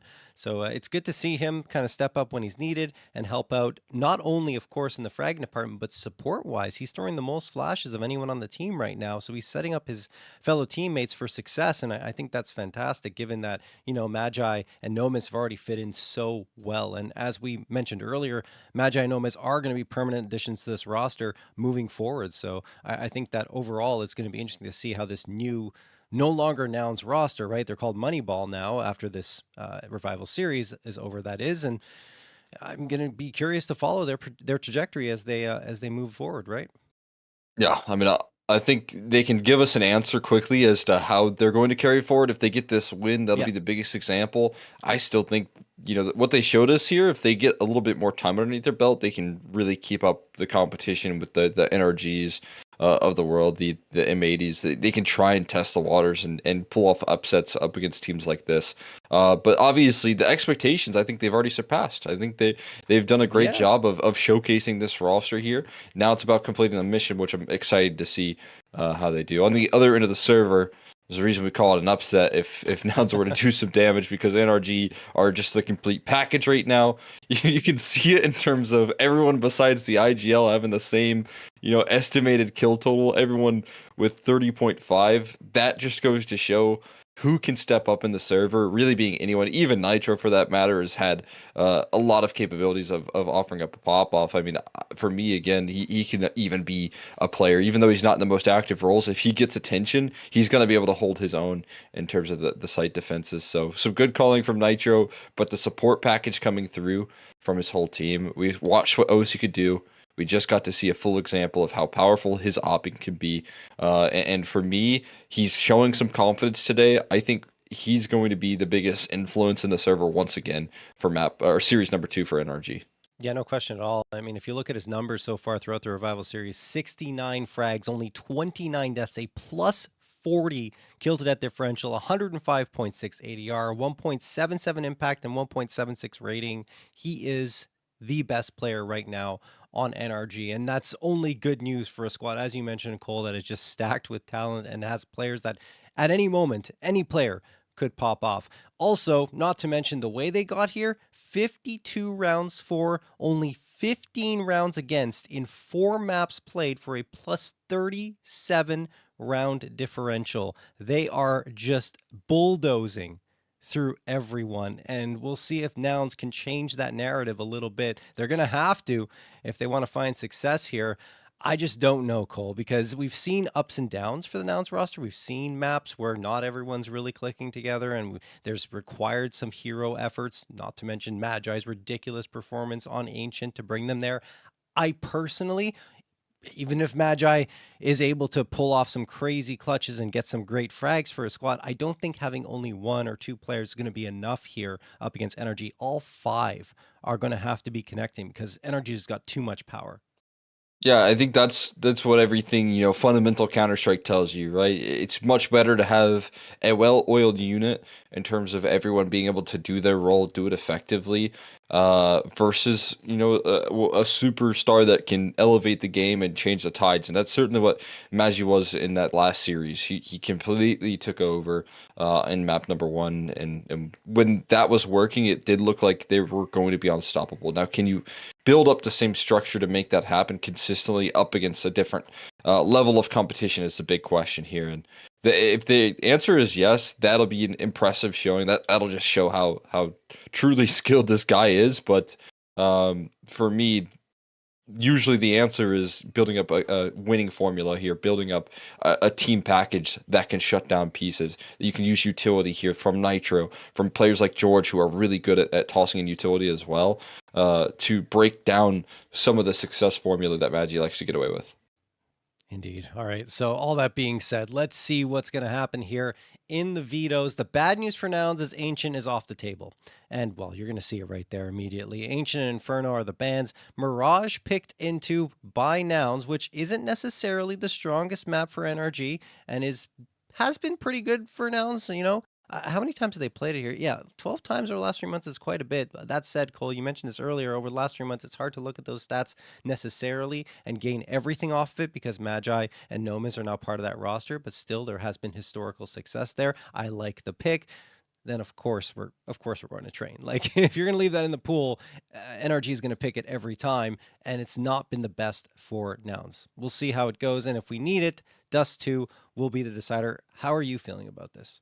Yeah, I mean, again, it's just that case, I think, of a really successful, permaban for NRG, which is going to be actively working in the favor of them in the series here, Yeah. being that what we've seen in the small sample size is that Magic can take over. No Miz, it's one of the maps that I've really liked out of him in terms of how he positions himself, how he plays. It looks like he's very comfortable, even though he's on this team and isn't necessarily going to be the most comfortable with some of these roles. It still seems like that can be a map that they get well worked off together. But you're looking at Mirage here.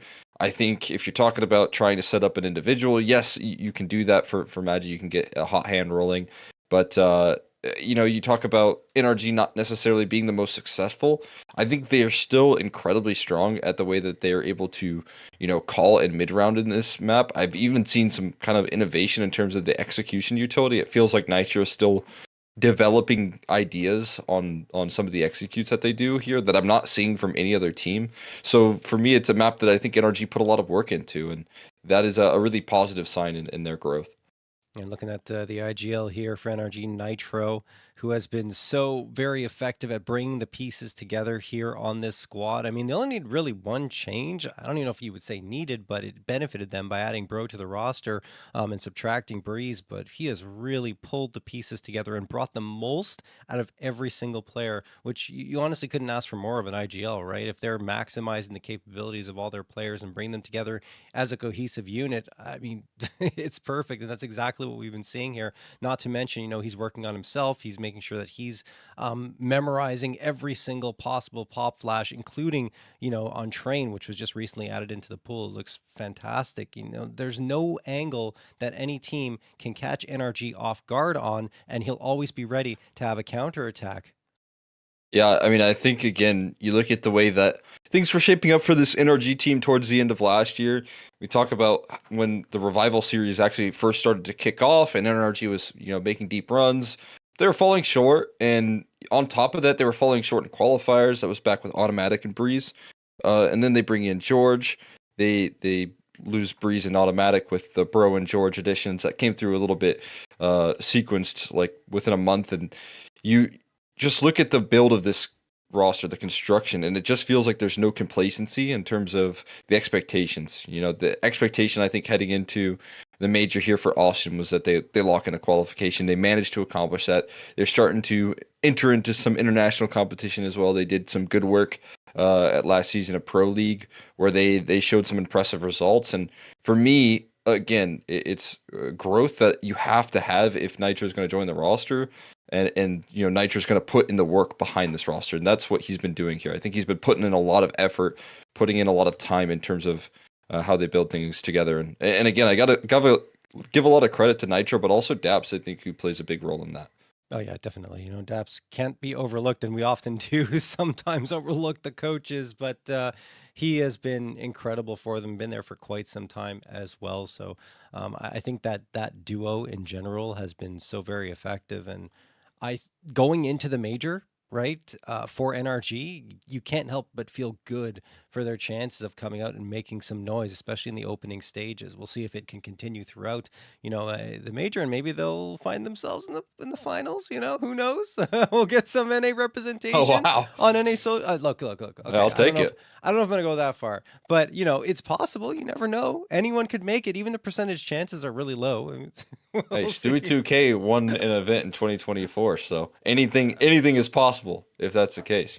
Yeah, that is true, Cole. That is true. All right, we're still waiting for everyone to get into the server here. Looks like we almost have every single player. But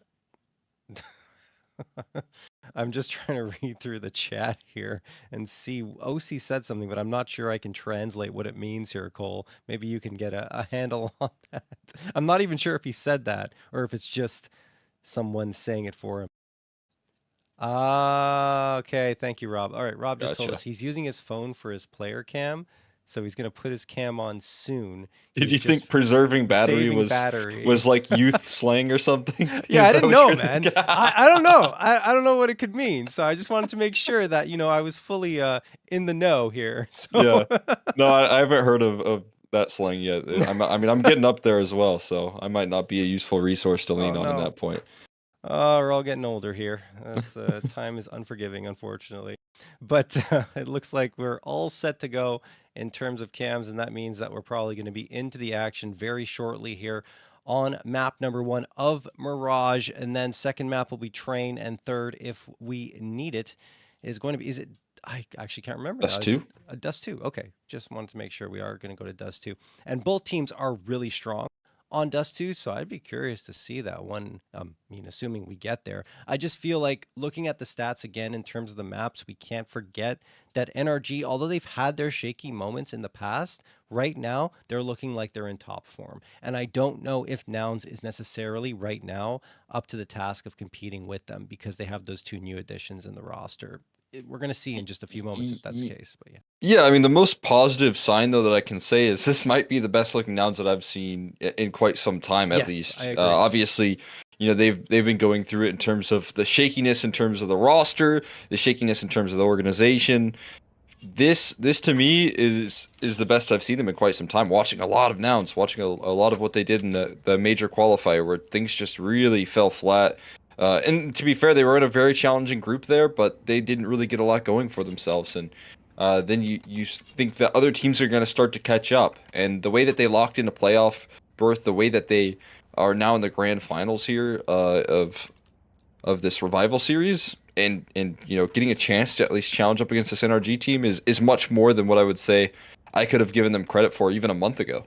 Absolutely. No, I agree with you. I mean, I think Nouns have had their struggles, and obviously because the money wasn't there, and Nouns kind of left them out to pasture. So that's why they're no longer going to be rocking that Nouns name, which is, I mean, for me, kind of sad because I did like the logo, and I was hoping that it would continue forward, but unfortunately, it just doesn't always work out, and now they're going to move on with a different name. Going to be Moneyball. But all that being said, by the way, I don't know if you guys knew this, but it is Bro's birthday today, May 4th. May the 4th be with you. So, he is going to be turning 22, and it'll be a great birthday present for him to find a victory here in the NA Prizepicks Series number 6. Yeah, it would be an excellent birthday present there, that's for sure. And to be honest with you, I don't know if there's a lot that's stopping him from getting there here. We'll see. I mean, again, he's still got to close out this grand final, but NRG definitely looking to be the favorites in this. As they start things off on the pistol, should be getting into the action here shortly. It'd be interesting to see how much depth Nouns are able to bring to the table in terms of the map pool. We talked about their ancient looking strong. We saw some improvements mid-game in Inferno as well. So, yeah, what's their Mirage going to look like in this matchup? All right, here we go into the pistol round. Smoke going to get tossed here for Nouns. They're trying to go in towards this A side, and so far so good. Nomas gets the headshot onto OC, and Junior the follow-up on Bro. Nitro's going to try and regain this space. Magi is quickly closing in on him. Magi spots him out. Nitro can't hit any of the shots. Finally gets one, but only one. Magi will spot him out. 4v2. George and Hex, what can they do?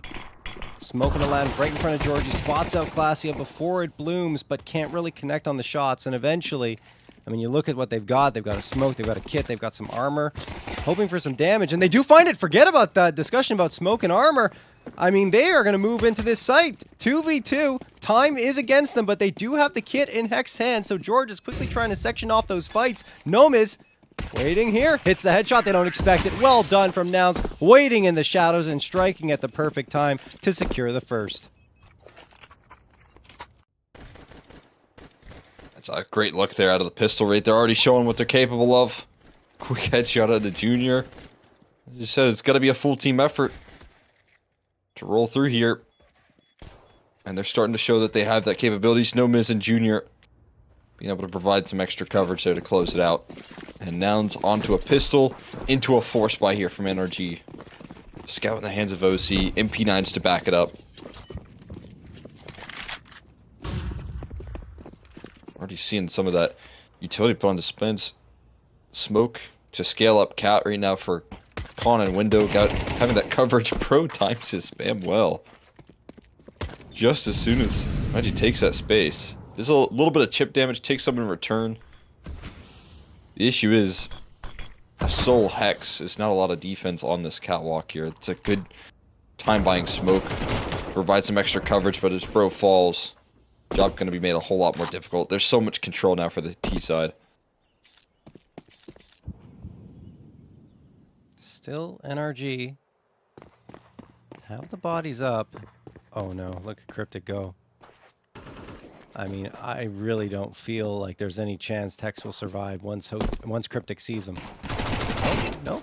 Hex spots Cryptic out. Almost finishes him off, and actually will. Turns around, 5-7 up close. No, not going to be afforded the opportunity. Magi gets the headshot. 4v2 and now a 4v1. Nouns indeed will seal this one off, unless Nitro comes out with a ridiculous hero play in a 1v4.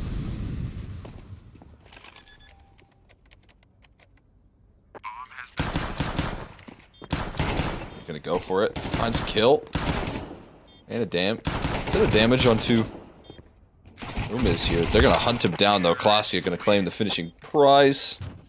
And that force buy doesn't get much rolling there other than the little impact that Nitro's able to thread in. This comes as a very confident bit of map control taken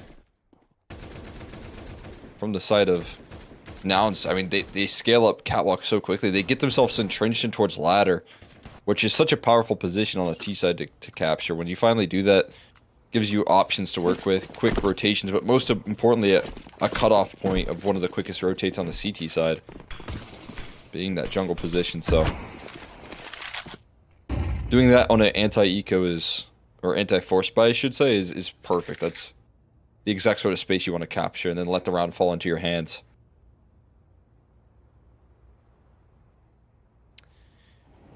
Well, NRG just on the pistols again here. Nice flashbang. Cryptic only gets one before he falls, but okay, bro, we'll find a follow-up on Nomiz, so that's something here for NRG. 2v3. Aren't able to recover any of the guns. Nitro onto Magi, and only connects for a little bit of damage while Bro falls by the wayside. So now Nitro in another 1vx situation. This time it'll take 3 frags in order to secure it, and that's really looking unlikely now. Great nade comes in. Nitro, nice headshot onto Classy. It's not enough to frag him. He just can't bag anyone at this point. That'll do it. Junior sprays him down. There you go. Nice 3-0 here at the perfect start for Nouns. Making no mistake against the force buys and the antics. Now setting their focus in on this gun round here. We talked about where NRG had that slow start in the last series. It didn't last long because they prioritized getting the op out. They prioritized the utility that they used so effectively to shut down the early maneuvers. They have all of that at their disposal now. And no visual there for Junior. Tough to make things work when these mollies are in your face every round. Also, it's a missed window smoke. I was about to say, surprised to not see a window smoke. At least it didn't land though. So that makes more sense as to why OC's still able to keep coverage with his op. Oh boy, tough task right now for this mid-hole. George able to elevate, but there's a quick trade. Now the setup could crumble. At least Cryptic able to find 2 in response. Keep things evened up. And not the worst punishment for that missed utility initially. Yeah, I mean, Cryptic saved the day, honestly. Thought he was going to go down in the trade, but still managed to get a second and didn't take that much damage in the process.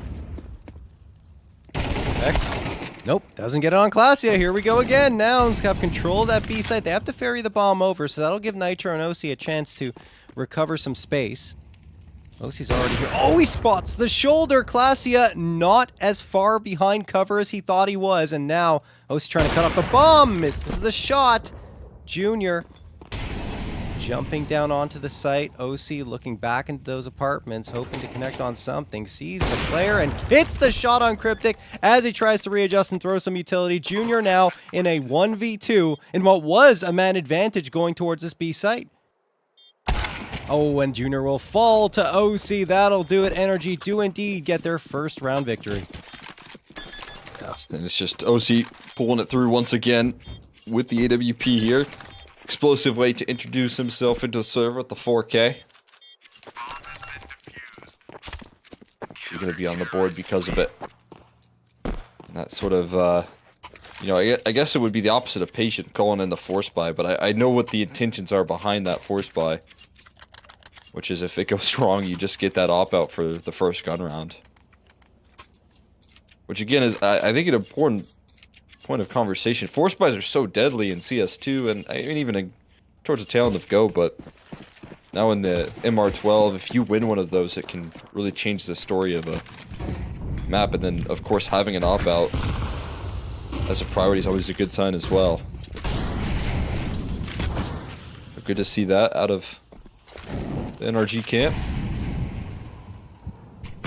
Those same themes keeping consistent right now. An HE to blow open the smoke. Cryptic taking some damage to that HE. Another one tossed out, but Cryptic, it just prepares him for the spray down. What? And another two-piece right there, shutting it down. From Hex and George trying to recover this round. At least they put it into only a single-man deficit, but so much done early from Cryptic is going to set this default up for success already. I mean, OC has to hit a shot here as they try to get onto the site and then stay alive. He won't get even the opportunity. He gets blindsided by Classia coming out of Palace, which means George, last one standing towards B. I mean, it might just be a mission to save at this point. He hasn't really moved a muscle in the direction of the A site, and indeed, he will not take a step in that direction. The opposite, in fact. So Nouns isolate the round victory for NRG, and honestly, that has not happened at all throughout the entirety of this NA Revival series.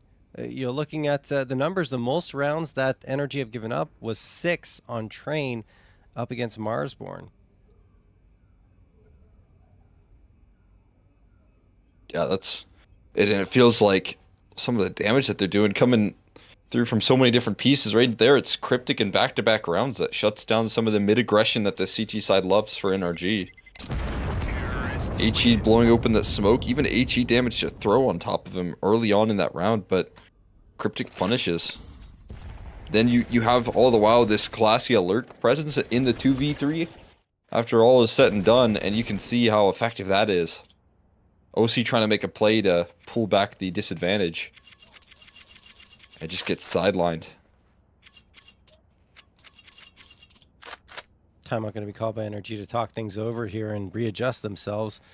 You have the saved M4, little bit of money available in George's backpack and Bro as well, but at the same time you have Hex, Nitro, and OC all below the 3K marks. This is probably just going to be a light buy with a loss bonus of 2,900 coming up.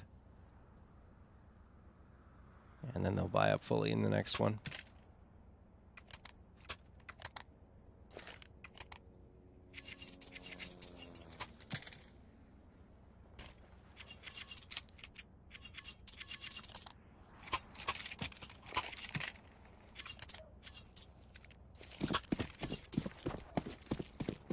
All right, here we go. Round number 6 underway.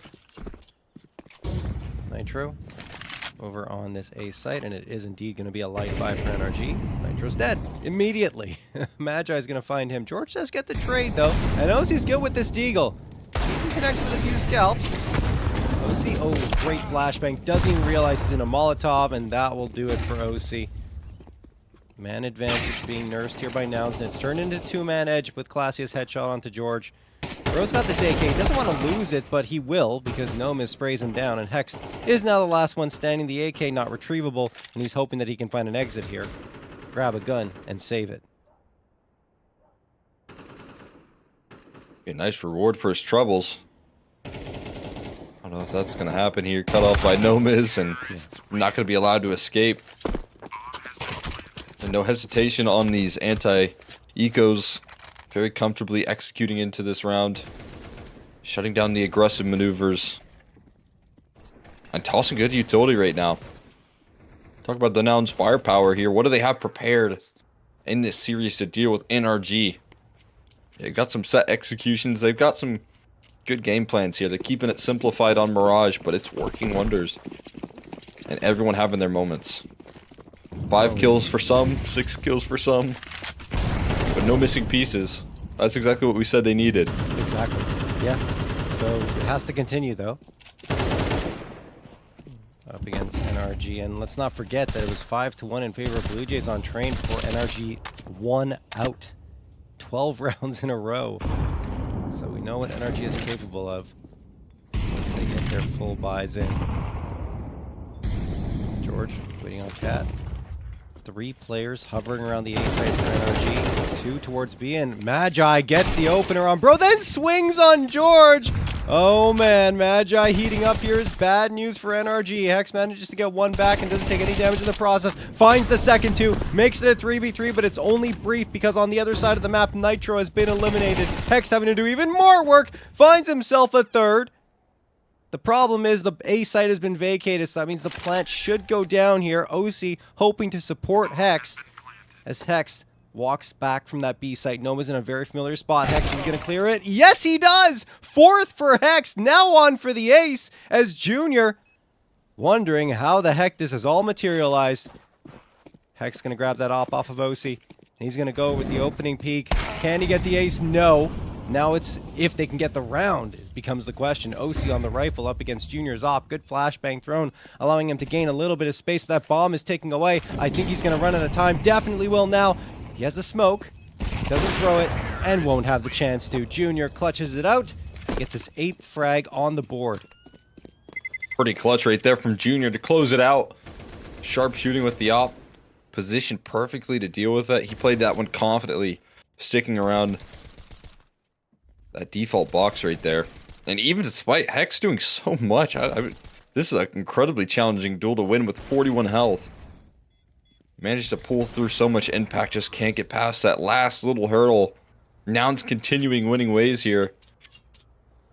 Dominant. Rolling up on their map pick.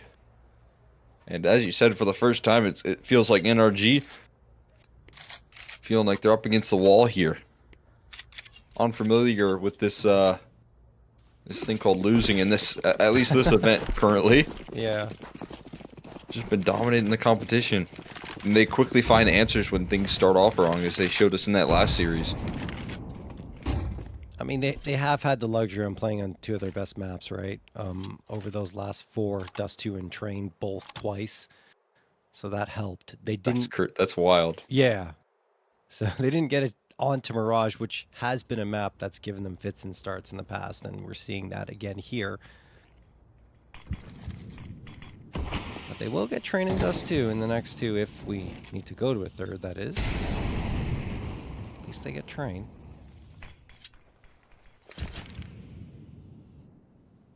And still not over yet here. 6-1, yes, it looks daunting. But NRG, they've pulled off some crazy rounds before. Next. Smoke out. Wants to throw it into the apartments. That said, when he looks away from Cat, one player slips through, but Hex will not allow him to get any further and finds the follow-up too. Hex has been really good anchoring down this B site. It's just that most of the time, the rest of his team is falling by the wayside. Hex still standing here. George now supporting. Again, this was just around that some upgraded pistols. Oh my god. Moss and Hex gets 4! Looking for the ace for a 2nd consecutive round. Junior on life support at 3 HP, and the bomb is down. Oh my goodness. Prizepicks says, you know what, I can do it again. Let's run this one back. This time I'll make sure that Junior not going to win a crazy clutch. Down low enough to keep him at bay. Time going to expire, and NRG going to be getting their 2nd here soon.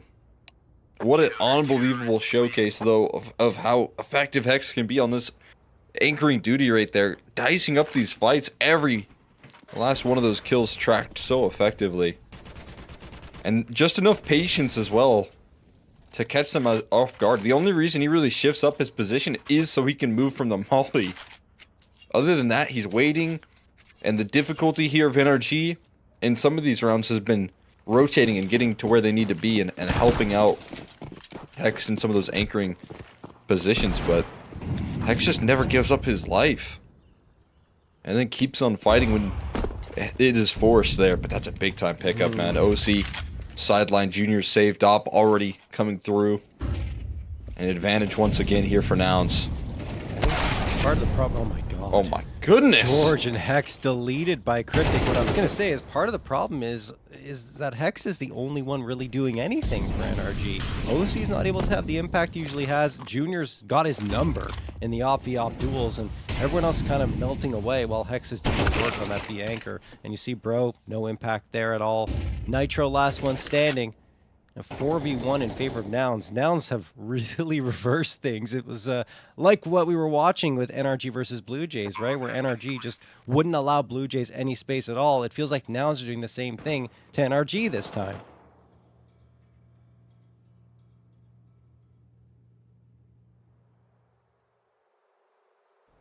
Pulling a little bit of the reverse card right now. NRG getting a taste of their own medicine. And man, Cryptic as well. I mean, another key piece of the puzzle here. Had that explosive performance yesterday to make it into playoffs, and then now just constant multi-kills on gun rounds towards middle. And he's even going to cap this one off with the cherry on top. Last exit onto Nitro. Feels like every time he's in middle and finding a kill, he's going to add another one to the tally. Jeez, man. Oh my god. Look, everyone's been good for Nouns. It's what they have to be if they want to find a win against this NRG squad.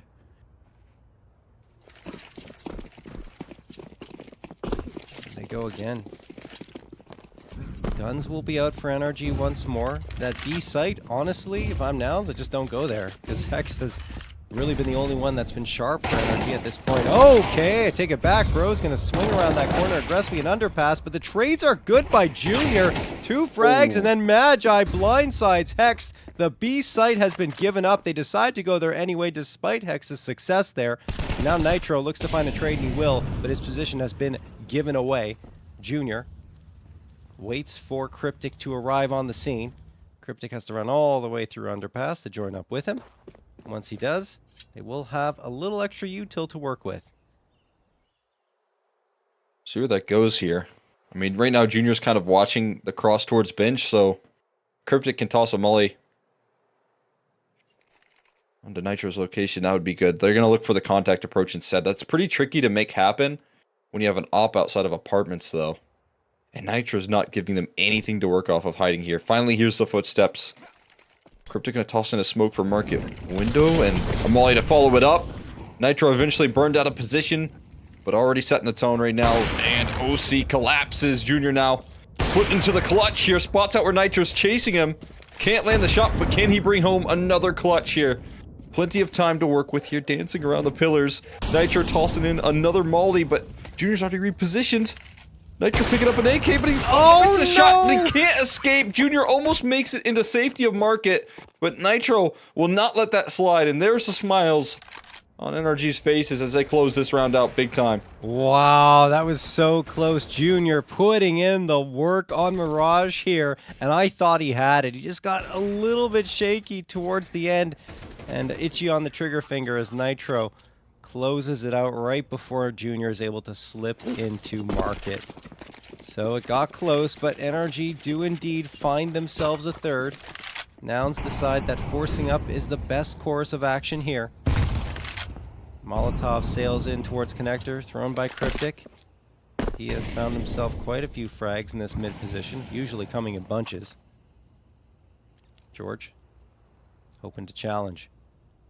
Hasn't really been able to have his mark here, or make his mark on the match. There, he will find Nomas trying to slip up in towards window. So that's the first frag coming through for NRG, and they do have that man advantage. Will it last? Yes, it'll be extended, in fact, because George finds another one right after Bro falls, makes it a 4v2. Nitro will fall because Klasia jumps down with the deagle. OC locked in with his crosshair, staring down towards this A site. Wants to find another body, but misses the shot on Klasia. Won't miss Junior though, and Klasia does fall as OC re-peaks it aggressively. 4th round for NRG, and they are right back into this. That's some excellent opping to close it out right there. Getting a little bit of a handle on middle as well. It's exactly what NRG need to capitalize on the remainder of this half. Give themselves some extra room to work with. And slow down the momentum here of Nouns. 2 in a row and likely to get a 3rd here given the Tech 9s and Deagles, but no guarantees. Quick headshot can send this round spiraling here. Nice movement from George though to quickly get himself in towards the ladder, peek on towards the catwalk. Deep position from OC and the clear from Nitro. No miss, though. Close range with a MAC-10, the perfect tool for the job at that distance. Whoa. And OC didn't realize one already out of Palace. OC exposed, but he survives. He's able to fall back and stay alive, but not for long. That's where the connector presence from Cryptic comes through and does even more damage. But there's support, long range from Bro and George. And it puts it into an even 2v2. And a quick headshot there from Broer. Complete submission, running through CT spawn, doesn't wait for anything to get settled. Doesn't allow Nouns to plant their feet. Just going to close out the round right there. And put it on to 5 for NRG. That's a great adjustment from Bro, honestly. He struggled throughout the entirety of this first half, but coming through there, getting that 2K right, like you said, didn't waste any time jumping onto that A site and looked right in the perfect direction to spot out Junior. Well done from NRG. That quickly could have gotten out of hand. Going into this with only a 2-round deficit, given the way Nouns played, is phenomenal for NRG. But honestly, not a surprise, because they're a team that has dealt with deficits before and quickly erased them on so many occasions, especially in NACS. Cryptic, opening frag. It looks like another pistol round might be shaping up for Nouns. OC trying to change that narrative a little bit, but Nomas continues to chip away at their health, and there goes Hex at the hands of Klasia. 4v2 in favor of Nouns. Just fighting fire with fire. That CT side has so much resistance ready to go. Double swing in from window.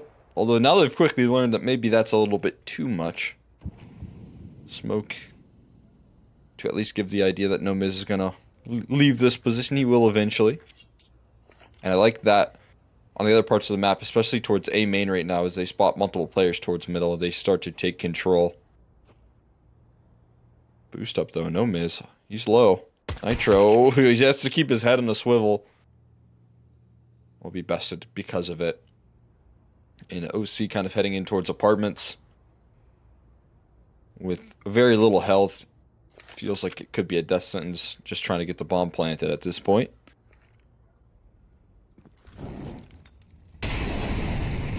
T-side molly down the drain. Now it's going to be happy with the pistol. Yeah, no question. No matter what the case is. Was he shake things up, any? He's waiting. Hoping that someone gives him a peek, but it's a nasty crossfire to try and enter into this bomb site. And now they know. Quick rotates, and Klasia will just handle the job. No problems, no questions asked. Both pistols converted here by Nouns. Yeah, only so much you can do if you're OC in that situation, but you're right. Yeah, both pistols converted, and that's the reason why they're in the lead.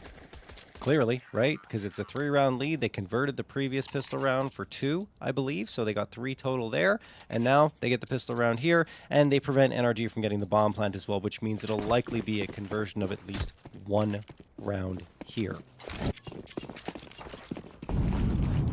Nitro. Got the boost for OC, and ooh, it's not looking good so far. And Nouns have already realized what's going on here. That nade's going to do some damage. In fact, Junior just decides to finish it with the MP9, and Nouns getting very aggressive up towards mid. Could be risky, though, against these pistols up close and personal.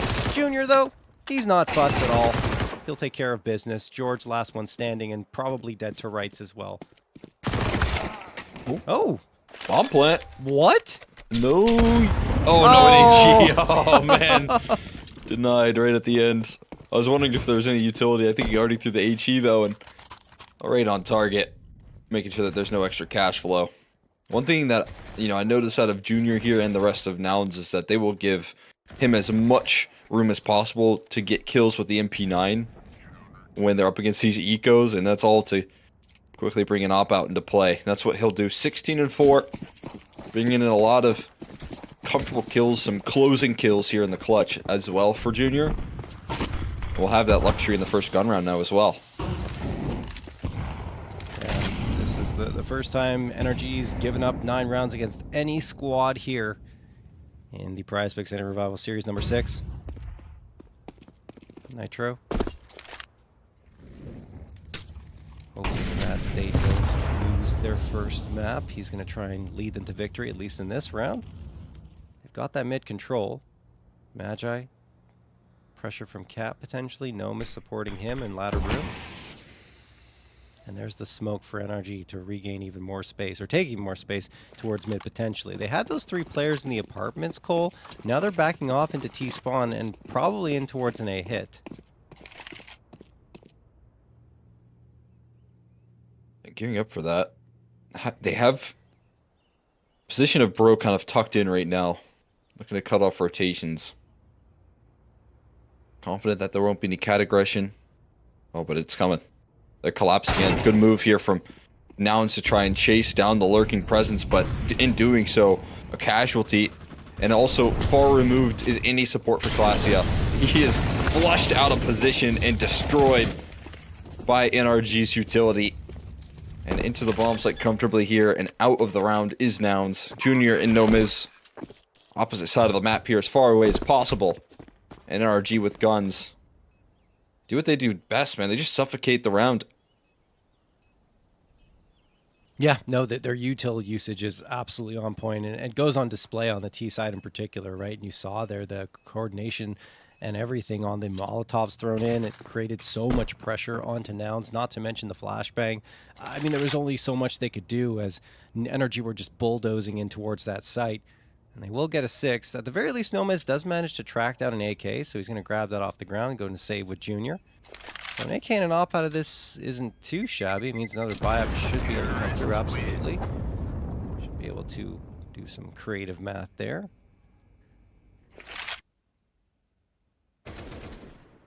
And buy-up for everyone. Anyway, NRG cutting the lead to 3.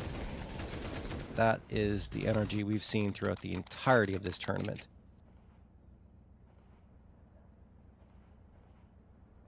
That's a prime example of how they like the rounds to go right there.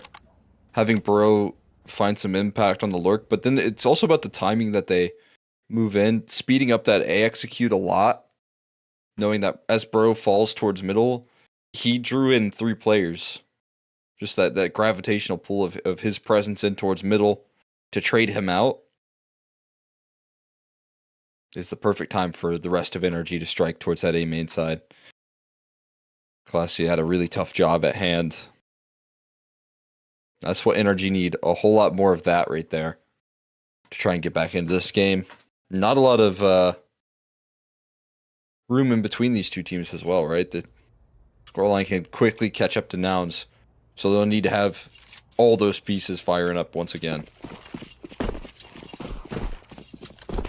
Just don't want to give NRG any type of breathing room because they will absolutely collapse.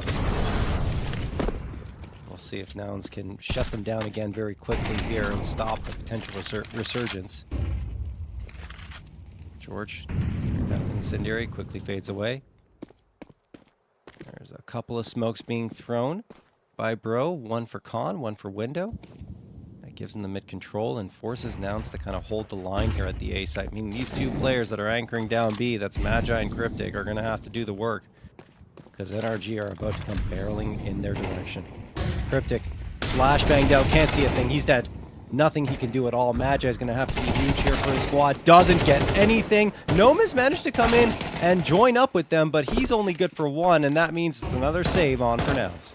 That's Flash as a kid, man. Their utility is just so brutal. There's nothing that Cryptic can do. He tries to take a forward duel. He's hoping that his smoke that he just put on display right there would have helped him out.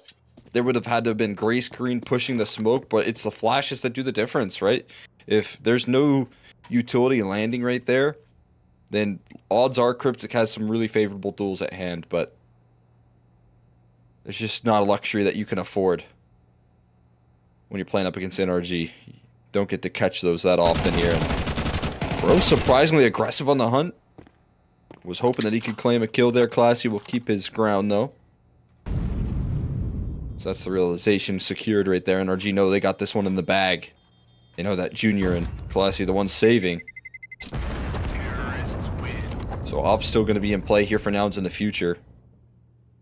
But NRG and Nitro here with the calls really getting a hold of things here. No question. I mean, just like you mentioned, the flashbangs were great. Not to mention the smokes that were thrown by Bro for mid window and connector forced Nouns to stay on that A site and allowed for NRG to just punch right through the defense with great flashbangs, as mentioned earlier. So 7-9. Lead is only 2 now for Nouns, and this round will not feature much of an investment. They've got the 3 pistols upgraded, the FAMAS and the Op saved over from the previous round, but that's pretty much it. Util is very, very light. So Junior's going to have to hit a shot here. Probably will. There it is. Hex gone. Readjust, looking into Palace. Good flashbangs again coming through, so Junior's going to have to go and take some cover. There's the Molotov to force Classy out from under the balcony and allow George to find that. Headshot on, 4v4. NRG don't have to commit towards A, and this is actually a brilliant rotation because Nouns are absolutely convinced that the hit is going in that direction, and now they got an empty B site if they go quickly.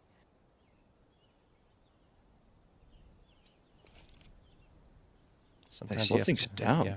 Yeah. Big time here. There's a lot of map control that they have to take back and Look at the Cryptic. T side. What a good move, right? He gets aggressive and looks for the information. Gun to be recovered there and towards main, but you're exactly right. Goes and spots out all clear towards A main, but not fully clear on the retreat. George was still lurking about in Palace for so long. Nice angle from Magi to peek forward in towards the top of middle.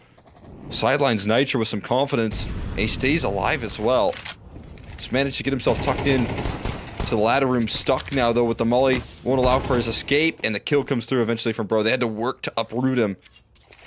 But it still is NRG heading straight into the stack right now. It's Bro, though, blasting past it. And now Junior misses his shot, burning the molly. He's going to burn 5 HP. Just about stays alive, but walking wounded. And Bro gonna close things out. A big time 3K to save the day for NRG. Wow, it looked like Nouns were going to come through and finally end this mini run, but it doesn't happen. Junior had a great opener, and then George managed to get Classia flushed out, but it was this Magi headshot from the P250 that gave them hope once more, not to mention Gnome is connecting, but even with that man edge, Bro and OC had the answers needed in order to bring NRG within 1 round. Nouns off of the saved op, or excuse me, not off the saved op, off of the money they were gaining from the previous round, will have a buy-up here. 2 M4s, the AWP, the FAMAS, and the MP9 will be coming through, but NRG, they're not even running the op. They just want to go full AKs. Bro, Molotov thrown into Khan. I think he's going to try and push Khan off of this, maybe off a flashbang thrown by his teammates. Yeah, there he goes. And finds the opener on Nomiz. What a play. Flashbang tossed as well. That'll create a little bit of chaos over on the Noun side as the rest of NRG are moving in. Magi manages to connect on 1, but it'll be only 1 as he falls. So does Classia. A site taken. Left locked out of the smoke right now towards bottom connector. Still fully in the face of Cryptic at the moment. And he might just try and work for some extra firepower here. He's only rocking an MP9. Not a lot to lose, but in doing so, his effort going to be shut down. And they're going to look to hunt Juniors up. They're going to spot him quickly here in towards TV room. There you go, George spotting out the information. The rest of the hunting party looking to close out his position. But right now, everything that NRG are doing is cold and calculated. That molly from Bro and then moving past it, the perfect lineup that he had to give himself some room to not burn in his own flames. And Junior's in the danger zone right now. He's going to need a lot more than just one. OC catches him before he can chamber another shot in. NRG tied up. That's such a worthwhile trade too, right? The AK versus the op. And you've got money on the NRG side versus Nouns that don't have much to work with. Wow. What a turnaround here for NRG. Now looking to take the lead in a round that very much favors them in terms of both firepower and utility. Only 2 pieces available for Nouns, a flash and a smoke, and they've already used the flash. Or maybe just dropped it down to the ground for someone else, but either way, not much available in that regard. They're gambling with the A stack. No one really present on the B site. Maybe Magi can go there quickly from ladder room. Can't really blame them for putting these players in this position, especially considering they collapse on mid, which NRG has been pretty insistent upon taking round after round. Yeah, I mean, bro just feels like he's 3 players with how effective he's been at lurking when he's solo. And then when he has backup, you know, when Nitro's there, this mid control has been the bread and butter for NRG. The way that they use that, whether it's indirectly or directly, has been phenomenal. There's utility to try and isolate onto Magi here. Good position for him, but tough to work when you're smoked out. Forced through the smoke right there. It's the perfect way to handle business. Junior the closest rotate now on the B site with no teammates. And just a deagle. A nice shot from him to start things off. A little bit of fear factor now in the NRG camp. Another headshot, catching him in the air. Anything extra here, Junior? Yes! What? Another dig shot here. Eventually bested by Hex, but so much damage done. Just no miss left on the site standing. And he's on the scene. Hex left a little bit rattled watching what happened to his team, but he's been a safe pair of hands, and he will continue to do so. A beast on the B site, and NRG take the lead. What a sequence from Junior. 3 beautiful shots. It just felt like they couldn't track him at all, and it almost turned into a 4th, starting with that first one, but these 2 are way more impressive on OC afterwards, and ay. Hexed under control there to finish off Nomiz and end the scare of losing what would have been an anti-eco. Round loss. Anyway, 10-9 for NRG. Their win streak continues. 5 in a row now. Classia throws that smoke immediately for Palace. And that, of course, wasn't the full investment for Nouns, right? Where they almost managed to upset NRG.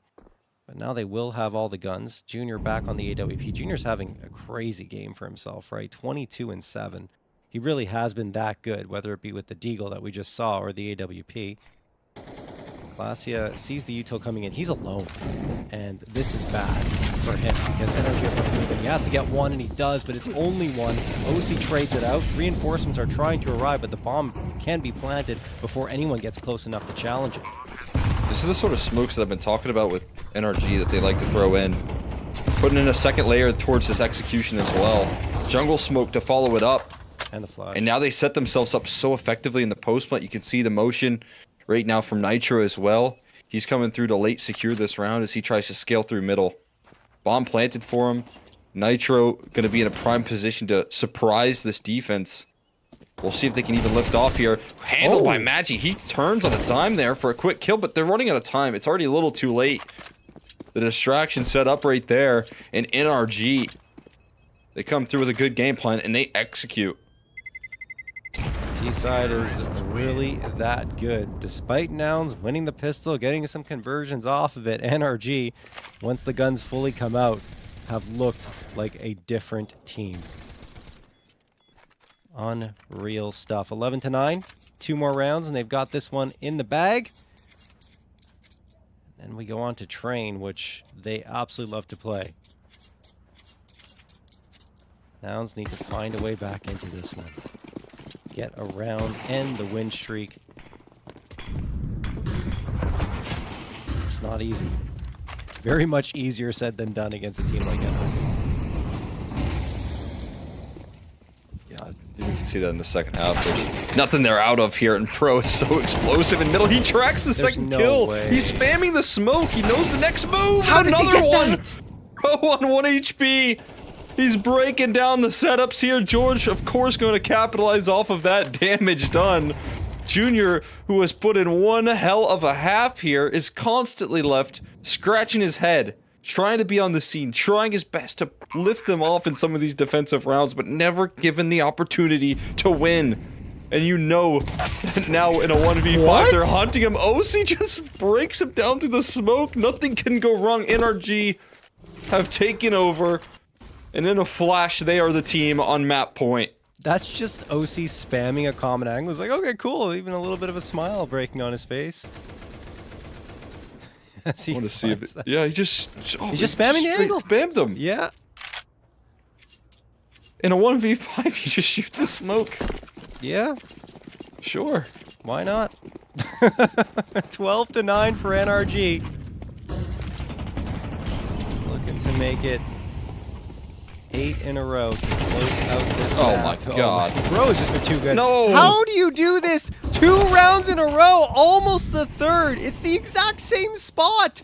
4v3 in favor of NRG. Gomez on life support. Junior slips through the gap, manages to get into sandwich and get one. Classy another, but now Junior's on his own and he can't clutch it out. NRG do indeed make it 8 in a row to come back and win on Nouns' map pick, 13-9. Yeah, and that includes some of the most difficult fashions in which we had to see NRG close out this map. They had to do it with losing both the pistols, the conversions afterwards. They had to fight up against some of the firepower that Junior was putting on possession. And in that first half, we did see everyone arriving there for Nouns. We did see strength in the entire unit. It was Cryptic offering up big multi-kills on that T side. It was Junior firing up with the op. You had moments from Magi as well. But in that second half, it felt like Junior kept up the pace there, kept the marathon rolling, and the rest of the roster couldn't really keep up with the setups that were being thrown at them from NRG. These T sides have been so impressive from NRG, right? We saw some shakiness on the CT side here on Mirage, and I guess I want to say normal, right, for NRG here, because it's not the map they play the most. It's not their best map, but once they get on T side, it's like, holy cow, man. The utility usage, the flashbangs, the smoke executions, like you were saying, the re-smokes that come through after their initial set piece, everything is perfect. They just have depth right there, I think, and that's going to lead to so much success on this T side for this team here. Had to overcome some adversity in that second half, and they make it look easy. That's why you just can't count this team out, no matter what the case is, no matter how many challenges that they face here, no matter if they lose both pistols, they figure out a way to pull it through there, and they do so with so many different ideas. You know, strength in the mid attacks there. A executions were beautiful, and we saw how good those flashes were towards B. There's just so many different tools at their disposal to win rounds, and that comes through effective here for this matchup. Absolutely. And we're looking here at the numbers, and it's very evenly spread across the board. George and Bro at the top, and Bro hasn't necessarily had his chance to shine in too many maps because, like we talked about earlier, he plays the tough spots. He's not in positions where he's going to put up crazy numbers. Usually you just want him to do damage. If he gets frags, it's absolutely fantastic. And here he did so much. I mean, going down mid twice in a row and getting through 2-3 frags there towards the end of the map was insane. The amount of pressure you're facing from 3 different angles, and he's just ready to challenge every single time. So well done from all of NRG, but Bro and George in particular here on this map. And now we look over on the Noun side, and it's going to be Junior. Yeah, like 23 frags. He's probably going to hit his Prizepicks frag estimate here at Cole. Only 9 deaths, obviously, because he's saving a lot with the AWP, but 101.3 ADR. Junior was doing absolutely everything, like you said, to try and get a round under Nouns' belt on that defensive end, but it just wasn't happening. I mean, it was the most one of those games that I've seen a player be like, okay, well, I'm going to try and go to this side of the map that we just got beat on and see if I can find an opening duel. Oh, man, they hit the other side of the map. I'm out of position and forced to save. And NRG, you know, do a phenomenal job of avoiding him when it comes to the early op picks that he attempts. The issue is the rest of his team then gets targeted, and it was very easy to collapse. And I can understand why Nouns are struggling against it. We talked about the utility here. When you're anchoring up against the amount of utility, the protocols of spacing here, the quick trades that we see sometimes out of this NRG camp, it's not easy to hold up against, and Nouns fell victim to that. Absolutely, no question. And well, we have another map coming up here. It's going to be NRG's map pick on Train. We'll see if Nouns will again fall victim to that util barrage that NRG is deploying, or if they can finally get that answer after this break.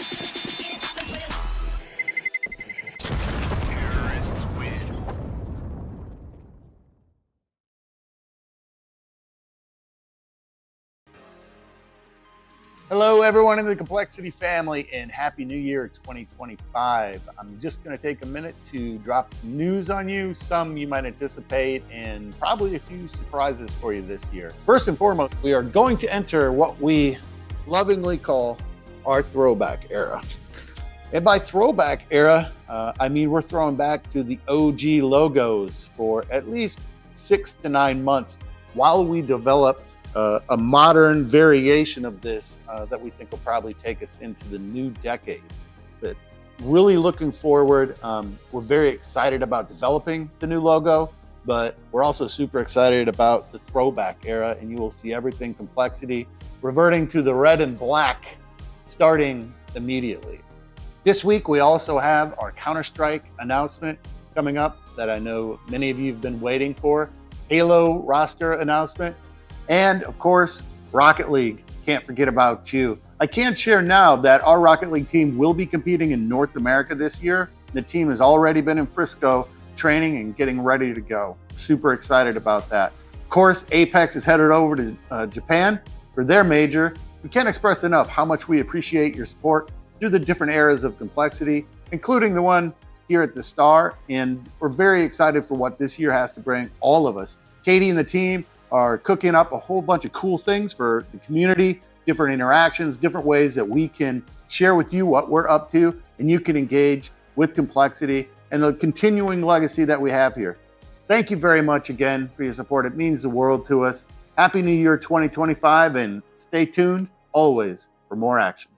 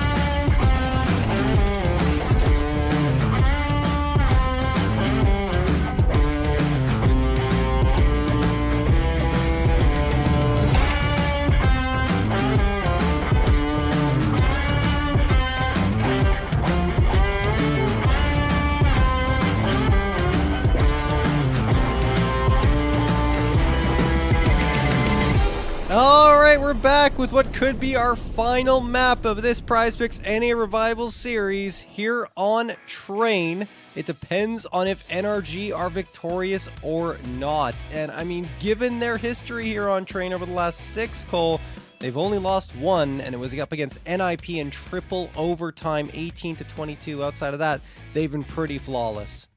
Yeah, it's just a map that they really are effective. They dominate on, and they're looking to capitalize on what they just showed us in that last matchup right there. Being able to bring in these incredibly efficient T-sides there, showing what they can do with the utility usage all the way through, having the strides that come through from Hex, having different pieces that can step up to the plate, man. It's a really exciting look out of NRG. They close this out with a dominant map pick that they choose into. I think that's the best run that they've had so far in the Prizepicks Revival series, all of the finals that they've made. Yeah, no question. So we'll have to see here if Nouns can come through and find victory in order to push us to a third map, which would be Dust 2. And I think that obviously once we get there, I shouldn't say once we get there, if we get there, it will be a very tightly contested affair between two teams that love to play there. I think it'll be a nice duel between Junior and OC. But I mean, I can't even talk about Dust 2 yet because we've still got this one map Train to get on through. And Nomiz's mouse is from the heavens, it seems. Yeah. It gives them that extra skill right there. Jeez. It's pretty cool though. I like it. It is cool. Yeah. Glowing through his hand. Just practicing his flicks here. Also, the background looks pretty cool there. He's blessed by the gods. Yeah, it is a really cool background. Nice scenery. They're at the penthouse. We'll see. I like the Doge here for Junior. Doge cam. Oh, yeah, he's always chilling right there. Yeah. Sometimes he likes to look out that window. It's the best. When my dog was a little puppy, I used to always have him lay down in the background. But now he likes to hang out on the couch. Yeah, that background is no good for him anymore. He needs the nice, comfortable couch, Cole. Maybe just put the couch in your background. Well, I got a futon in the background, but it's not comfortable. Also, he likes to bark at neighbors, so he's not allowed in the studio during working hours. Oh, no. He just wants to say hi. Yeah, he's just super friendly. Well, Nouns and NRG aren't going to be friendly with each other here, trying to take victory. And that $4,000 grand prize, which NRG have already had a taste of twice. If they win here, they'll increase their grand prize total to $12,000. I think I'm trying to do the math here because they actually finish second place every other time. So I'm trying to do it so a whole lot of money. Yeah, it's a lot. I think it's actually already 12,000. Yeah, it is already 12,000. So it'd be 16K total earned here at the Prizepicks NA Revival Series if they win on this map. Glacia is going to get the first one, but Hex and George rack up another couple and take control of this B side. That said, Nomis hits a pretty razor-sharp shot there towards upper B. Could get the follow-up as well. Oh, he misses his opportunity on Nitro, and Nitro realizing now is jiggling back and forth, trying to collect another scalp. Oh, and he won't. In fact, it's Hex that goes down. Oh, but Nitro able to stabilize here. Issue is there's another player looking to surprise. Nomiz steps up to the plate, that smoke and a fade, and it's a quick kill from OC. Dilberetta's out, bomb tapped. Nomiz is going to look to give him a peek here, but now OC can play the time here. No kit for Nomiz means that time going to be a factor, and he finds a headshot to secure it anyways there. OC with an explosive start here on Train, getting NRG their first pistol of the series. Credit to Nomis for bringing that one back, though, right? Because it looked like NRG were just going to come through and take an easy round victory, but Nomis from long range, pretty sharp, gets that. That was his second one onto Hex, and then makes it a 1v1 against OC. The problem is OC just had too much time and space to work with those dualies. Will secure the round for NRG. This T side up against the Blue Jays was absolutely suffocating, and the utility was the prime reason for that. Here comes that util again, and Bro already out of T-Con finds the opener on Cryptic. This is a force buy for Nouns. Magi gets two back, almost the third, but Hex will end that run. 3v3. A-Site still has a couple of CTs lurking in the shadows. NRG need to clear this out. I think that Junior was spotted there. Maybe Nomiz as well. Osi's watching. So they're going to try planting this bomb. Osi's going to have to peer around this corner. What's going on? But Nomiz will drop Hex. There's OC activating at a perfect time to find the trade. 2v2 post plant. Struggling to get into this one. Junior just so laser focused on OC, allowing for Classy to at least scale forward here, but Junior now left into a 1v2. He doesn't have armor as well, which is a challenge. Gonna tap that bomb without a kit. They're gonna flush out George. Mission accomplished there for the first. OC now left far back, but again, it's that lack of kit that's gonna play a big factor here.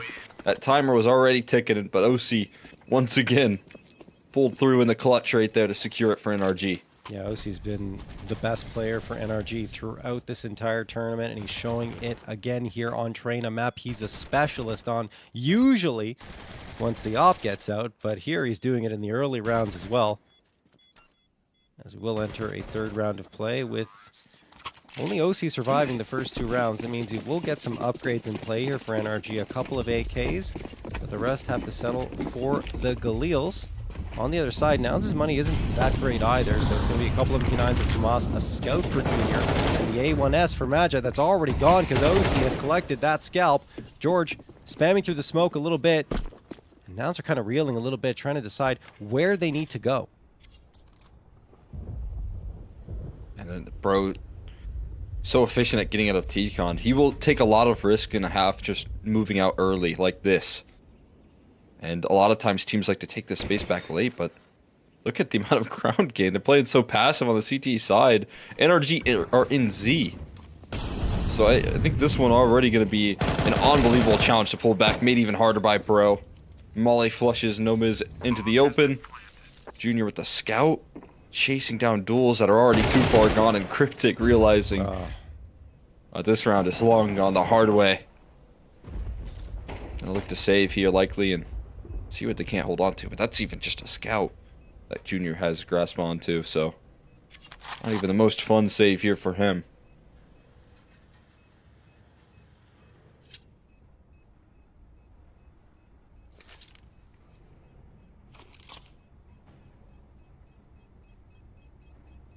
All right. Well, as that bomb ticks away, NRG will find themselves a third. The question is, can Classy and Junior save these guns? And the answer is yes. We should be fine.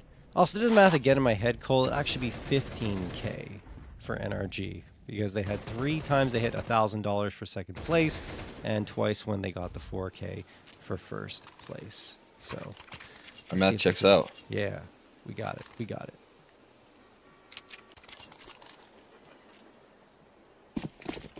They are favored here on Train, yeah.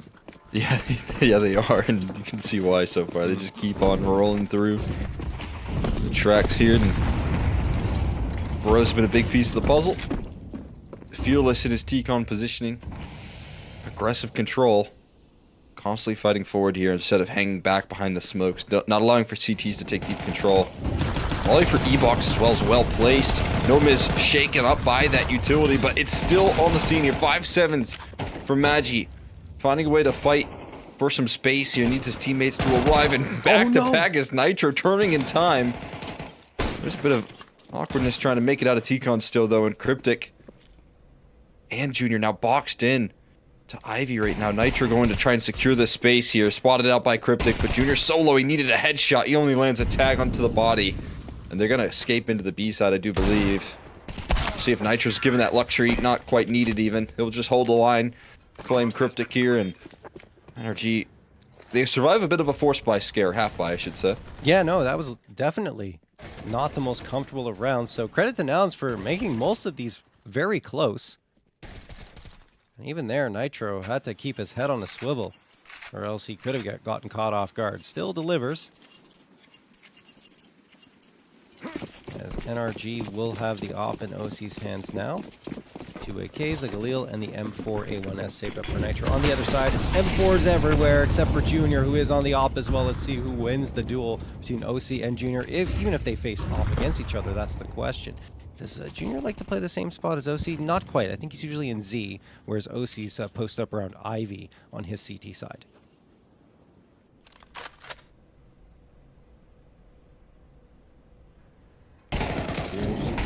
angle there from Classia.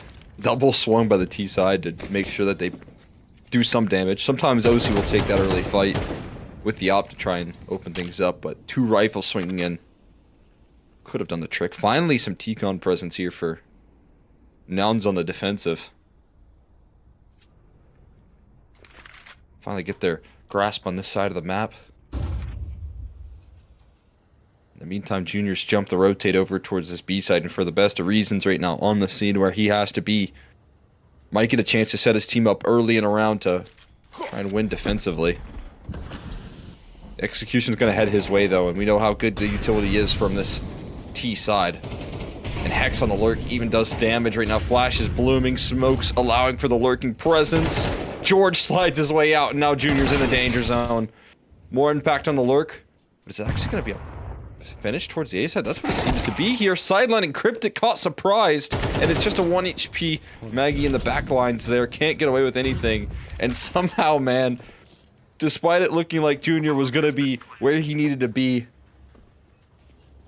it's not the case. They avoid him like the plague, man. As they That's a nice shot, really but sharp. it's just not going to mean anything. He's going to have to try and save again, not going to give him the chance. This is crazy. I feel for Junior. It's got to be so frustrating. What else has to be frustrating is that NRG thought they were making the right call to a more vacant site towards A by rotating, but in fact, NRG or Nouns had the numbers there. They had 2 players there who were completely removed without so much as a fuss. It was, you saw it right there. That's how good NRG is right now on their T sides. Yeah, I mean, technically making the wrong decision in terms of walking into the stacked site and still walking away pretty comfortably. Yeah. Oh, towards T-Con again. If Bro has the spawn, he will take the space. And he does it once again. Dominant control here. NRG are rolling through the Nouns defense. There's no resistance. A pure glide through this round here, up against the MP9s, the rifles. It doesn't matter. NRG on a one-way track to victory here. I think NRG had a feeling they'd be on an anti-eco in that round, so they just took it fast and blitzed towards that A site through T-Con, and it worked. But, I mean, that's not going to work round after round. They know that, of course. So they're probably going to change things up into this one. But Nouns, they need something, anything, to go their way.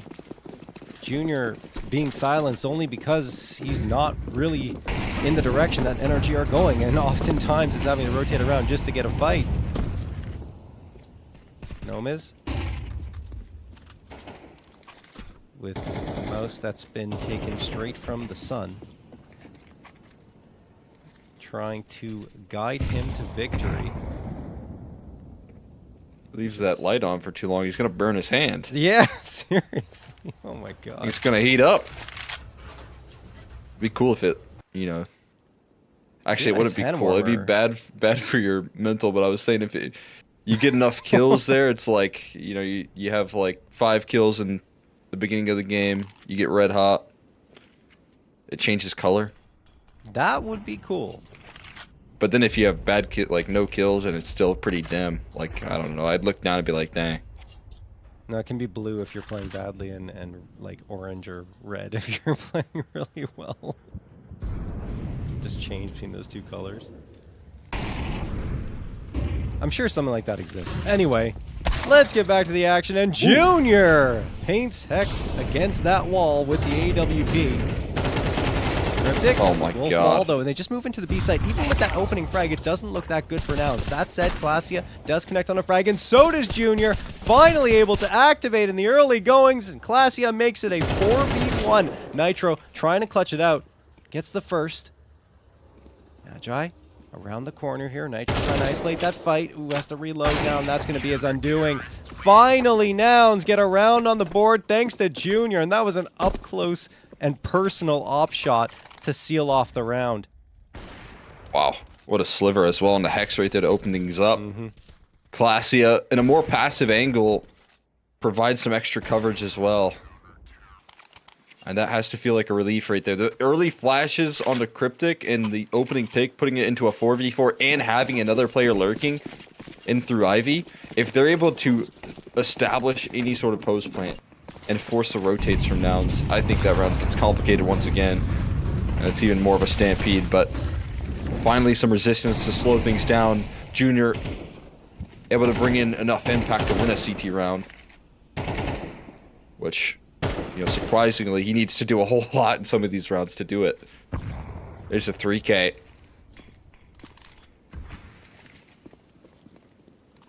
A sigh of relief, but it's right back onto the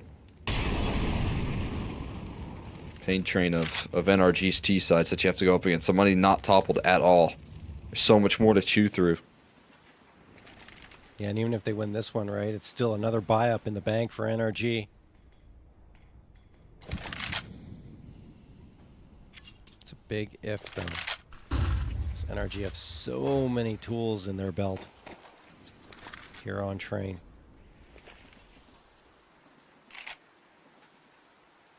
46 seconds left on the clock, taking their time as they move forward here. Looks like they want to finish. Oh, never mind. I'm going to get back to that. Magi is going to get the opener over on George. Nice peek, bro. Might try to retake the space, but Junior's playing the off, and he hits the shot perfectly. Another fantastic start here for Nouns. Let's see if NRG can peel away the pieces towards the same site and get back into this round. Doesn't look good, though, with Hex falling. This looks just perfect here. A little bit of a peek there for Junior, but quickly punished thereafter. Nitro took some damage early on to Magi in this round, so he's just going to hide out. Try and call this one over and done with. Stay alive here with his AK in hand. Nouns, that's a cohesive defense right there. That's something you can lean on, right? Beautiful stuff from Magi, just the right, a bit of aggression rolling through, and then Junior's op posted up on T-Con, deep lines where No Miss can then sequence his aggression. And that to me feels like a winning formula, but there we have it. Yep. Junior getting the Prizepicks check mark for more than 27.5 kills. As you can see, put through a phenomenal effort, starting to get rewarded with his defensive movements in these last couple of rounds here on train.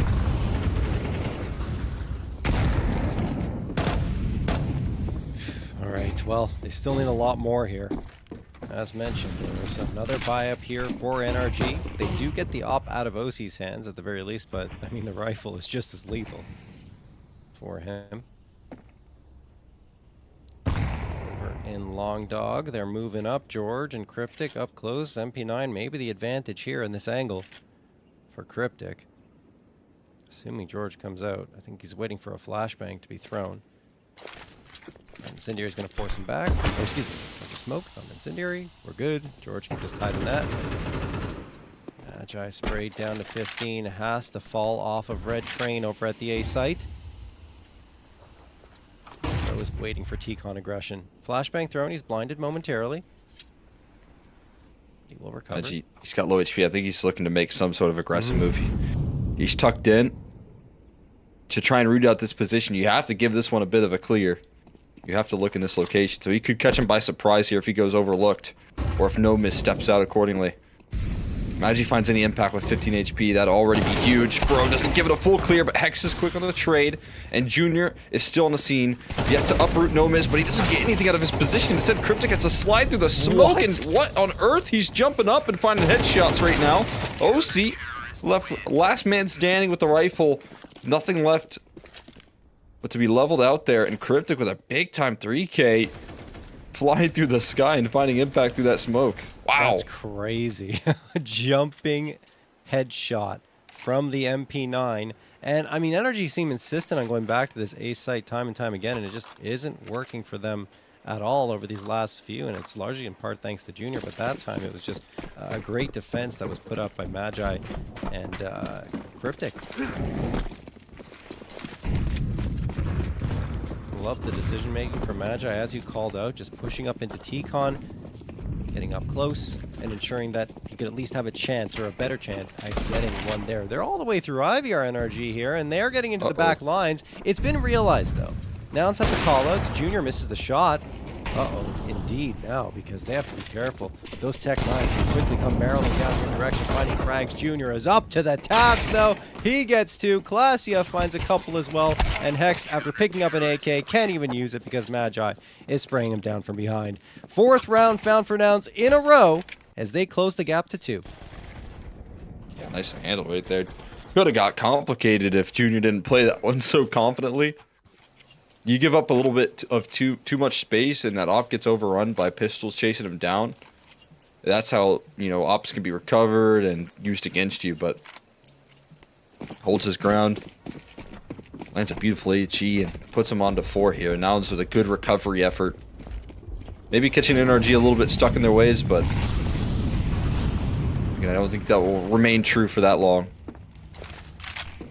See what the next adjustment is here after losing out on a couple of those executions. You also look at the way the energy are drawing out the clock. So Magi really just pushing that smoke. He's inside of it right now. I have to gather some information here. There you have it. Pressing forward. T-Con clear. Deep T-Con clear. The A side starting to be realized right now. And it's going to steady the hands of these B players. Classia throws the smoke there to postpone events on the B site. And yeah, as you said, Noun's going to realize that is the final destination with Magi on a monster flank. Magi, oh, what? How does he miss all that? It doesn't matter. Everyone else melts away as they go for their execute for NRG. It's only George left. He gets 2. But that's all. Junior ends that. And it will be 5 rounds found for Nouns heading into the final round of this first half. Making it close. Yeah, it's a good move right there from Magi, just pressing forward there. I don't know how those shots missed, I know. but either way, he at least locked in the one he needed to. And again, more importantly than the kills on the flank was the information provided right there. Just secures it off the info alone. That's such a bold move to make the constant pressure of NRG towards T-Con, whether it's late into the round or early from Bro, and then to say, hey, I'm not going to respect that at all. Just going to press the issue with confidence is fantastic. But George destroys Cryptic's AUG that has been so effective. Sidelines him, now moving past the smoke, 2 HP, but he could get himself in a nasty position. Classic enough, HE the smoke! He finds the kill before he falls, though! He was certainly dead, but finding a way to land a kill, given certain death, is unbelievable. And OC, to seal the deal, NRG get explosive, and the closing statement will move their way up to 7. That's the last round they won, right? Was that just blitz towards the A site, and they try to go slow round after round. It's not working. 5 times in a row, they get rebuffed, and they say, okay, let's try the fast play again, and it works beautifully. So maybe it might have been a good idea to try that earlier on. Who knows? Anyway, they still keep a lead into the second half, which is what's important, and they're also extremely scary on the CT side of train, thanks to this guy right here, OC, with his AWP. That said, it'll be a little while before we get there. Have to start with the pistol round and see who will gain the edge this time. OC, dualies out. Going in towards Long Dog. Classia will be there, and Classia appears around the corner. Cryptic, in the meantime, did manage to find the headshot onto Nitro, so now we have a 5v4 in favor of Nouns, but OC is not going to be too deterred. He's going to go in here with the buddy system being played, and Bro finds 2! OC also gets 1 onto Cryptic. Magi managed to slip through and get a response here, but it's still a man advantage in favor of NRG. This round's so awkward. Classia inside of this connector here. Here's the footsteps, but his location unknown. Could be a big element of surprise, and they hit silence on the server. But that, for Classia, is some information confirmed here. Awkward fight for Bro. As Magi goes and recovers the bomb. Gonna look to plant on this A side. Bro hears the fadeaway and is trying to follow in the footsteps. Classia knows where 2 plays were located earlier in the round here, and he's gonna position himself accordingly. He can't fight up against OC though. Very quick to dual Berettas, and Magi will never get to see his next target. OC from the side there, and NRG gonna get themselves both pistols here on train. There we go. 8th round found for NRG. As now OC. I mean, I don't necessarily know if I'd be surprised if OC just decides to go for a lighter buy and save up for the AWP in round number 3. Could even stick to the dual. He's seen that many times before from Hoppers. The bomb plant might be there is the more bomb tricky plant. to. Yeah, you're right. Sorry, No, it's I okay. was working under the assumption of no bomb plant and just Yeah. realized that yes, they did get the bomb planted, so he has to buy up. And it will be an M4. He could still try with the dualies though, but no, it wouldn't be the wisest Well, of a choices. couple players without head Kevlar, you could tear through them. No Yeah. Miz and Junior. That is But true. yeah, good decision there to just get a gun in hand there, especially an A4 to deal with the multiple Galils that he's going up against. It's still a very effective buy for Nouns, given the round loss. We see what happens when sometimes NRG missing some utility or missing some pieces on the CT side. It can cost them. It's going to come down to landing some shots up against this Nouns default. And what I like is that Nouns are keeping a slow pace to this round, not using too much utility to take space, especially Magi's case right now. He's doing this just dry, walking up all the way through Ivy. Hex has a tough fight on his hands, but he's able to win it and not take too much damage. George will follow suit.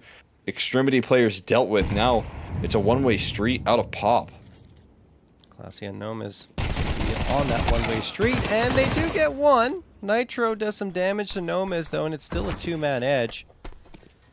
With Gnomes' position confirmed, he's just going to back off completely and join up with Junior, who's trying to take the space in towards the B side. George and OC are watching both angles, though. Whatever happens here, and there's OC finding Gnomes. Nice shot from Junior, but unfortunately for him, OC's just that little bit better. He finds himself another 2K, up to 15 on the board here on train for him. Very tricky round right there, given how right Nouns were in targeting the extremities. So that Ivy position right there, that was looking very promising in terms of what Magic could do on his aggressive maneuver. But then George as well, capturing that kill. And both of those defenders with a lot on the task right there, Hex and George being able to lock in those frags, just that really leaves them with no options. You're looking at just making it out of Pop at that point, and trying to do that in a 5v3 is so incredibly challenging. Whoa. Whoa. Flom Is this into OC? the server. This is just OC's player cam. Maybe he's playing on Flom setup. Yeah. That's a really old picture. Where did you get this one from? I don't know where Rob got this. I had to dig into the Liquipedia archives. Yeah. OC has transformed into Prime Flom. You know this guy was hitting shots. Oh, yeah. Without question. What is that? Is that the blue light protecting glasses Yeah, right they there are. as well? Yeah. Yeah, he's opping you pretty quick. I'd have to imagine. He's got you on lock. Yeah, you're not getting past his scope. That's for sure. Not like today. Oh, He's back. He's back. He's channeling the Flom of the past in order to deliver these 15 frags here on train. And more than that, been a force to be reckoned with throughout the entirety of this NA Revival series.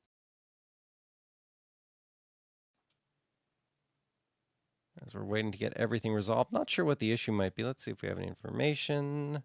It's getting cryptic. Looks like someone has to He's restart. a little bit grayed out right now in the screen, so it might be him disconnected, getting a quick restart rolling. This thing sorted back into the swing of things here. NRG would certainly be excited to do just that. They are absolutely tearing through the competition. Yeah, they won on the force buy for Nouns, and I mean pretty cleanly at that. So now Nouns have to go on to an eco for themselves. Probably going to have some pistol upgrades, I would guess. With the lost bonus sitting 20. How does Rob find the time to do this stuff, man? Like, what the heck? All he has to look for is old school Flom. He has to open up his Does he have a Flom folder. folder? Yeah, like, is there a folder that Rob He's has? got a just folder for Flom? sure. He's got a Flom folder for sure. Okay, it's the old Fragadelphia archives. That's why we're seeing some pretty old school photos here. Rob's got everything.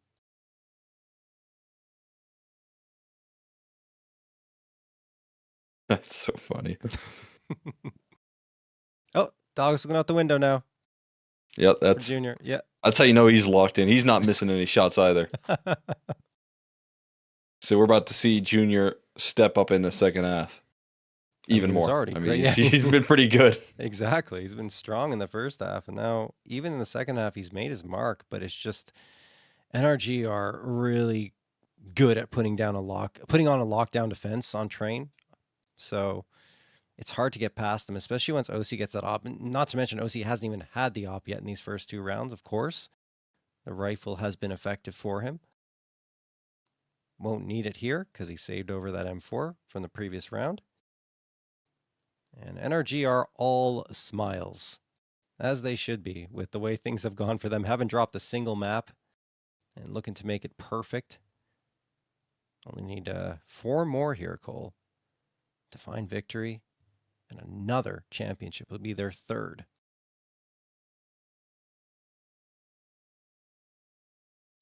Just shows how dominant this team could be here. Rolling through here with a lot to be excited about as well. I mean, talking about closing out the 3rd belt and then also getting those VRS points, which key for this team, who I think not only is happy that they locked in the spot at the major, but is looking to do damage. You know, they got Dallas to look forward to as well. So, a team with a lot in the future. And finally, it looks like, you know, in the last couple of months has been rewarded with all of that hard work that they've been putting in terms of the results. That's another example of it. Quick control here, suffocating this round out already. Opening pick. There is a sneaky position right now in Ivy, though, and that shot is going to shift up the rotates quickly. They've got the sight. George falls solo. They've still got this lurk here. They still got Cryptic on the scene. Can't complete the kill, though. But as I highlighted, that sneaky position from Ivy, that could come back to bite them. They never spotted out Junior hiding about. Deagle in hand. Oh, Hex is going to play a raid on the other end. OC, he does get collapsed on before Hex can arrive, though. Junior's still going to be put on notice now. He's going to get flanked, it seems. Oh, but Nomus is right there. Maybe Nomus spots out Hex. I don't know. It's really not material. Oh, there it is. Okay. Junior rotating around. Now he knows where Hex is. The bomb is planted. Still needs to hit some wicked headshots, as he did on Mirage there on that B site, if you recall. A couple of or a little while back, I should say. Junior? Well, I don't know. Not feeling it this time, and there it is. Nitro going to spray him down, and that will do it. NRG get a 10th. Yeah, I mean, a little bit chaotic right there for NRG with that opening pick from George. Positioning, but stabilized. Kept in safe hands by Hex, who comes through with a big recovery. And now is able to provide a little bit of damage, put the pressure on. That kill right there is so important. Give them any room to work with. Cryptic able to find that kill, stay alive. Could have been everything, but Hex just doesn't let that slide. Double digits for NRG and an op for OC. This is their reward. Well, this is going to go from bad to worse, I would say, for Nouns, with that op in OC's hands. Great flashbangs and util, as is par for the course for NRG. Bro up close with the MP9. He's going to push off of that Molotov and then throws an incendiary of his own. They've got full control of T-Con. Nouns will not be able to regain this space without a util dump of their own, which they do have some of. There is that Molotov that goes in. But of course, Magi try and go for that peak, and he just can't get past it. George, in the meantime, pushes Brown Halls and transfers for 2. Makes it look easy. Bro is probably dead, but Nitro finds a trade immediately, and there's OC activating, as he loves to do, right outside of Ivy into T-Con. Nitro the last. NRG on to 11. They are 2 rounds away from being crowned the champions here of the Prizepicks NA Revival Series. It's a setup that, you know, when we see it from Bro's point of view, it looks so vulnerable, but then you look at the backup, and Bro has just so many eyes set towards T-Con behind him. watching and helping out with that defense, and Nouns have to put so much work in just getting the first phase of that map control. Just get inside of T-Con. You have to tear through and use so much utility. NRG looking to snuff out the hot hands that were this Nouns team all the way through. Showing that they're just that much hotter on the scene right now. George is leveled out Cryptic with a nice adjustment. That could open up some avenues. Nitro's blocking him from entering in. He realizes that he's inside the smoke with the opposition as the flashes rain over his head. Bro needed to capitalize, couldn't quite land the kill to do so. And Hex still fighting forward. Junior able to level him out with the Galil in hand. And OC, he does have that op in hand, but I don't know if he's going to make too much of a move forward here. Probably going to be planted. There's some low HP bars. He's got a Deagle to try and handle that. But as no kills are presented to him, now it's going to look to plant their feet here.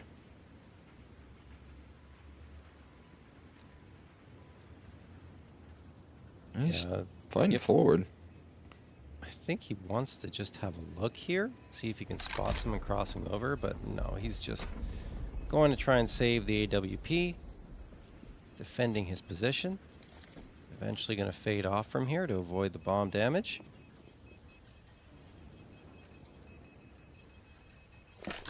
And there we go. OC will walk away with the AWP, an important piece to keep the economy healthy here for NRG despite the round run streak they were on. Cryptic. I mean, that's just critical. Honestly, George getting a little over aggressive in the early round. I think he was smelling victory and tried to go for something to disrupt immediately, and it just doesn't happen. And after that, kind of piles in favor of Nouns. The timing good for them as they charge in towards that A site. Nitro felt like he might have a bigger advantage than he did as he gets the first, but the second player is not caught off guard at all.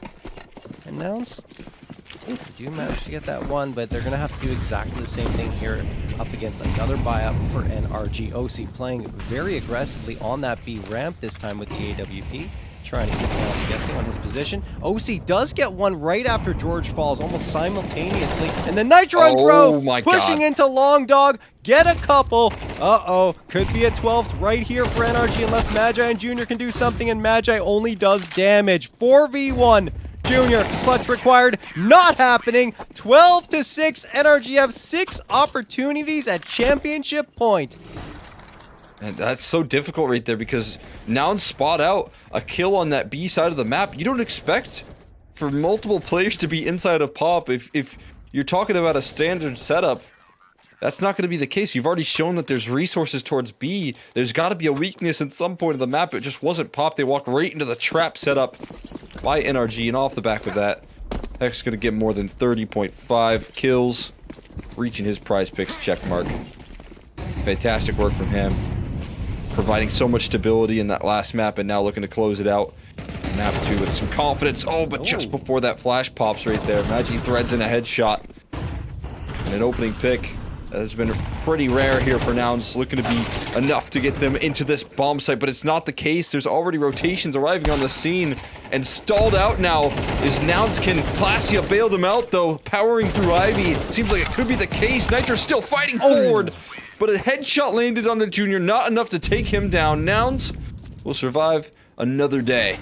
Kind of sort of break the economy for NRG. But anyway, look, that's just a really nice play coming through from Glacia. He's the one disrupting on the back lines out of Ivy to get a couple for his squad, and that's what allows them the space to really retake and get the final frags onto the NRG players, even though it got pretty darn close with Nitro close to spraying for a 2K and making it a 1v1. Nitro will hit his prize picks checkmark. He kind of called it, Cole. He's certainly up for it. A player that can have pop-off performances, and he's certainly getting one here on train. 18-9, only one frag behind OC.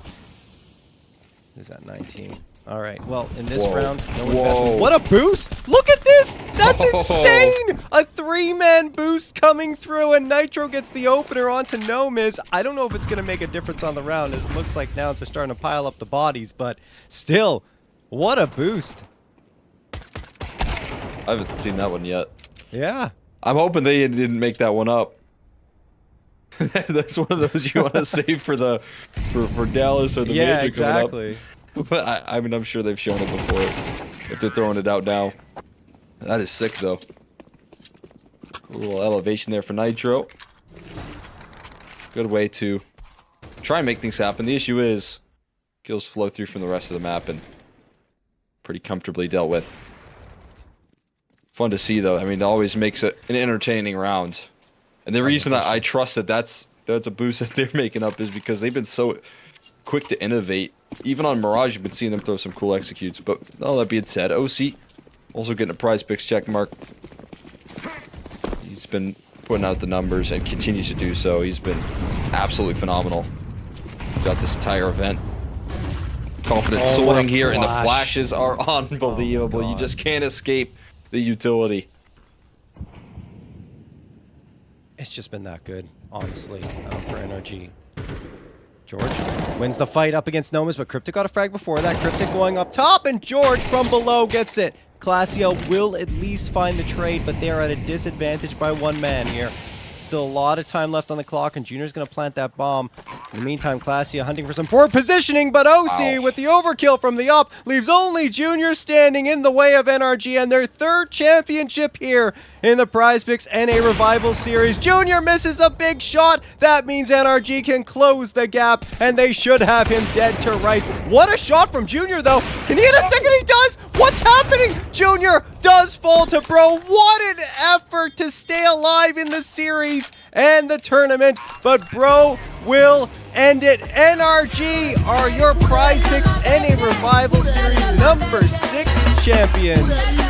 They will do it. They will do it in 2. They will dominate every piece of the competition that they play up against, and they'll do it with some nice tatted sleeves as well. George and Bro looking like they got some new tattoos as well.